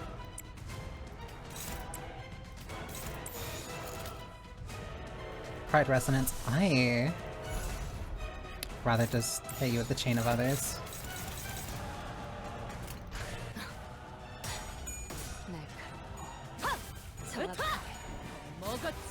완벽한 한방. 시원한걸? Defiance. This also impacts their speed, so I wonder how slow Ahab's gonna be. It's not like it can go below 1, but still, I want to see how many it stacks. 효과적이네요. 이 방식을 기억하는 게 좋겠어요.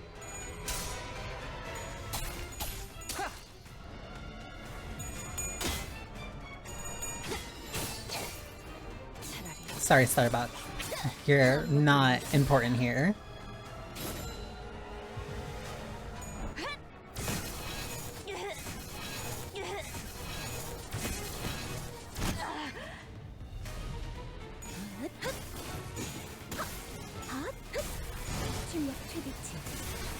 Normal damage, but at least she's still down to like 45. Okay, so she gets like +7, whatever. Again, worst comes to worst, I can use my manager abilities, which I still, like, really don't use. Yeah, she's -6, whatever. Sucks to be you. You're weak to Pierce.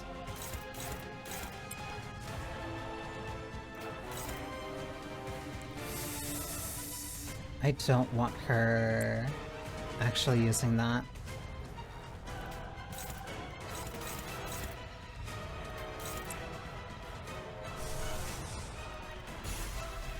Lower by 3 or more. You're weak to Envy anyway.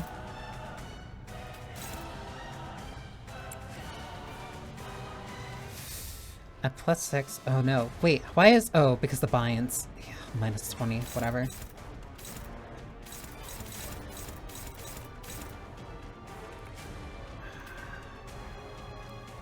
Concentrated fire would just be better.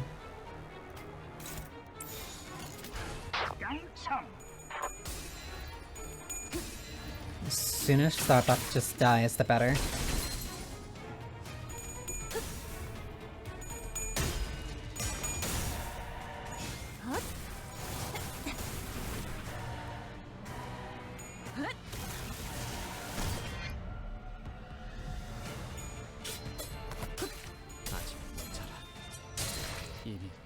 Come on, he was so close. But whatever, eyes wide open. Red eyes open.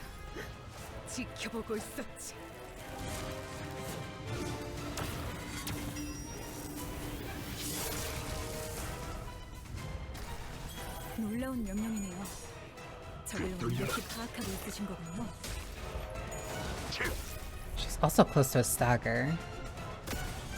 There it is. 다들 힘이 솟는 것 같네요. Her pattern didn't change. Wait, when does her pattern change?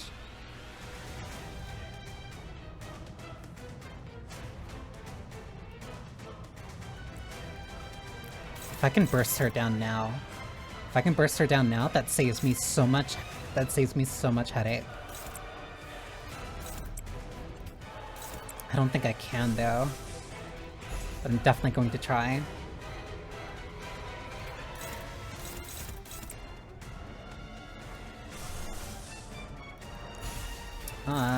Teleport.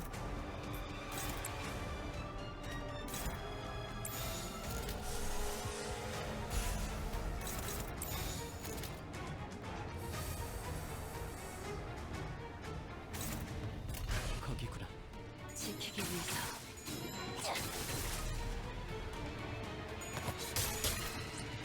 Please. It's not gonna be enough. Poetic. It's like poetry. It rhymes. 모든 것을 쳐부술 거다.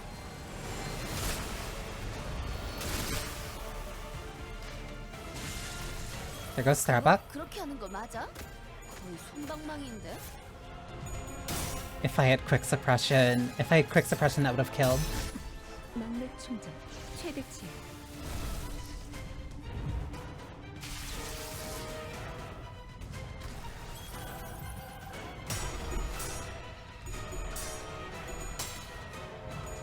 Electric screaming. Because it's not like she gets her health back, so it should still be relatively fine killing her.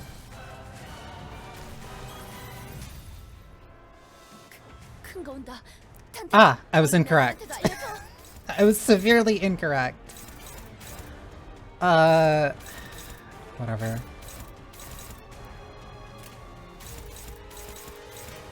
Because she's gonna draw aggro regardless, but if I block these two...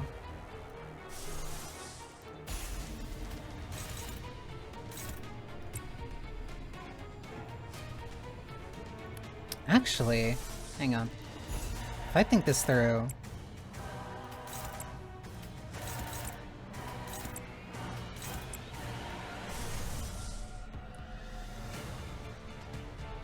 Oh, that's why I have Blind Obsession on, because the... No, she would gain charge count from this. So it is worth it. Because where is she at? She's at 20. So she doesn't need more.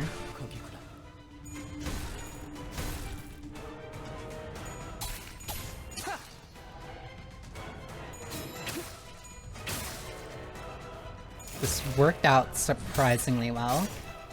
Mare, you're lucky I love you.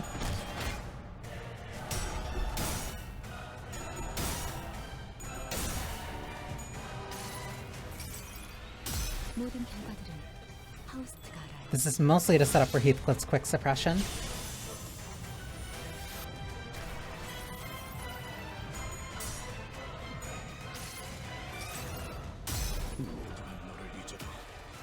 대신 되찾을 거다.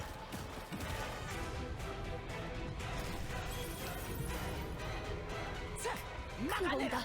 탄테, 얼른 애들한테도 알려줘.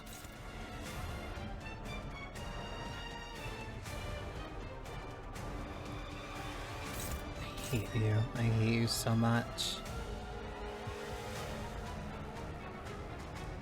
I hate you so much.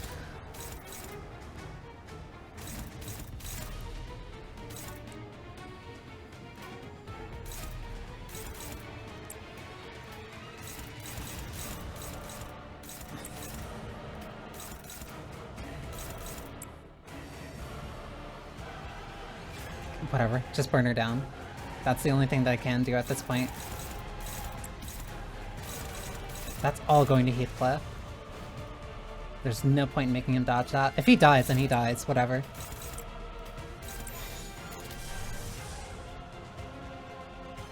Heal self target. Tremor and bind. It doesn't matter.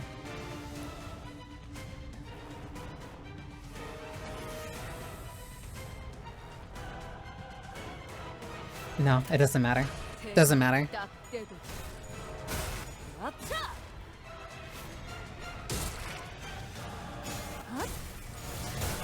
All that matters is that this sets up for me to kill Ahab.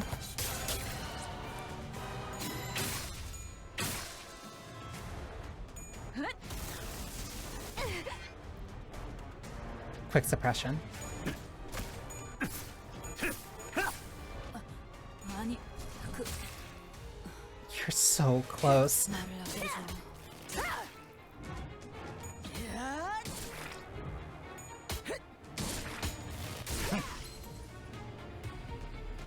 큰 거 온다. You are right there. Please just die already. Are you gonna order? No, good. She has to paralyze.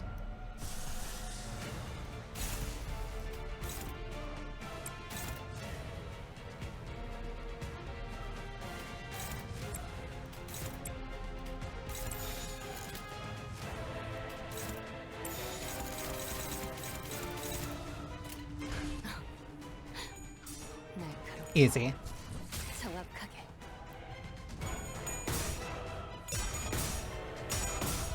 76. This should kill her. 항상 지켜보고 있었지. Sorry, not sorry. 40, not.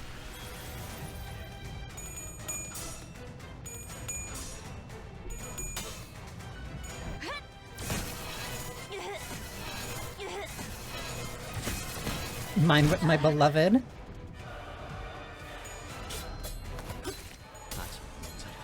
That's a stagger. 지키기 위해서.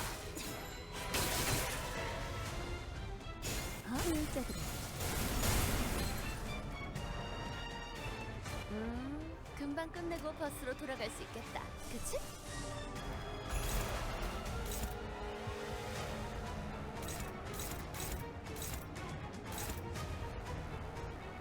Talking to someone on Starbucks. That's unfortunate. Oh, that's very unfortunate.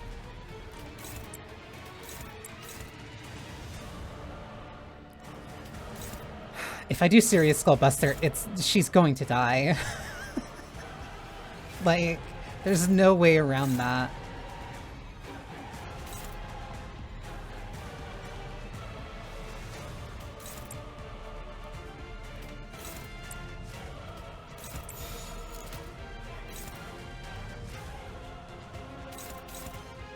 I can buy her time for literally like one turn. But I mostly just want to hit her with Tidal Elegy. 공격 범위 확인.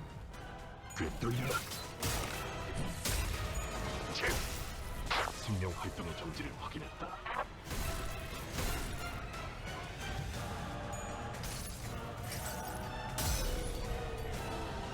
한눈 팔지 마세요. 내날은 당신에게 파도는 반드시 밀려올 테니. It's poetry.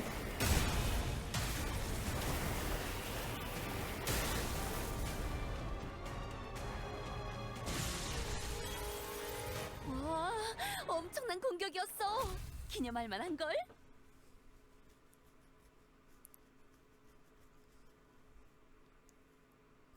계획보다 더 일찍.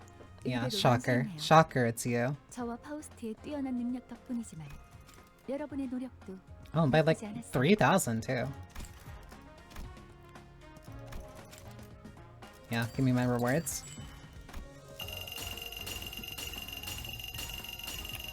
It's about that thing before, about like the battle pass having absurd value.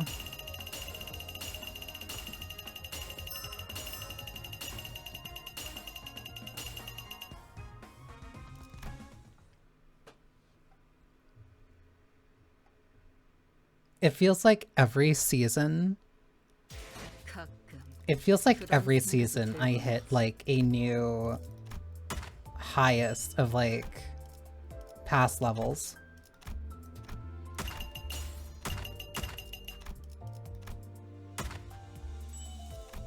Like I feel insane. Like the pass ends at 120.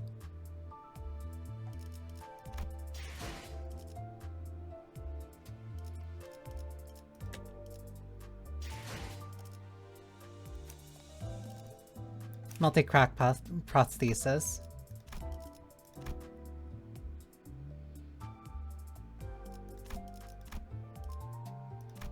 And then the unuptied version.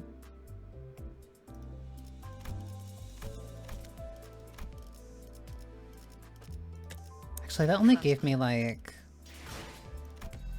That gave me 500. That's enough for multi-crack. For multi-crack Heathcliff, but I don't really...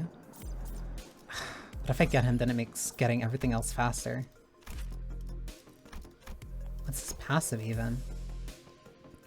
First deployed ally, max charge count +5. When conditioned or met, this effect will remain active until the start of the next turn. So it's as long as you have 7 envy, which does make it easier.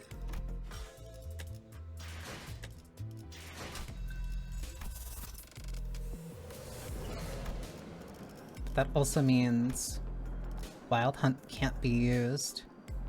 It means Wild Hunt won't be used, but it'll also mean, it'll mean Sinclair is used. Unless I just don't put Sinclair in. which also might be a strat. It could be possible. Yeah, so what if I just take him out?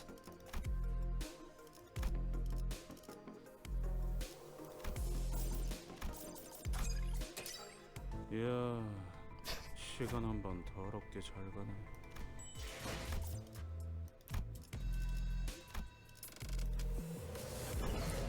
Which means I also put him here. Never gonna use him though. That should make grinding for it like a lot faster. So plus 40, plus 40, plus 20, that is plus 100. Plus 20, plus 20.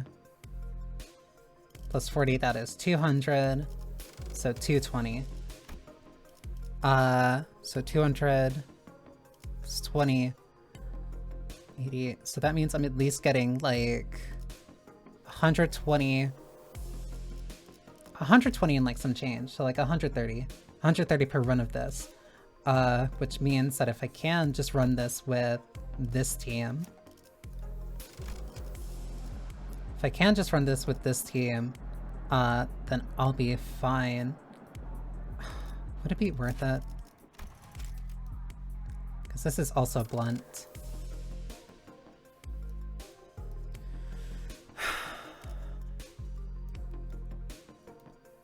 I'm like wondering if this is even worth doing just to make like the fight slightly easier.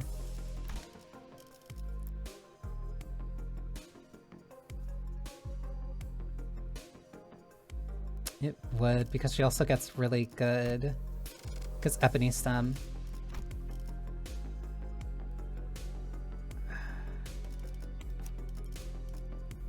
Yeah, because it's not like I'm using literally any other Otis really.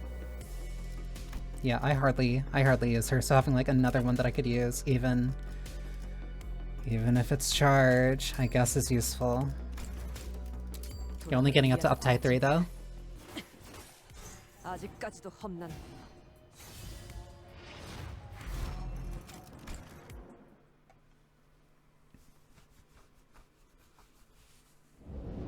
It also means that I technically would be... Fuck. This just gives me more of a reason to get the Dimension Shredder.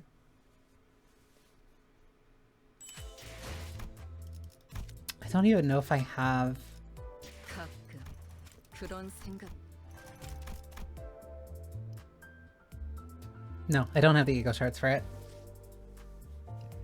And I'd rather not even have to care about it.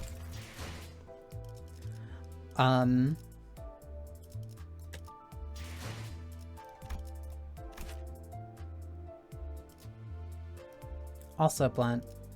Charge and Rupture, because this is the season of Rupture. This unit has plus 3 charge potency or less than 50% HP. Convert all coins in a skill to unbreakable coins. Gain plus 4. Heads gain, heads gain, heads gain. Consume up to 10 charge count. Huh? But it's a blunt skill. Deal slash damage equal to charge potency times 10% of this coin's final damage. So you're slash blunt hybrid. Interesting. But that's just on hit. Interesting. Wait, but he also gets a rip stance.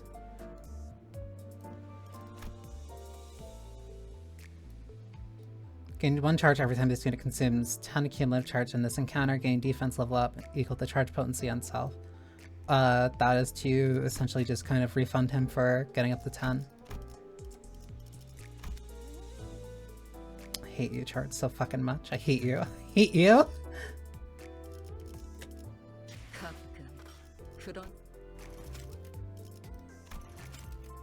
Something about how having a prosthetic body helps dull the fear in combat, I think. I don't care. What are the other rewards I can get then?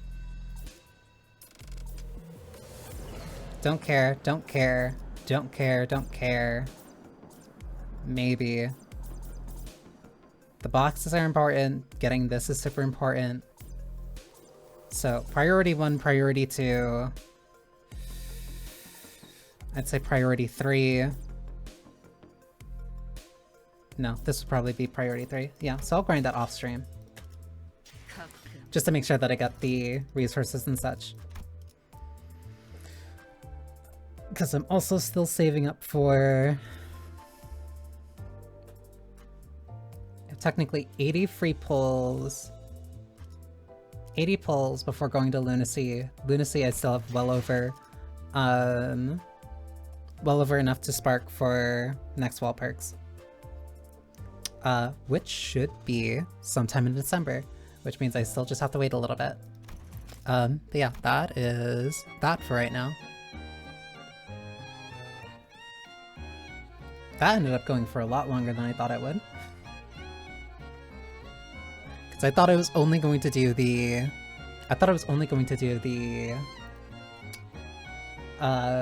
the event to hear, like, hear certain lines voiced, is all, certain cutscenes. But that wasn't... Sometimes it's just easier to get your weeklies done in one go.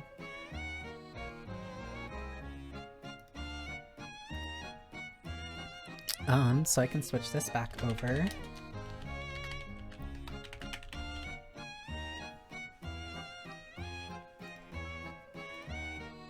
The worst part of that thing messing up is that it's going to completely throw off my expectations for when the ad break should be.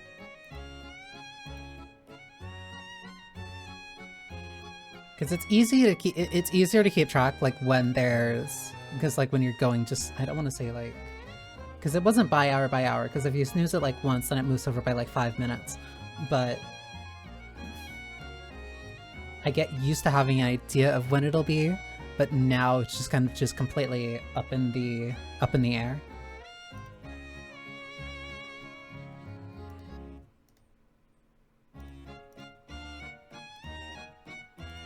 But again, it's not like we're going, but it's not like I have any hard and fast expectations for this, so it's just kind of going with whatever. Speaking of, I gotta make sure I actually drink water.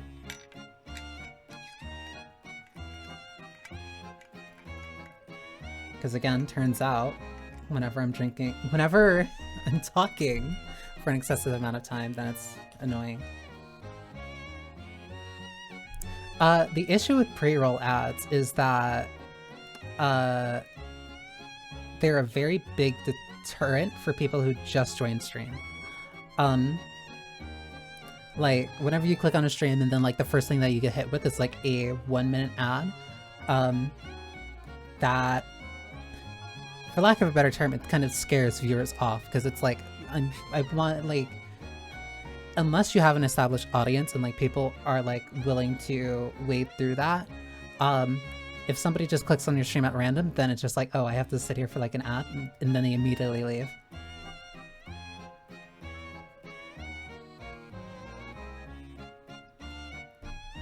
That's why it's better. That's why it's better to have,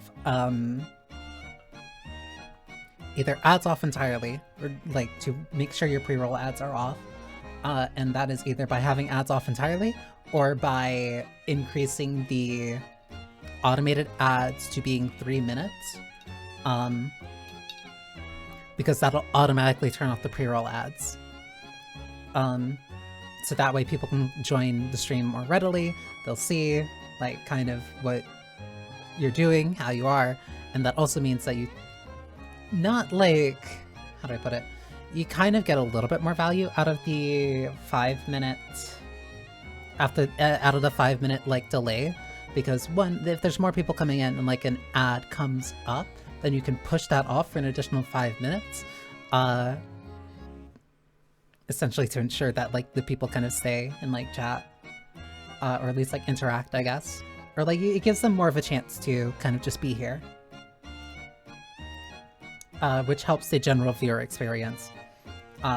Plus, being able to actually use those 3-minute ads as a chance to get up and stretch is more feasible than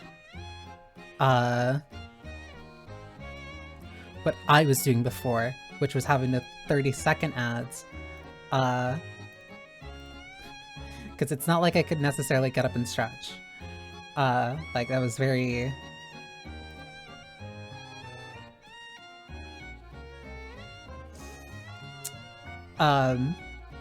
It helps me so that I can like actually get up and stretch and like do stuff, instead of what I would do before, which is just kind of just either suppress some ads or I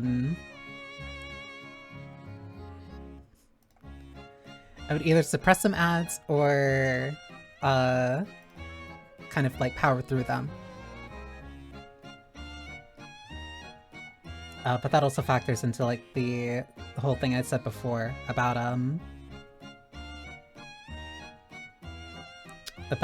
like that was another discussion I think I had during, I think it was one of the longer Thursday streams,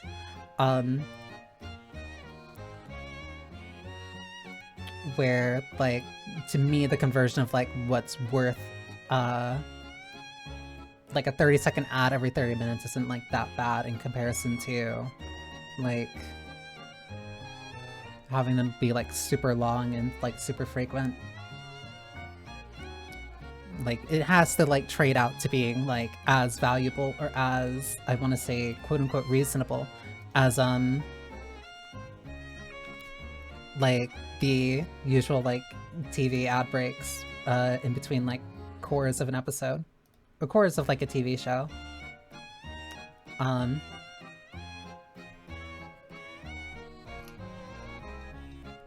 Plus it also might be me learning a couple of lessons from very talented and cool and smart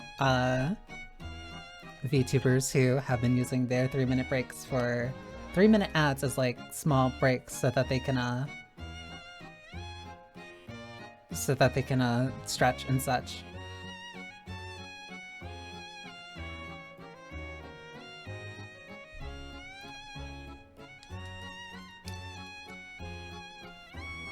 My back. And that sucks. Hold on, I do that. Gee, I wonder who might be one of the cool and smart people that I kind of picked up that lesson from. Which has helped more.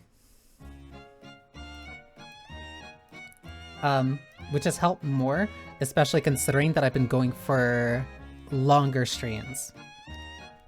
Because like before, like going for, because I used to keep at like a very consistent like 4-hour type of thing. I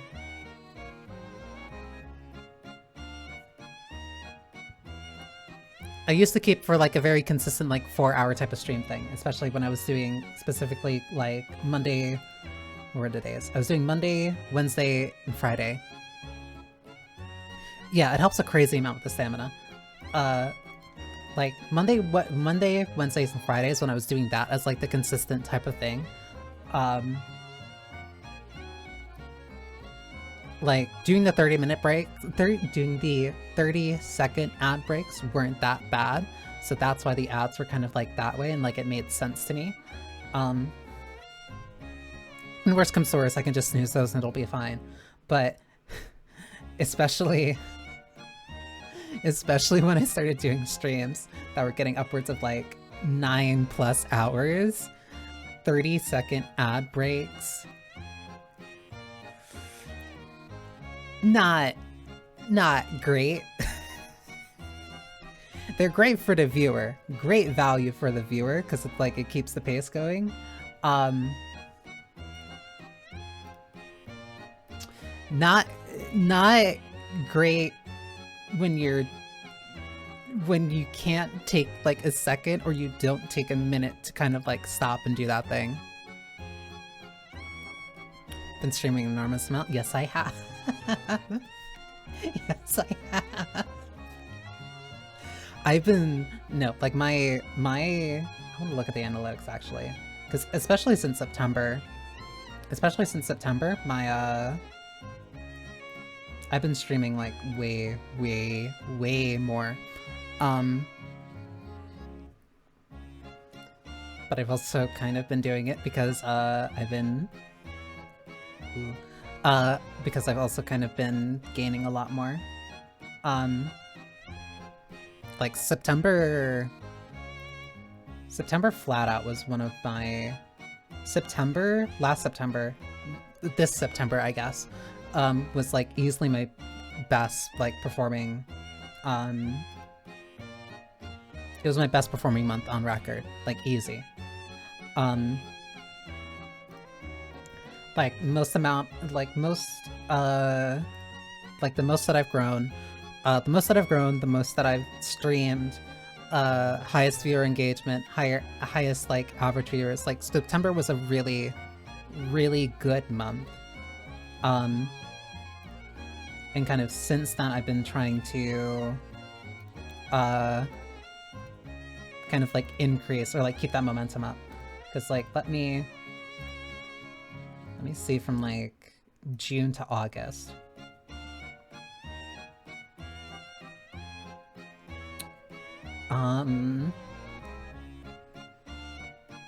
Cause yeah, like pulling the curtain back for like a few minutes, from like June 1st to August 31st, over the course of 92 days, my average viewers were 1.5. I had gained 19 follows. It says gain 16 subs, but I think that counts resubs. So it's like 16, using the stats that Twitch is giving me, so like 16 subs, and then like I streamed for a total of 210 hours. That was over the course of 92 days. So going from,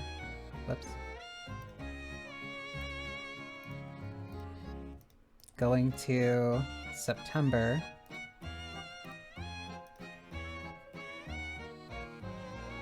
and like just September, average viewers went up to 2.8.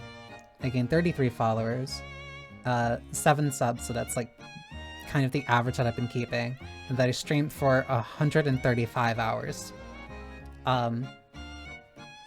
Just drastic improvement. Drastic improvement through September. And so that's kind of why I've been trying to keep up the momentum. Because that was one of the lessons I had learned from the thing that I had watched.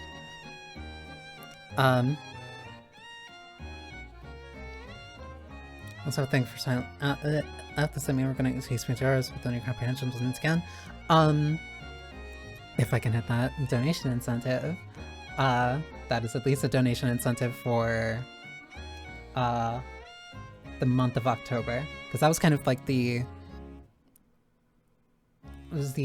hope. But that's also why I am setting up for a thing on Halloween. I can't believe I forgot the name of the holiday for some reason. That's why I'm setting up a thing for Halloween, where that's going to be Resident Evil 2 crowd control, and see if I can do that, and see if that can push me over to get Silent Hill F. Because if that does happen, then I will play that for November. I'll keep that as a... I'll probably put that actually as like a Saturday game. That's also a thing I noticed, where like me playing Silent Hill F has also... not me playing Silent Hill F. Me playing on Saturdays. Saturdays have been like really good days. So that's why I've been trying to put them as a more consistent thing. I hate that. I keep doing that to myself. One, thank you for the $5. It was bothering me that the F wasn't covered. Thank you for the... Also, that I just realized that the thing's not, it's not there. Spooky son of all. Like, there's a reason I had that. There's a reason I put that one there. One, because I knew that it would mess with me the most. I specifically knew that that would mess with me the most. So hopefully I could get covered to it, get used to it. But yeah, one, thank you. Two, Saturdays have been like good days, so that's why I've been trying to like keep that up as a thing. And then doing the stream streak has been like, I don't know what like compelled me to continue doing this. And now I am not only too close to day 20, I am too close to day 30 after hitting that hump of day 15. So I'm very likely going to keep going for it.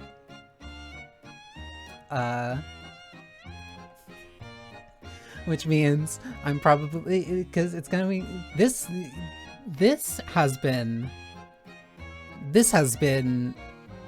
an adventure, to say the least. I feel like this has been the most, I don't want to say, it's not transformative. Like this stream streak has been like a very, thank you. I've been making sure to sit up straight. I've been better at sitting up straight, especially during these chatting streams. But yeah, this stream streak has been very transformative in the terms of like, one, me experimenting with new things, because me experimenting with new things, because I never previously would have been doing these types of streams where I jump between different things as much, and I've definitely been hanging out and just chatting a lot more because I've gotten a lot more used to doing that. And I also said that very quickly because ads are about to start in 5 seconds, so apologies for that. So yeah, break in a like a couple seconds because I could never keep track of that thing. I'm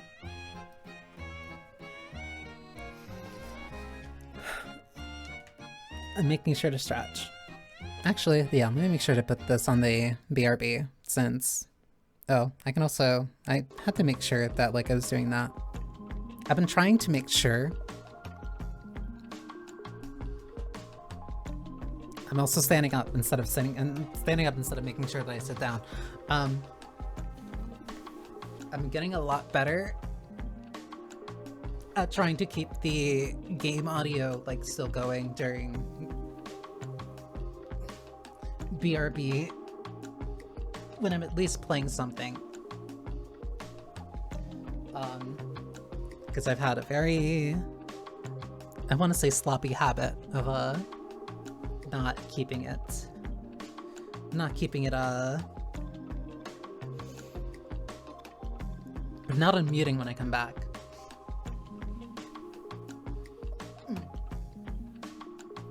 Which is more of a very personal issue.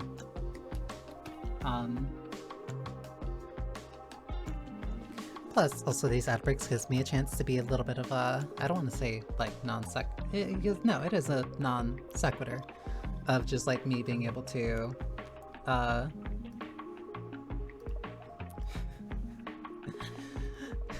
like me just saying like, oh, it's like these 3-minute breaks have been very good about me, about letting me like take a sec.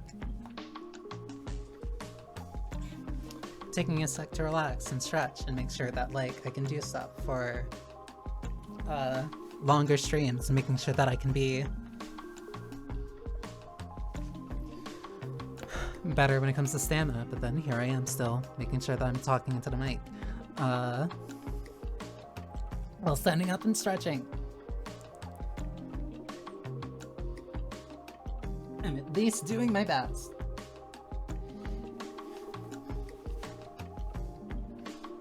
Because turns out, sitting for an extended period of times is very bad for you.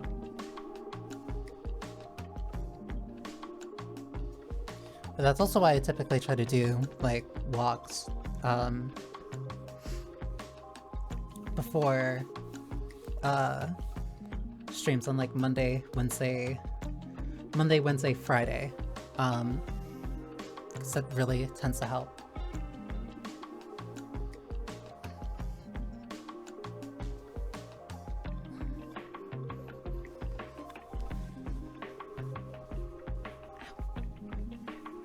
swear I used to be a lot more...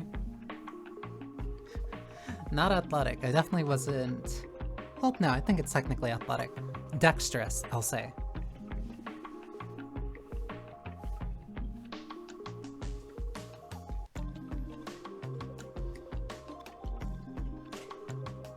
Despite what you might expect, I actually liked gym class.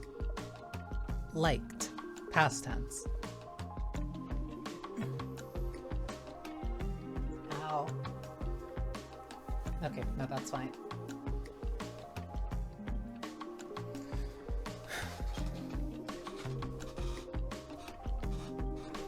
Still hearing my body, still hearing my joints and stuff pop like pop rocks.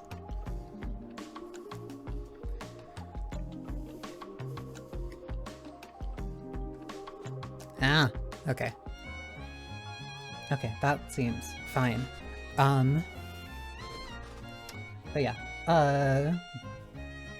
the stamina thing. It was over... it was over for me in exam year when they made gym class optional where you can go do your homework instead. Sorry. Or... I've... How do I say this without implicating myself? Or I've heard from people that if your grades are good enough, you could have, I'll say, simply skipped gym class. You could have simply skipped gym class maybe a couple times. If you had, I'd say, other priorities, but as long as you don't miss them too consecutively, then you're fine. That was more during senior year. I was a good student for most of the year anyway. I was a good student for most of the year, and I was also a good student for most of the time I was there. But back to the stamina thing. I was afraid of being called a nerd. I am not a nerd. Despite the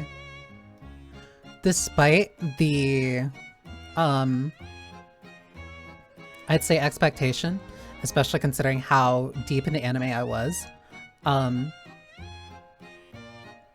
that I enjoyed psychology, I was definitely very firmly, like, not, I want to say, pigeonholed in, like, the nerd groups. Like, no, I was very shockingly, no, I was very physically adept. Like, no, I did well in gym, and I also did well in science. But I definitely was a lot more I was definitely a lot more, I'd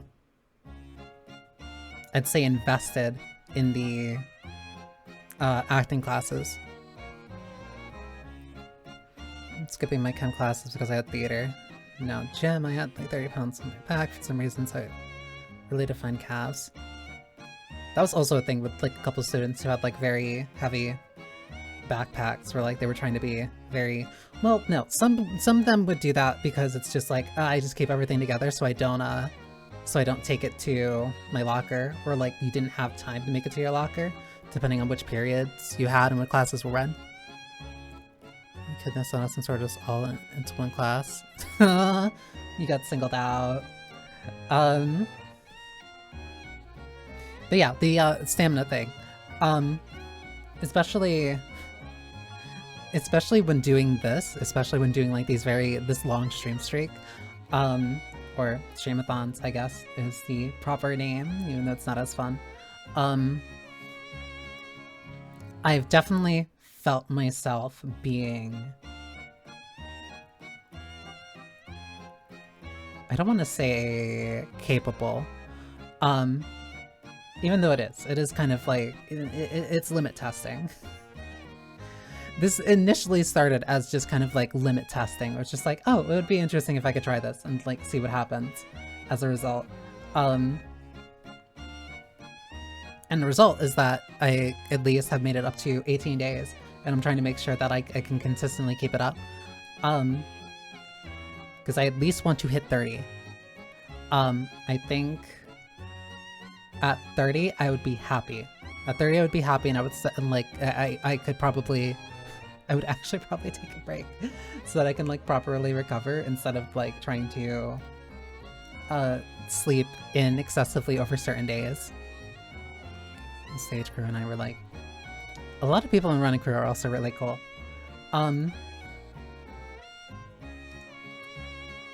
But like this stream streak has been very enlightening, I'll say. It's been very enlightening because before I would never do these just chatting streams, and especially that just chatting stream on Monday. I think it was this Monday. Yeah, it was this Monday. It was this Monday, last Monday, whatever. It was the Monday of this week. I never would have done that before. Flat out, I never would have done that before. Like, because I would always use like a game to be kind of like the medium for it. Hang on.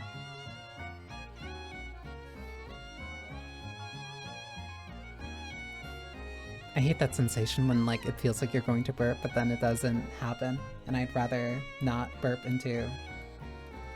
That's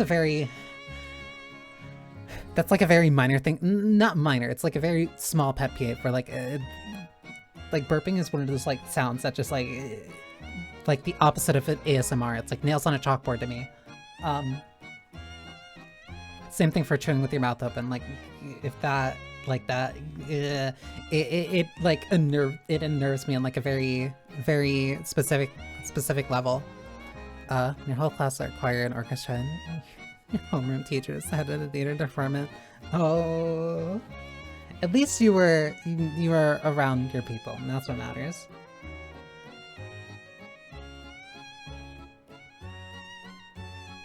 But before, I would like only use the, not only, but I would use the game largely as a medium to kind of like talk. It would never be like my own. It would never be me just like specifically talking. And I think it's the more that I've been doing that, and the more that I've also had very, I want to say, hang on, because I want to do this while I'm still thinking about it. The more that I've had very, is this it? No, that means it's this one.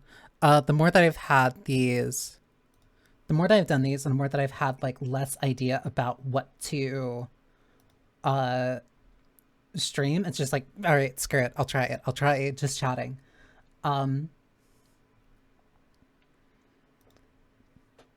Because it's very, because I don't want to, it's not me trying to throw other streamers under the bus, because the more that I have like really understood it, it really is more of a very developed skill that is very hard to find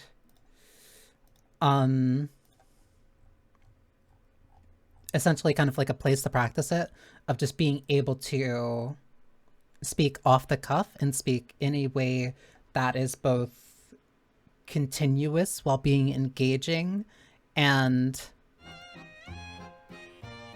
what's another word for it? No, I guess it is just kind of like engaging without needing to have another I'm gonna put that up there. Actually, I can put that there. At least for now. To be engaging and then like be entertaining and like actively be able to talk about different topics, of like not having that specific note. I think it was really during I think it was during like that kind of like lecture that I keep that VTuber lecture thing that I keep talking about. You're good, Yapper. Yeah. Some proper online communication. Well, like that I think that was part of the like Monday stream, where it's like because I compared it to I almost bit my tongue. I compared it to like stand up, like crowd work for like from like stand up comedy, where like it is a very learned skill to be able to be engaging and participate like in a conversation, even if that conversation is one-sided, because at a certain point you get better at recognizing what essentially just turns into public speaking. Like a lot of just chatting is essentially a lot of it is just like public speaking. It's like you're speaking to an audience without them necessarily consistently replying back to you. So you have to be able to carry that conversation. You have to be able to make that engaging. And that's one thing that like I kind of picked up as like being a genuine skill, as like again that like lecture that that VTuber thing that like I had watched, where like even that person, the person that I look very much up to, mentioned when I started early and there were hard parts to kind of maintain engagement, or like whenever there's like a dead zone of like being able to like whenever they felt that like a dead zone was coming up, when there was dead air, like making that list of like notes to be like, okay, if there's dead air coming up, or like I feel like there's dead air, I can pull up this notes thing, and then that'll be a topic that I can talk about and like branch into it and make it very natural.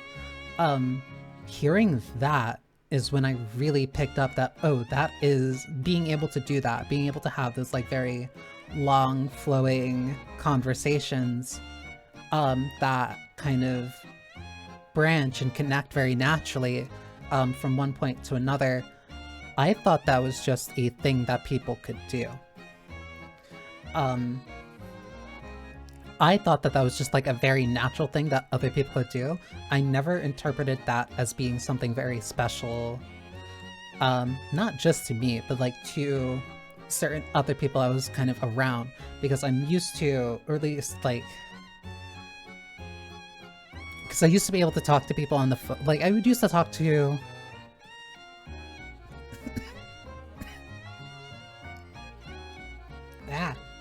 feels like there's something in the back of my throat.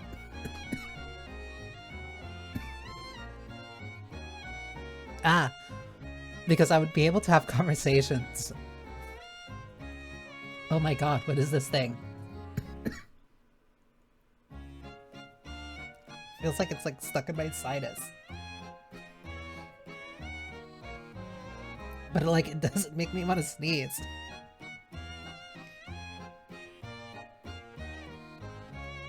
I'm fine, I'm fine, I'm fine.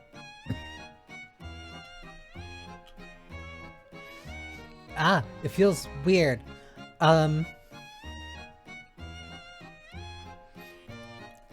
Cause like I used to be able to talk to friends who were on the phone, and like they would have these conversations, and like we would have these conversations where we would talk for like from music to like something related to a game that we were playing. Mind you, we weren't like on the phone while we were playing games. Like this was like stuff that was out of it. This was stuff that was after. Even though they might have been people from like all the way across the country, because that's kind of what I was just doing at the time. No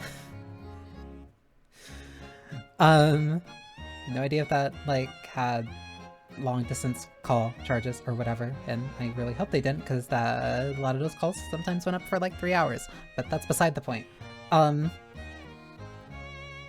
But like we would branch very naturally from like just like one topic to another, like music, philosophy, like different things that we do.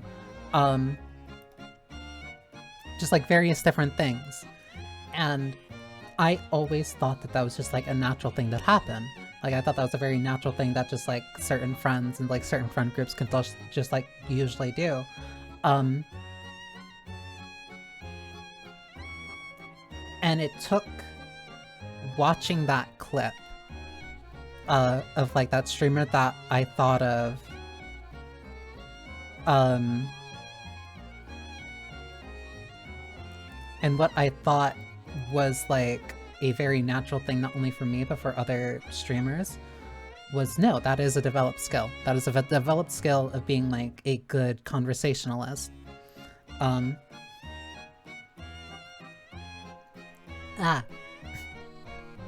a lot of what I went through it was exploring yourself, your hobbies, interests, and being able to communicate your experiences as part of a related topic. So speaking about X themes, because what experiences you relate to about this theme?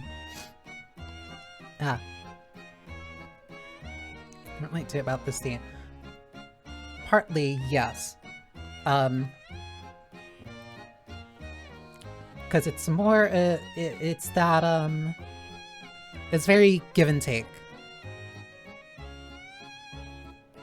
People are taught to be direct and brave, and I've had to unteach them that. Yeah. Because some people can be very... Some people... Because I'm trying to also... Because this also applies to, like, another group of friends that I have, where, like...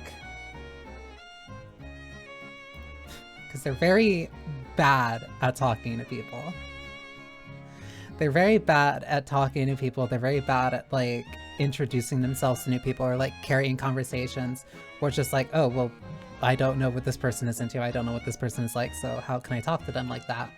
And it's like, well, you look for, like, those common grounds that you have. Or, like, you kind of just try to get to know that person. And it branches from that. Granted, that's different because that's a very... That's like on a one-to-one basis. That's like you being able to go back and forth. Part of that is like being a good listener, but also being inquisitive about that person and like kind of asking that person like things about themselves. Even things that they're not directly related to you or interesting to you. Part of that is being like an active listener and like taking in what's being told to you and communicating that as like, oh, I'm interested in this person, so I'm trying to take an interest in what this person is into, or like what this person is saying, and kind of flowing with that. While a lot of doing this, especially just like just chatting, is very public speaking. It's very like, no, you are the center of attention, which is also a very acting focused thing. Like, you are the center of attention. Like, presumably, hopefully, your audience is there because of you, so they want to focus on you. They want to know about you, which means being a little bit vulnerable, which means being a lot more open and being able to kind of just, like, express your thoughts. It's a lot of being able to express your thoughts and communicate through that, which I think I've not only been good at doing when it comes to video games, because I'm very good at being able to explain like my thought process and my rationale behind the different decisions that I make and how I'm planning either ahead or like thinking backwards, like how that related to other things that I did. But to go back again to something that I brought up on like the Monday stream, where it's like thinking about how to present that information in a way that is understood or palatable to whoever my audience is. Like, you're talking with those other people in mind, as opposed to explaining something from yourself to yourself. Presenting that information in a way that other people can interpret, in another way that they can understand. And doing that while converting it into being a very stream of consciousness type of conversation is very... It's a public speaking skill. which is very funny considering how much I hated monologues. Which I hated monologues because a lot of it was very, because a lot of it came down to like remembering the lines and like how that went and such. But I'm much better at being like very improv focused, because there are certain aspects that I'll either lean more into, or there are certain adjustments that I'll make like mid-flow of the conversation. And I think another part of it that helps is that I'm very attentive. I'm good at taking notes of the things that I say, or like thinking through them a little bit, or thinking more through them, and that allows me a chance to speak in a way where I'm not losing the words that I'm using. As in, let me try to explain that. As in, I think through what I say very deliberately. I think through them a lot. I think through the words that I use and the way that I speak and how I pronounce them and how I say them very meticulously, like very deliberately. That's why I tend to take like a lot of those breaks, or I use like, or I say, how do I put this, or how do I explain this, or do that, where those are breaks for me to figure out how to communicate my own thoughts for somebody else who is listening. But I'm not only thinking about that in the sense of how the other person can understand what I'm saying and follow along with what I'm saying. I'm also saying that in a way that keeps it present enough in my own mind. The way I speak is very stream of consciousness, but it's not essentially like word vomit. Not necessarily word vomit. It's not so much of like a fire hose. It's not just like constantly like spewing out and I can't keep track of what I'm saying. Not to say that there's anything wrong with people who do that, because like no, for some people that is very appealing, and like that is the appeal of them, where they're very stream of consciousness. They'll say the first thing that comes to the top of their mind, and there's nothing, and like no, that's what makes them very appealing. But I'm not like that. I'm very much not like that. I think through what I say almost to a debilitating degree. But that also means that it's easier for me to keep track of things that I say and keep track of like how a conversation, or like how that one-sided conversation kind of flows. It inadvertently makes me really good at public speaking, despite never really having the interest in doing it or wanting to have done it. Because I don't need to focus specifically on like one specific topic. I guess it just means that like I'm a good conversationalist, or at least I'm a good public speaker, which I never really would have interpreted or thought of before. And being a good public speaker and being a good conversationalist aren't necessary traits for being a good streamer. And I think the more that I've been doing this, and the more that I've been doing these Just Chatting streams, the more that I've been realizing that, not necessarily just for myself, but also for other streamers. Not to say that like they're bad public speakers, although some are. Some are really bad public speakers, but that doesn't mean that they're bad streamers. Those are two mutually exclusive things. You don't need to be a good public speaker to be a good streamer, and you don't need to be a good streamer to be a good public speaker. And I think that's part of something that I've been leaning into a little bit more, which has been helping me. Where, again, I'm still not really a very loud, boisterous, I was gonna say rambunctious, but that's way too old of a word.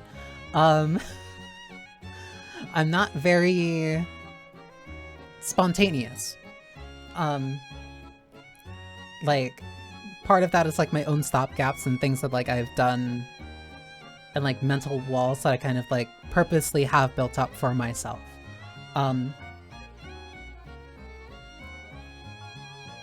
But it also leads to moments where like I do kind of take breaks like that I just did like a couple seconds ago to think about what comes next, which isn't necessarily good for, I'd say, clip farming, because a lot of those clips are very I want to say, how do I put it? Because a lot of the moments that like really do well for clips are like those very spur of the moment type of things, like a very self-contained type of joke where it's just like again, that fire hose where either somebody says something kind of rather ridiculous or like something happens and like somebody's very quick and witty to respond to that, or just like they say something that's right for the time. Very rapid fire, I'll say. And I'm not that type of rapid fire person. So it means that my benefits, or it means that my strengths lie a lot more into, why is this thing not doing that? A lot more of my strengths like lie in these longer type of like conversations. Half of my clips are me shoving a foot in my mouth with questionable phrasing. Yeah. That's specifically not as weird, not as like me like calling you out, but like my brain doesn't do that. My brain has, I've been, because this probably explains like a lot about my sense of humor and the way that I do things. I'm very, very, very accustomed to like me saying one thing out of term, or like phrasing it like slightly wrong, and everything else that I was saying prior to that, or everything else that I was saying kind of like around that gets drowned out because somebody focused on like that one phrase. They focused on like the one phrase or like the one way that I misspoke, and then suddenly that becomes the focus of the sentence instead of everything else that I said. And that has happened so much, so persistently, and so consistently through so much of my life prior to me doing anything online, that I have consistently put up these mental walls to make sure that I am very deliberate about the things that I say. So that I do not trip into saying that, so that what I'm saying actually gets heard and not just the funny phrase because I didn't pick the right words for it. I think my way of talking is split between saying extremely out of context stuff or taking a deep breath and going full academia. Part of that is actually kind of like why I've been why my lexicon or my words are like very specific. Because like I'm tired of being taken out of context. If I'm going to be taken out of context, I'd rather say it like fully intentionally and knowing what I'm doing.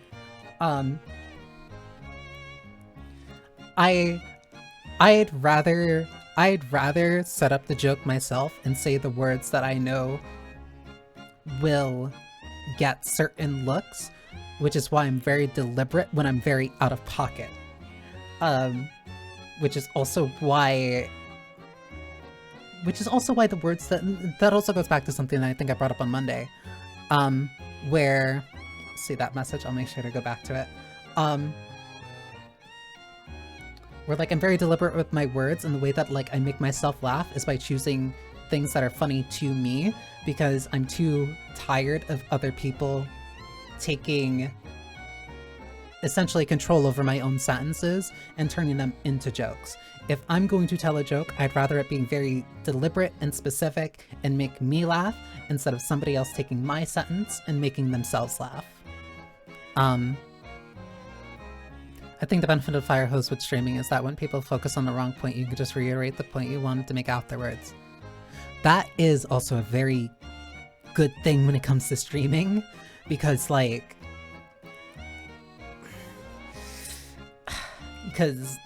I've had far too many IRL situations where just like that has like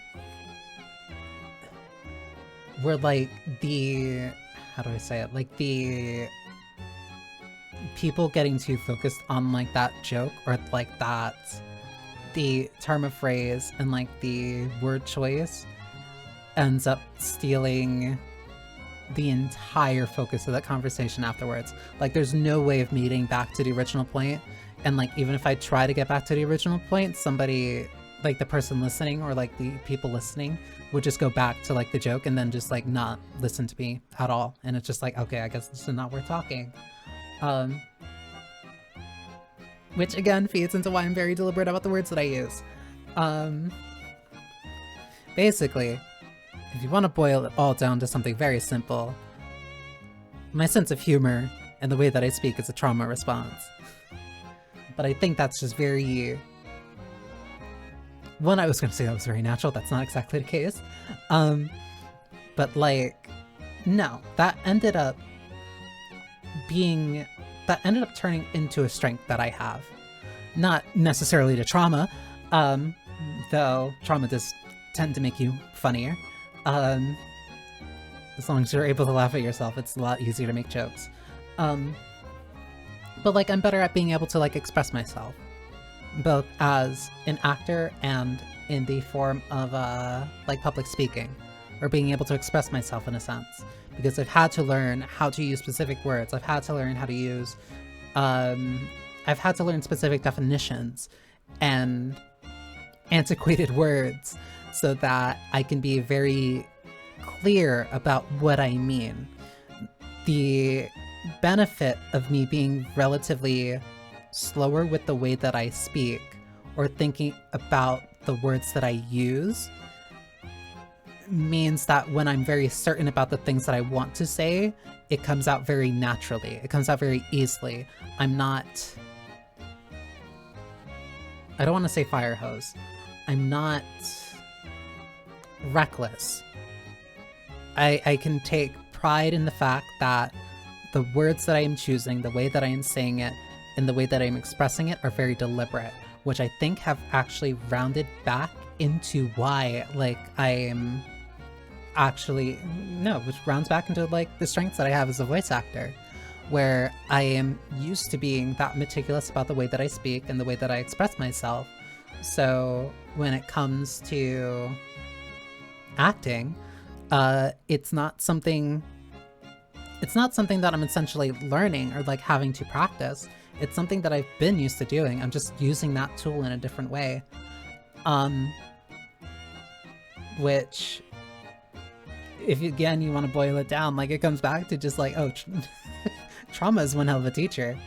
Trauma is probably the defining teacher for all actors, if I really get down to it. But that's a separate conversation. But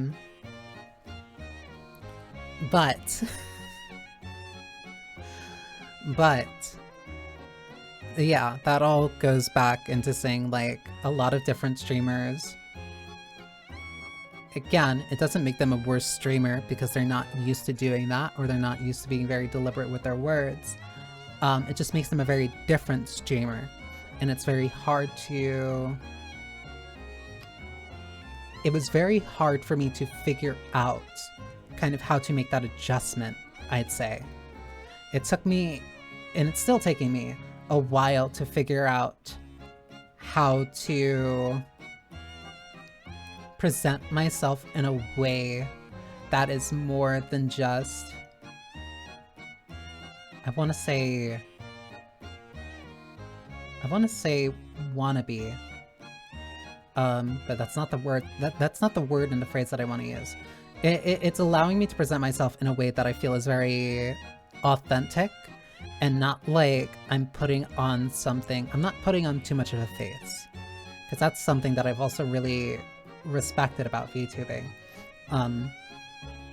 Because one of the funny things, like always when it came to bigger like VTuber debuts, where it was just like, okay, how long until like their actual personality comes through? And it's funny because like, no, a lot of VTubers and a lot of streamer personalities like they do have that, where at a certain point the face kind of like the presentation like kind of fades away, and like the real person of who that VTuber is like comes out, and who that person is tends to shape more of who that kind of character is as time goes on, rather than the character themselves. Which has been a benefit of doing this, which has been a benefit especially of this streamathon, where I feel like I've been shedding a lot more of that, I guess, preconceptions, at least for myself, where I had a very strict idea of what VTubing is. I had a very strict idea of what VTubing is, and like what the presentation of it is, and like that ties to idol culture and a lot of the other stuff. And I'll admit I might have been like a little stubborn when it came to how things eventually kind of changed and became as they are now. And that's not me looking down on the newer VTubers. I never looked down on the newer ones, or like all the ones that became, I want to say, more explicit. Like, no, a lot of them have my like genuine respect, like a lot of my respect, especially for them paving new ways. But when it came to me, it was hard for me to perform outside of those ideas and those notions. Like how a lot of people who tend to be like that YouTuber voice thing, which will be remembered as our generation's transatlantic accent, because it's too funny not to. There's gonna be historical documentaries that are gonna ask for people who like have that very specific YouTuber accent, and people are gonna know exactly what they're talking about. And I think that's more funny than anything. But like, I had this very specific ideas of what it meant to be like a streamer, a performer, to be a VTuber, and applying those to me, I think limited me more than I really thought they would. Like, I pigeonholed myself, or like my expectations pigeonholed myself to acting and presenting in a specific way, which I thought was the proper way, or like the only real way that a VTuber not necessarily should, but like ideally would be. And the more that I've been forcing myself to stream like this, to stream consistently, like to do these stream marathons, to do these consistent, like now for this point, like daily streams, and to stream for upwards of like 6, 8, 9 hours, I realized why those personalities end up finally breaking through. And it's because, no, at a certain point, like, one, there's that whole thing between like the actor and the character, and at a certain point the character fades away and then the actor becomes the character. But at a certain point of a VTuber, that character does become like the start of that base, but then as time goes on that changes, because parts of the person underneath it of course have to seep out, like it comes through. There's no way that an actor can be a character for their entire life, or like be a character for so much of their life that there's like no overlap, that there's no like cross bleeding. Like being in the Animus for like too long and then suddenly you can start free running. Like Like, I don't know why that's the first thing that came to mind. I'm gonna start seeing glyphs and being able to use eagle vision. But like, no, that crossover is very natural. It's just like a progression that happens as you be this person more. Because it stops being a character that you're playing and it starts just being another outlet of you. Again, wow, shocker, the Persona fan brings up Persona again. That's one thing that I really liked about Rise, where like her resolution of like these various parts of me are still me, even if one is for the camera and one is for my friends and then one is for my family. Like those various aspects of me, they're all parts of me. It's not like I'm looking for the one version of me that is true. The true version of me is the me that overlaps with all those other me's, and having those other me's doesn't make me any less of who I am. It's just that person, or it's just that part of me that I'm emphasizing for that time based off of who is kind of like in front of me. Shocker, a game about Persona actually knows a little bit when it comes to what like that actually means of like having a persona and wearing a mask in front of different scenarios and situations with different people. Like how I am on stream is not who I am off stream. And like, yeah, duh, naturally, like there's a public face and then there's a private face. And I think one thing that still throws off a couple of my friends is that difference between my public face and my private face. Because like, because now I'm at the point where like I speak like this a lot more. I speak like this a lot more than I usually do in like in my private life, and I think that's a very common thing amongst various VTubers, where how you are on camera is very different from how you are off camera. But like, I'm so used to doing this, and I'm used to doing this so much now, that not only has my higher register gotten higher, when I do end up using like that persona shift in like those other friend groups, it throws them off if they even like are somewhat familiar with like how I am when I stream.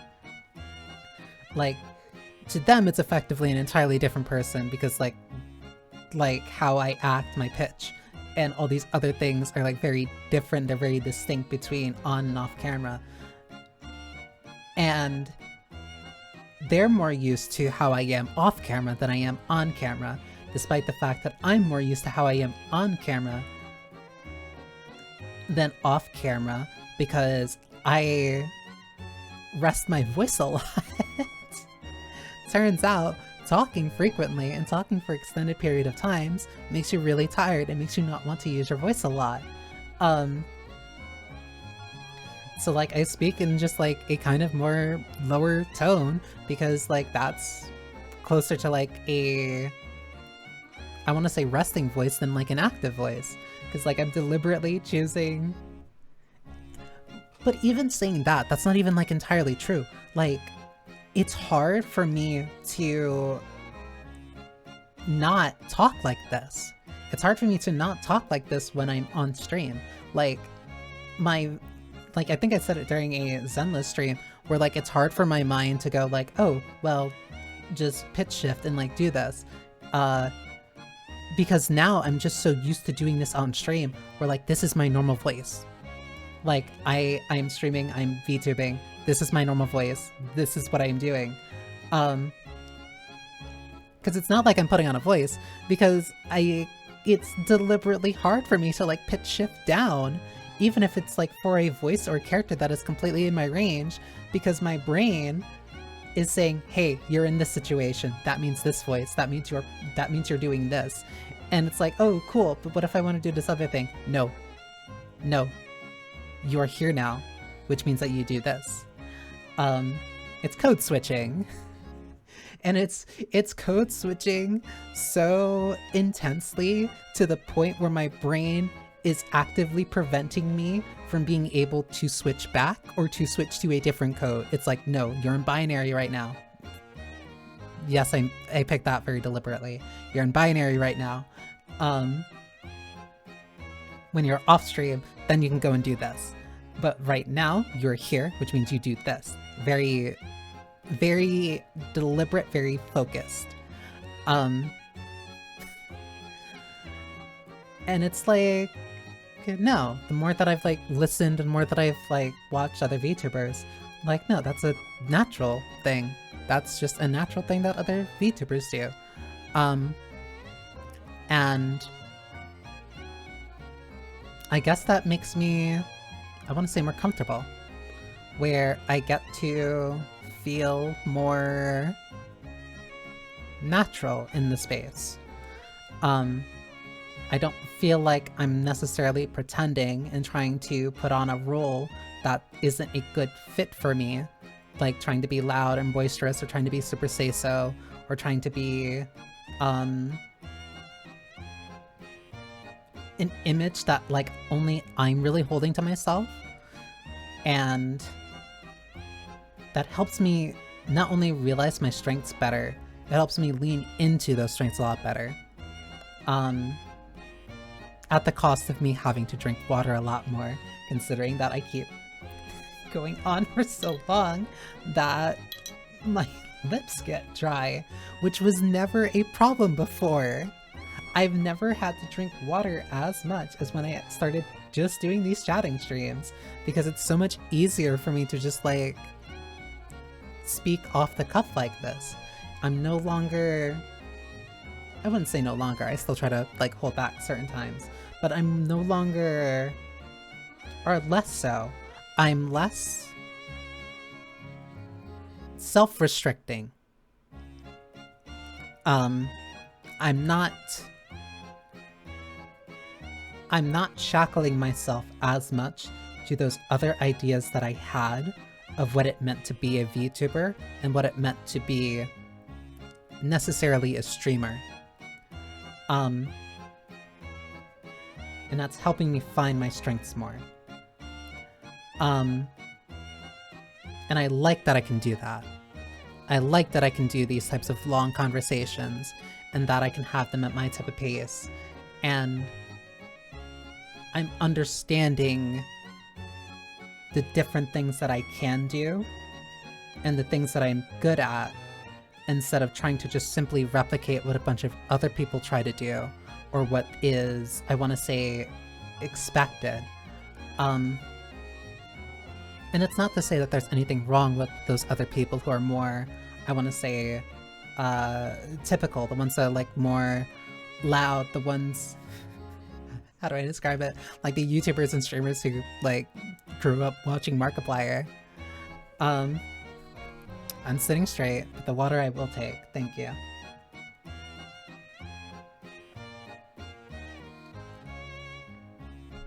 Because a lot of it is, because like, yeah, a lot of it comes from like what we're influenced by. And so a lot of us tend to be, well, a lot of the other YouTubers and stuff were influenced by different people, and they're influenced by different things, and it meant that they simply, no, to them that image of what a streamer is and what a YouTuber is, what a performer is, very different. And I think the more that I actually lean into what it is that I enjoy, and the things that I'm used to doing, and the things that I'm used to watching, it's helped me be a lot more comfortable. And also another part of that is being able to also find a bunch of other streamers who also kind of like have that very similar kind of low-key type of energy. Resting well. Thank you for being here, Coffee. I hope you rest well. Like, to gush a little, that's one thing I really like about Zoe. Like, they're very low-key. They're very low-key, and be, not like super loud, like, no, they have a very calm and very chill kind of atmosphere. And same thing with Alina, and the same thing with like a couple of the other VTubers that like I've been connecting with and interacting with more. Like Tiagi too, who I was just watching earlier this morning. Like finding, how do I put it? Because it's one of those things where it's like representation matters, where if the only streamers that you're really used to watching are like those really loud and kind of in your face and I want to say, what's a good word for it? Very, I'm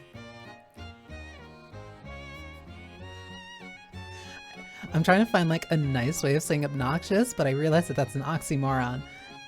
Not obnoxious, but like very boisterous, I guess. Yes, boisterous. Thank you, Alina. Two great minds think alike.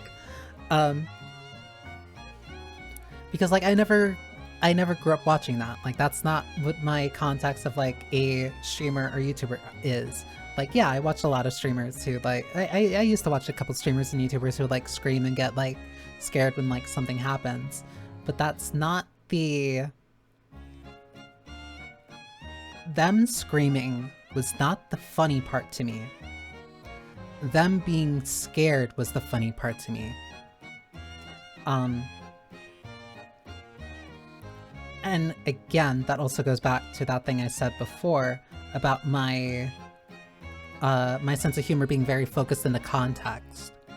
Like, how a certain fear or certain thing manifests for different streamers and performers is the part that really kind of endears me to them. Like, I could watch any other screaming or like scared performer or like VTuber or YouTuber, but it's specifically the personality. Like, no, it's that very specific personality that you get attached to, that you slowly come to learn as that streamer and that VTuber get like more comfortable as time goes on, the more that they open themselves up to like who they are for like their own fans to engage with and embrace. And I think that's the main thing that I've been really learning and appreciating through this like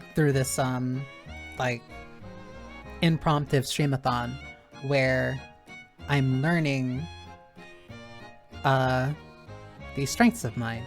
I'm learning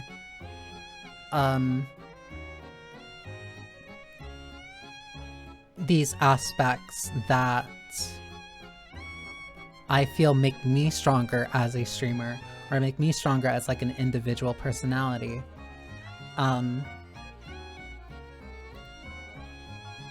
Because I never really thought that necessarily what I was doing was very, I want to say like unique or special. Because it's just not something that I was used to doing, I guess. That's been making, I don't know, it's been making me enjoy doing this, and that's what's been making these chatting streams very fun.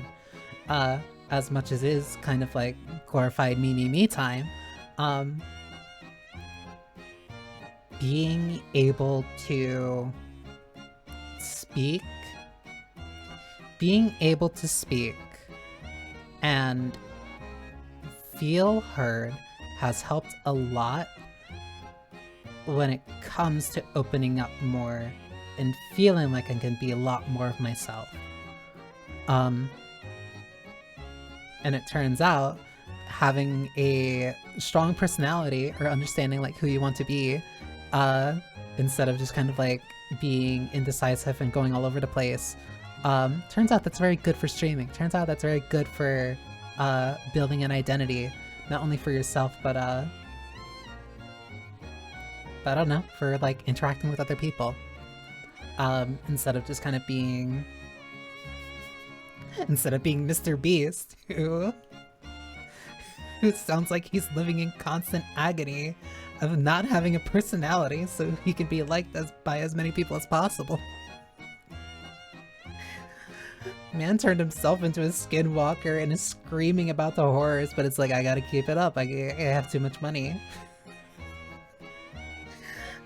Who would have thought that having a personality would be such a terrible thing?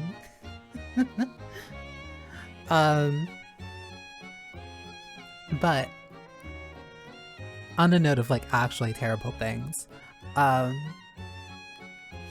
have been streaming for I was about to say 9, not 9 hours. I've been streaming for 6 hours. That's not the terrible thing.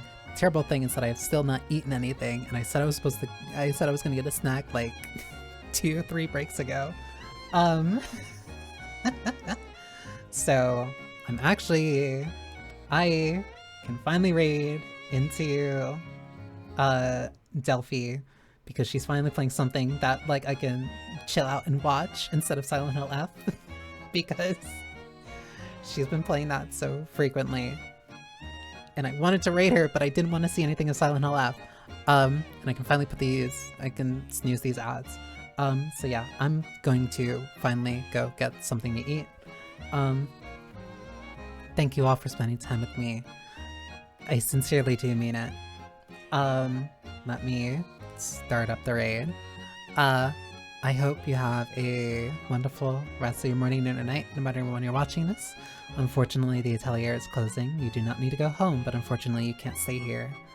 And yeah, no, this, I have, as kind of spontaneous and as kind of ridiculous as this very impromptu streamathon has been, I think it has been a very enlightening and very fun experience for myself.